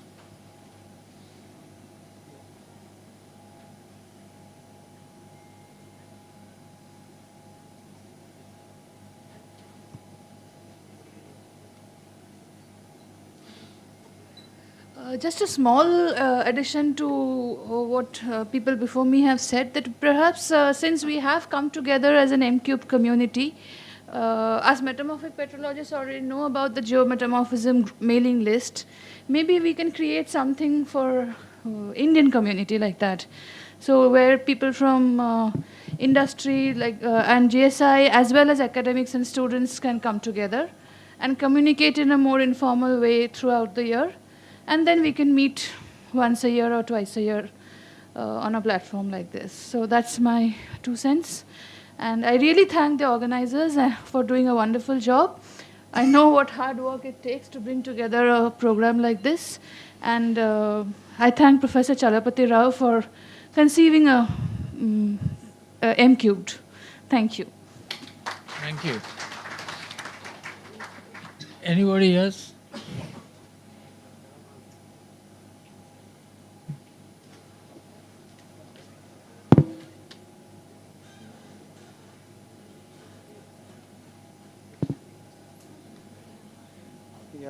Hello everyone, I'm Srinjoy Datta from Banaras Hindu University.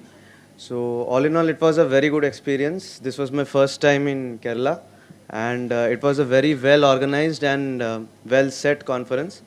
And obviously we found a very, the stalwarts from the different fields to come together, and it was very good to interact with different people. Just one suggestion, that from the next sessions, maybe we can incorporate, if possible, if time permits, a small field work, because that would, it would be very nice to have interact with these people practically in the field. So yeah, this is a good suggestion. Yeah. So let's see in BHU if we can organize a field work. So, yeah. Okay, thank you. Thank you. It's quite an innovative suggestion. I think that other groups always they meet, the sedimentologists and the structural geologists, they do have field work along with the conference. Yeah. Good evening all. I am Rashmi Rekha Nayak, and I think in this hall I am only the person who is representing GSI. No, sir. For today, I am saying, although there are 4 presentations from our GSI, and although we are working in all these 3 aspects, still we have represent only 2 aspects. In metamorphism, there is no presentation from GSI, because this time it is our field work time, and we have to wind up our field between 15th March. So it's better that if it will be conducted before November or like the December, so that more representation could be from the GSI. And the second thing is that it is not reaches all the persons in GSI, although sir has given the information to our DG, it's not going through to all the state units or all the officers.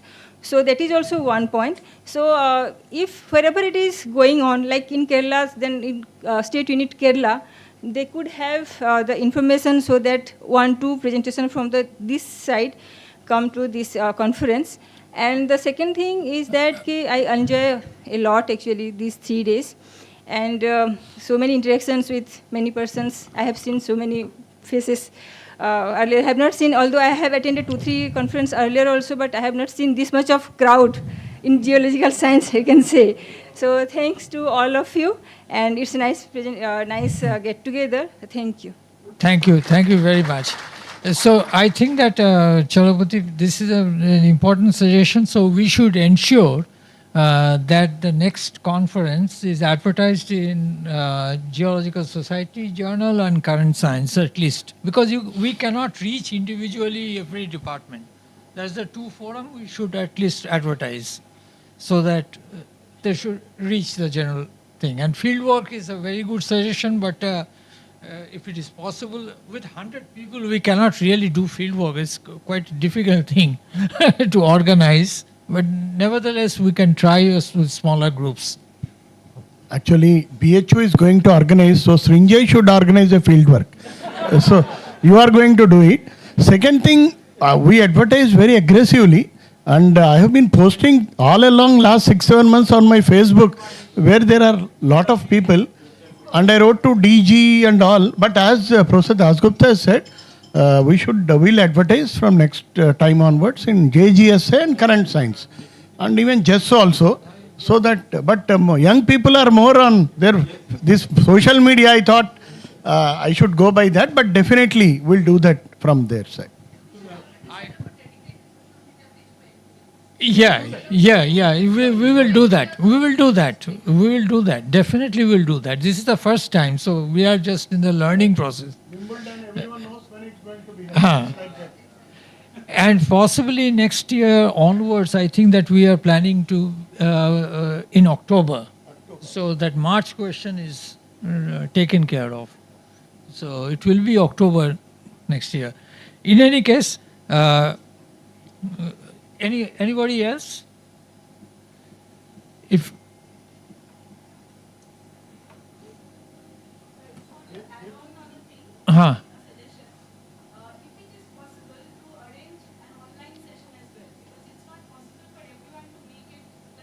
it's a live on YouTube. Whatever you are speaking, whole India is watching.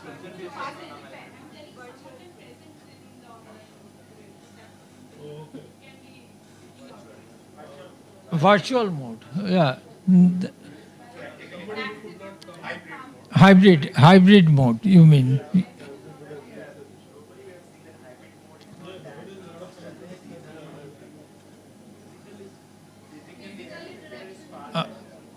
No, physical is most welcome. We can have one virtual session or something, parallel.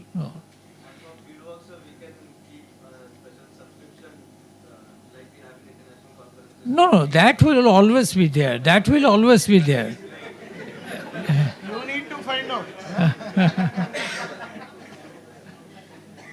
Surely.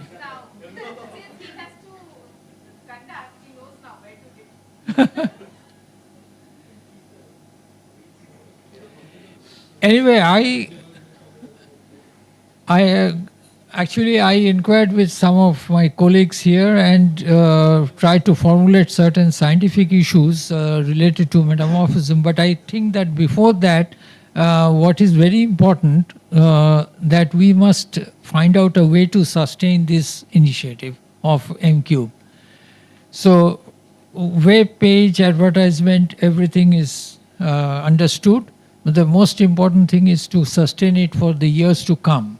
And Irfan has said, I think that you said that about a society. I mean, this is a thing that is in our mind, that whether we can have it. So there are certain legal issues, so we have to do that carefully. But informally, at least, I propose that we should have a society to start with, and let us try to get it registered later in due process. But since 100 people are here in the M-Cube community, I think it's time that Professor Rao should take an initiative to form the society in some way, and we should have certain names to lead the society to start with for 2-3 years, not permanent, of course, just 2-3 years to start with. And then we can do some internal democratic process to have the next round of people. Here also it is democratic because all the 100 people are here, so we have to think. So I hand over to Professor Rao to first take the initiative to form the society. Yeah, I think it's absolutely necessary to form a society. You look at any society, it would have formed in this way only. Then it will be streamlined, it will be organized. So I'll be very happy to initiate it, sir. And okay, so that being done, we need a person to head the society to start with. It's only for 2 years or 3 years, I mean, depending, not a life member. And if you all agree, I would propose the name of Professor Talat Ahmed to head it.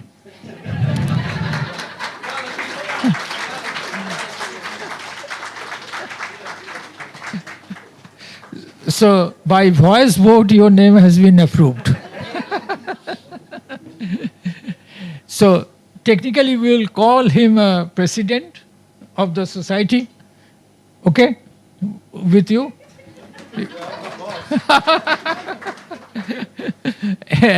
And then we should have some vice presidents to work under him. And this ideally there should be from the three disciplines, spread over from three disciplines, ideally. So for magmatism, who can be a better choice than Professor Chalapati Rao?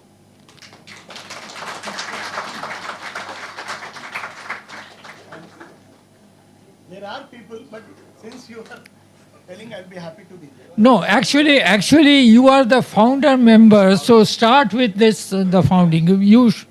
Of course, you will step down after some years and will pass the baton to younger people. We'll all do that.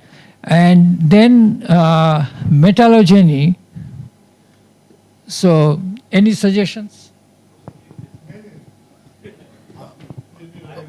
Professor Krishnamurthy.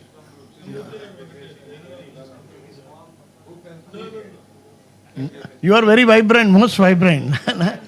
So let's No, actually, I heard that you have a lot of industrial connections and all that. I mean, this is one quality from the metallogeny side. The person coming here must have industrial connections. We will need money, plain and simple.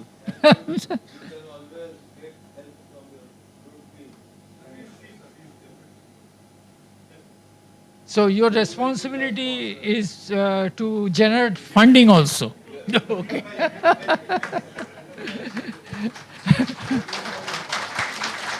And Professor Rao will, of course, will help us to organize. The BHU is his second home, so naturally he is a co-host of the next meeting, isn't it? Okay.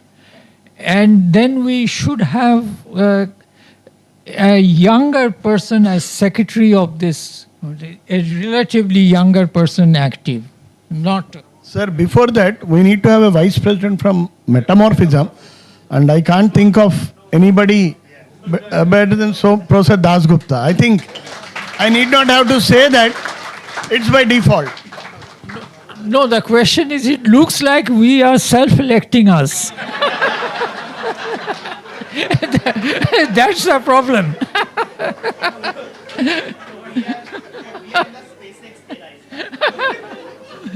But interest of society. No, it's only for 2 years. Let's say only for 2 years, and then we'll see. Just 2 years. 2 years only. So after that, we'll change and all that. Now, the question is about the secretary should be somebody who is more active than us, because a lot of communications are... Okay.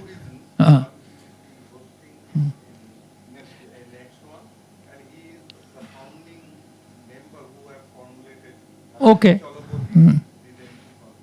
He's younger to me, so it's okay. I said younger, and he's younger to me. Not and with respect to Talat, also younger. Only thing not with Chalapati, but anyway, Rajesh can act as again for 2 years, or not more than that. I hope. I will talk. We'll find out. And in absentia. And then, of course, we do not have any treasurer now, so do we need a treasurer?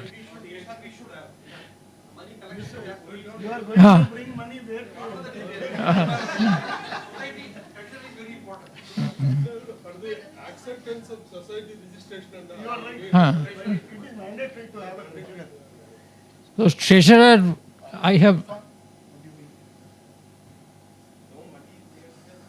Right now, we do not have treasurer. Right now.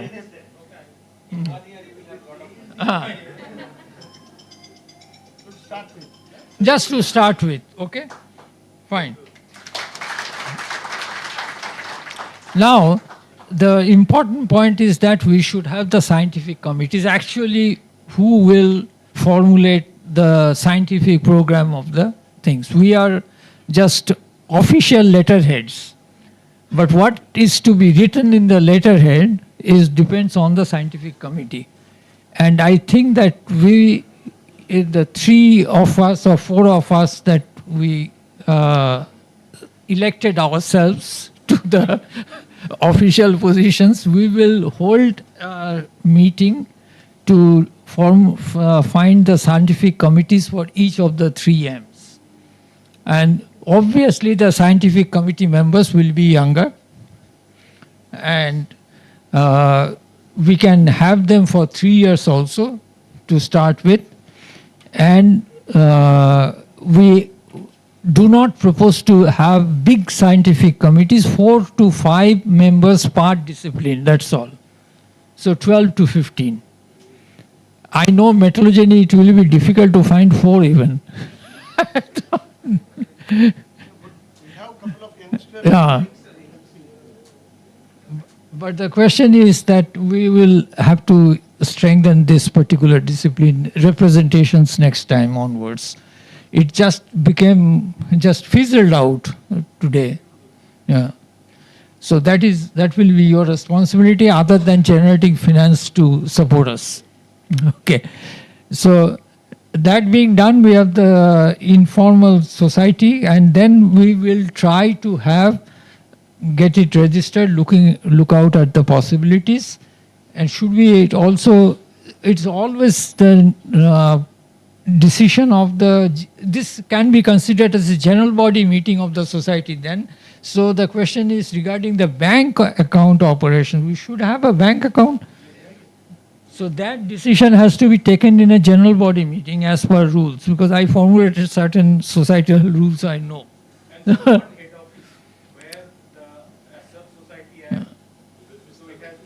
It has to be registered, and so you need an address.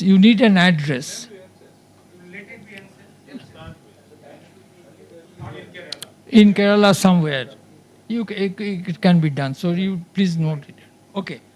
So that was done. So we are going to have the next meeting in October 26 at BHU. 26, no? Not this year. No. 26.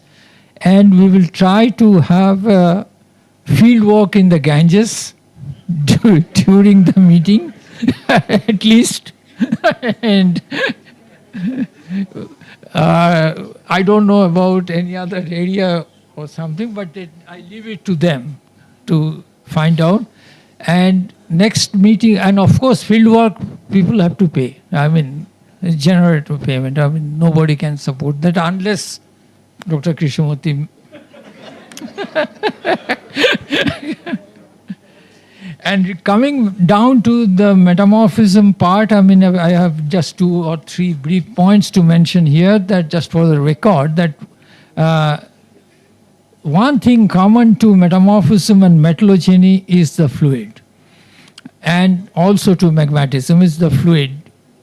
We do not call it in metamorphism as a hydrothermal fluid, but it is nothing but a fluid, a hot water, dissolved salts, dissolved materials, so it's same. So we should think that we may be more focused on the study of the fluids during metamorphic processes and accessory minerals.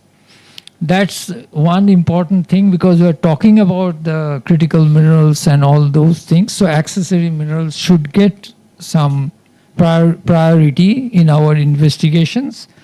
And other than that, I will leave it to the scientific committee in that subject to formulate. Let them formulate the respective key research topics for the future and for the conference, what will be the main theme areas or key areas. Let the scientific committee formulate that. I am not going to interfere with this. And any other point that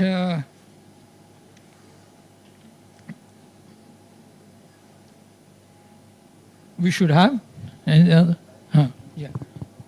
2 points come to my mind. I request couple of youngsters to start this Google email, like Rock Deformation Group has, where all the members can be included. Our Amal and Sneha can help with the email.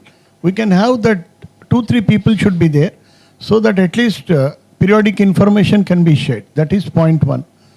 Second thing is the WhatsApp group. Nowadays, these are very, very powerful things. I want to keep it alive. And in future conferences also, we can use the same group. And it can be expanded. Whoever is interested, I would like to make Sneha and Amal the admins people. I mean, those who are interested can be added to it. And yeah. One thing. It just came to my mind. Sorry to break it. Can we hold a monthly seminar online? So, to keep it young people, yeah. Right. Once we have a Google this thing, I mean, Ashutosh, can you be part? Ashutosh, Neha, Amal, and couple of anyone would like to volunteer? Young people, Aliba? Huh? I mean, I want people to come forward. It's all for you. Na?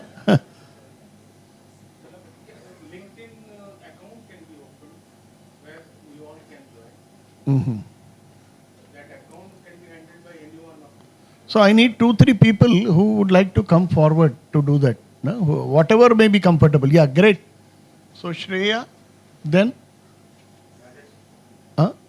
Ashutosh, Rajshri. Huh? Yeah, you should. Ashutosh.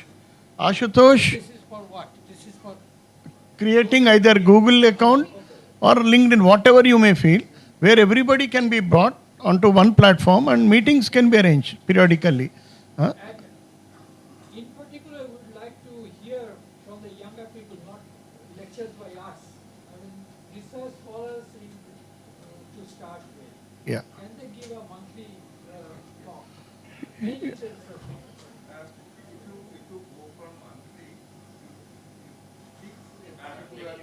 Yes. You are right. Yeah, Friday, let's say Friday.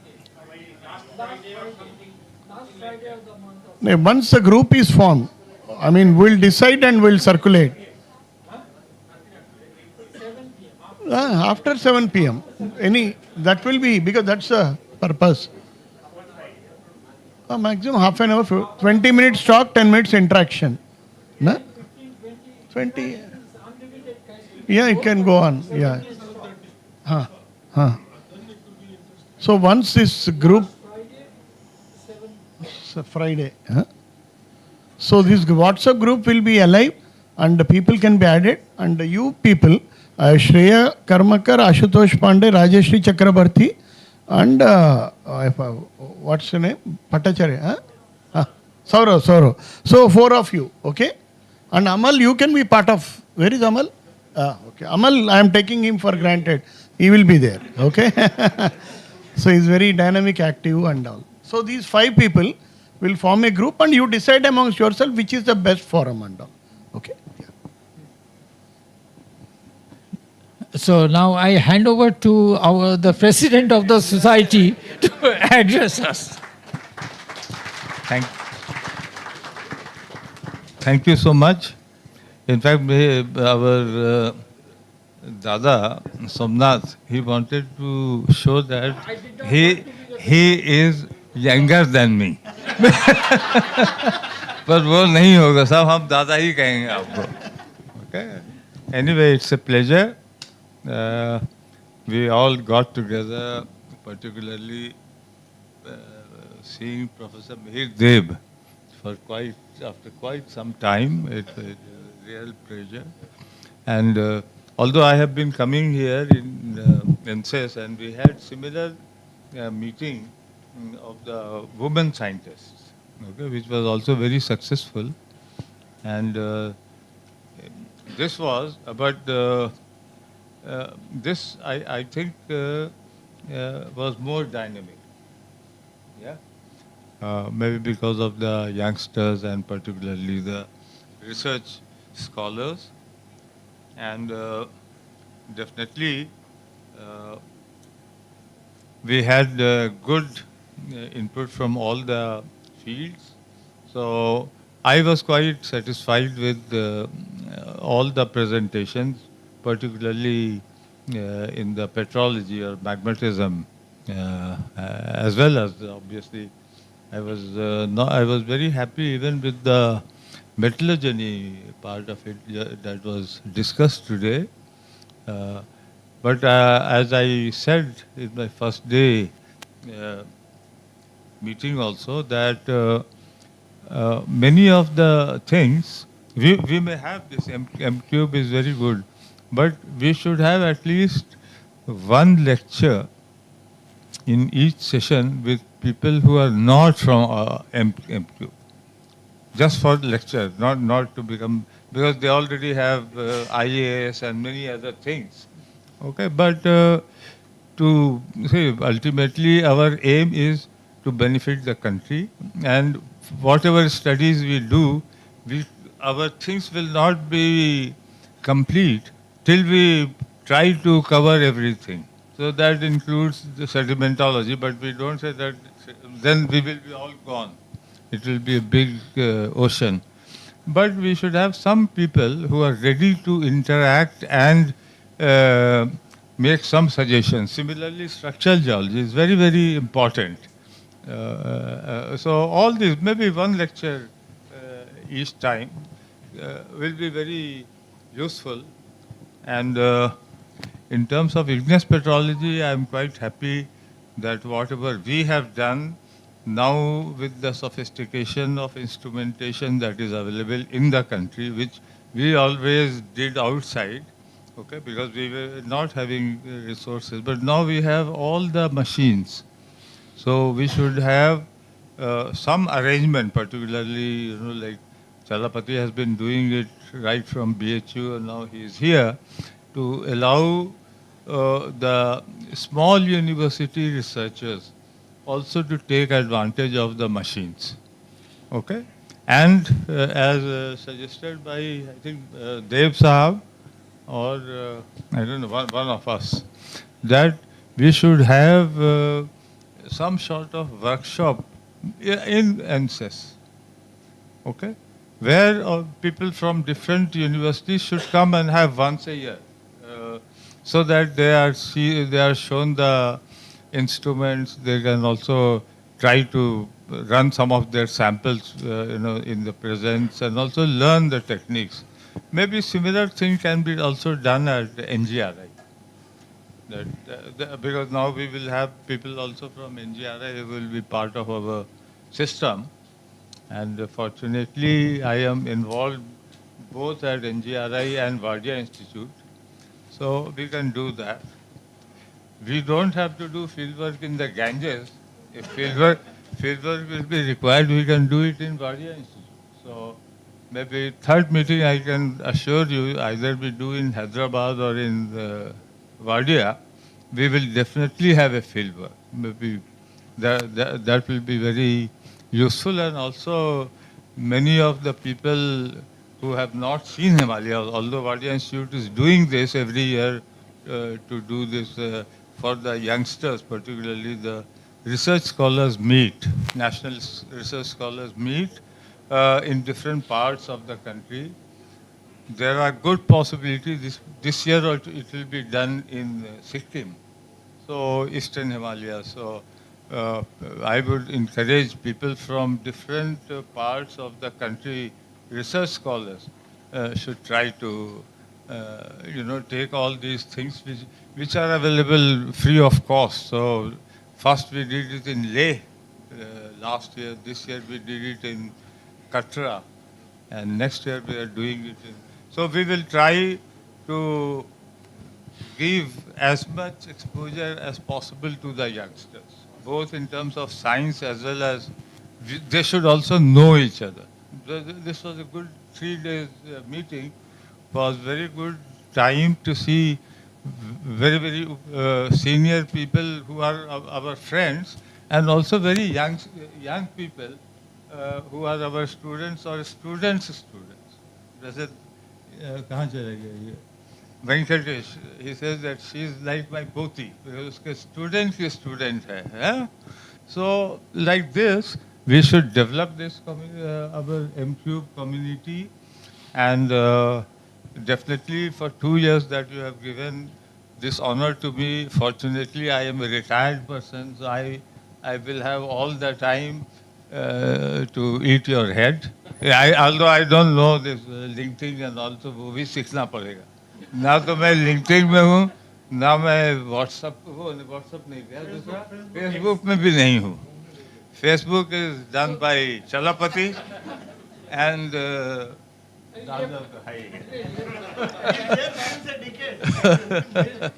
so वो अच्छा हुआ ना, blessing in disguise. Because of that I said पहले आप ही बोल लीजिए. Anyway, so it was a pleasure. It's very nice to be here, and whatever responsibility my Dada has given, that means he's senior to me, I will definitely do my best that I can. Thank you so much.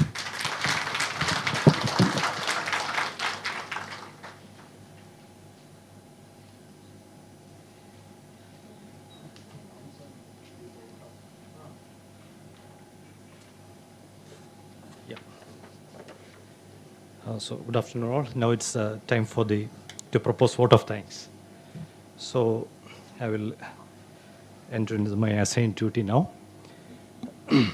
So respected Chairman of ESSO-NCESS RSC, Professor Talat Ahmed, respected Professor Somnath Dasgupta, former Chairman of ESSO-NCESS RSC, Professor V. Balaram and Professor Mihadev, and esteemed advisory committee members, distinguished faculty and participants of the M-Cube conference who are present now, and all those who have already left and those who are attending online.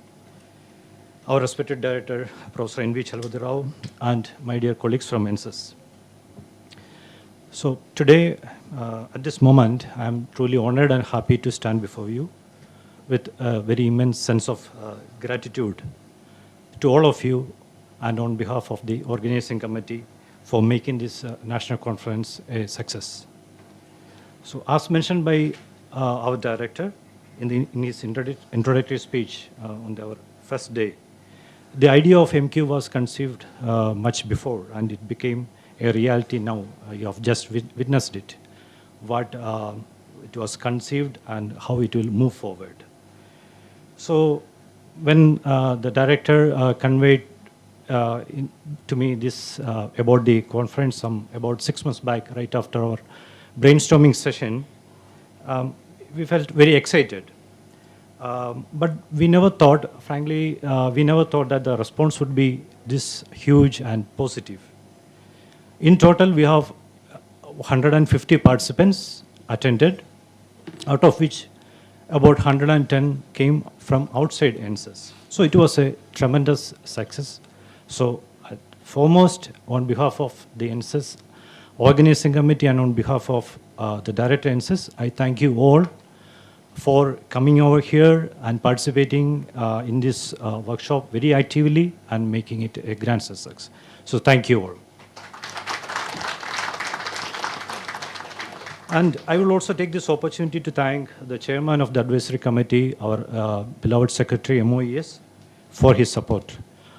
He would have definitely attended this conference had it not been for very pressing affairs he had in the ministry on the same day. So we thank you, sir, for your support and continued guidance. And Professor Talat Ahmed and Professor Somnath Dasgupta are thanked for gracing us with their presence and inspiring us with their remarks, thought-provoking address on the inauguration session. So we thank you, sir, for that. Also, to all our distinguished advisory committee members, thanks for their generous support and their active participation in M-Cube. We appreciate the time you have set aside for us, coming down to ESSO-NCESS and presenting and actively interacting with our youngsters, giving them suggestions and advices. And on behalf of the organizing committee, I extend my heartfelt thanks to all the distinguished advisory committee members. Also, this would have been possible without the participation both in oral and poster sessions by the other eminent faculty members and research scholars from different parts of our country, from different research institutes, organizations, so that the diversity of perspectives shared, that has broadened definitely our understanding on the M-Cube concept, and also on many key issues which at hand, which we have. And also your active engagement in the discussions and then the thought-provoking discussions have contributed immensely to the success of this conference, no doubt about that. So, on behalf of the organizing committee, I extend heartfelt gratitude to all the faculty and the students who have attended. Thank you all. So next, I wish to express our deep appreciation to the volunteers and the entire organizing team for their hard work and dedication. So I must say that, as my director already mentioned and others also mentioned here before, ESSO-NCESS is really fortunate to have such a vibrant, enthusiastic young people whose tireless efforts behind the scenes have ensured this smooth functioning of this event. Foremost, I thank Dr. Reggie Srinivas, chairman of the committee, who have coordinated all the team very efficiently. And very special mention, I should say, to our two young dynamic colleagues, Dr. Sneha and Dr. Amal, who have been working behind this scene very relentlessly and tirelessly for the past many, many months. I'm sure that I have seen that on a daily basis, they were updating the director on the progress made. Every day they used to go and meet the director and was appraising him of the progress made. And all the technical sessions, scheduling, posters, then contacting you personally on WhatsApp, emailing you, preparing the Excel sheets, and printing and proof corrections, all this done by these two, our young people. So thank you, Sneha and Amal, for that wonderful work. And as most of you agreed and said here, the travel, accommodation, and food arrangements are also very crucial part, in fact, one of the main part to make an event a memorable one. On this aspect, Dr. Rudra Pratap, Dr. Noor, along with our Sri Rajat Sharma, please, if you, and with our energetic volunteers like Abhinav, Mobin, Akshay, Anandu, Dharamveer, so please. So they also worked non-stop to see that travel arrangements were going smooth. And very special mention to Dr. Rudra Mohan Pradhan to see that everything was arranged very perfectly. Also, our young team, many thanks to Ashwadi, Srilesh, Anand, and Malavika for coordinating the arrangements in the Maria Rani hostel. So they were there, and they took, I believe that they took good care of all the participants. And the food arrangements were coordinated by Dr. Padmarao and his team, including Dr. Utpal, Dr. Vimal, Eldos, Vibin, and our volunteers. And thank you all for the arranging delicious food and refreshments. And yesterday evening, as you know, was made memorable by a cultural program. Dr. Anup Krishnan took all the efforts in the arrangements for choosing the best team for us. And thank you, Dr. Anup and Dr. Rishmi and other volunteers for the stage and light arrangements as well. And poster sessions were handled by Dr. Prajit, Dr. Arkaroy, and team including Sachi, Ashwin. Thank you, the team. And for the registration desk, they had a lot of work arranging materials, packing, and leaving the things at your hotel and hostel. And that was efficiently managed by Dr. Jeenu Matai, Dr. Vandana, Shilpa, Lakshmi, Haripriya, Vidya Lakshmi, Harida, Regna, and others. So thank you all. And a very big thank you also to our technical support team, IT Wing as well, in arranging both the hall and presentations, audio, video, streaming, photo. Ashok was here since the last 3 days, and led by Sri Salaj. Salaj is sitting in the other room, updating everything into the everything is going live in the social media. So thank you very much, Salaj. And Sri Baujesh is thanked for the press and media reports. You might have seen sometimes that it was coming in Hindu for the last 2 days, and also in leading daily like Malayalam Manorama, the MCube conference was covered. And thanks Baujesh for that. And thanks are also to all the wings of ENCESS administration led by Mr. Marat, Senior Manager, for the support generously extended to all of us for the success of this conference. And to estate section for all the infrastructure support led by Sri Rajat Sharma. Special thanks to Mr. Adarsh and Bijesh. And also we thank our security staff, cleaning staff, and all those who are supported in many, many ways. And there are some others who work very efficiently and silently behind the curtains, like Ms. Jinida and Unikrishnan in the director cell, who have all ticket bookings, flight bookings. So they do it, but they are not anywhere. They don't come to the front, but they are always working. And also other members like Binu, Reshma, and Remini in director cell. So I hope I haven't missed anyone. If it's not intentional, so pardon me if anybody is excused. How about yourself? So lastly, I would like to thank each one of you being here for contributing your time, energy, and expertise, and for making this conference a truly enriching experience. So we look forward to seeing you again at BHU Varanasi. And lastly, on behalf of all of us from ENCESS and from the organizing committee, we wish the very best to Dr. Rohit Pandey and team for the next MCube 2026. So thank you once again, and have a pleasant journey back home. So the high tea is arranged, so let's have a tea, discuss, and then let's part our ways till we meet again. Thank you very much. Thank you very much. So on behalf of all of us, I think we should give Dr. Thompson a big hand of thanks.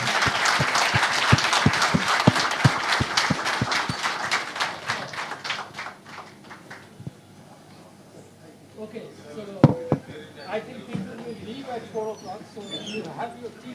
Yeah, high tea is there.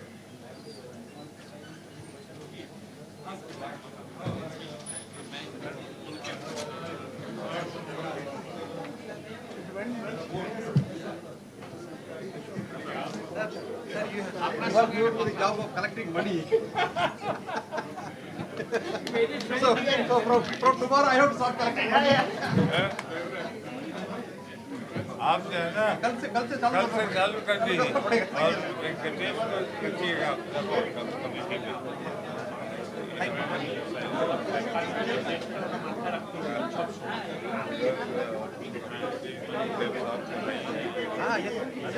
You are here till when?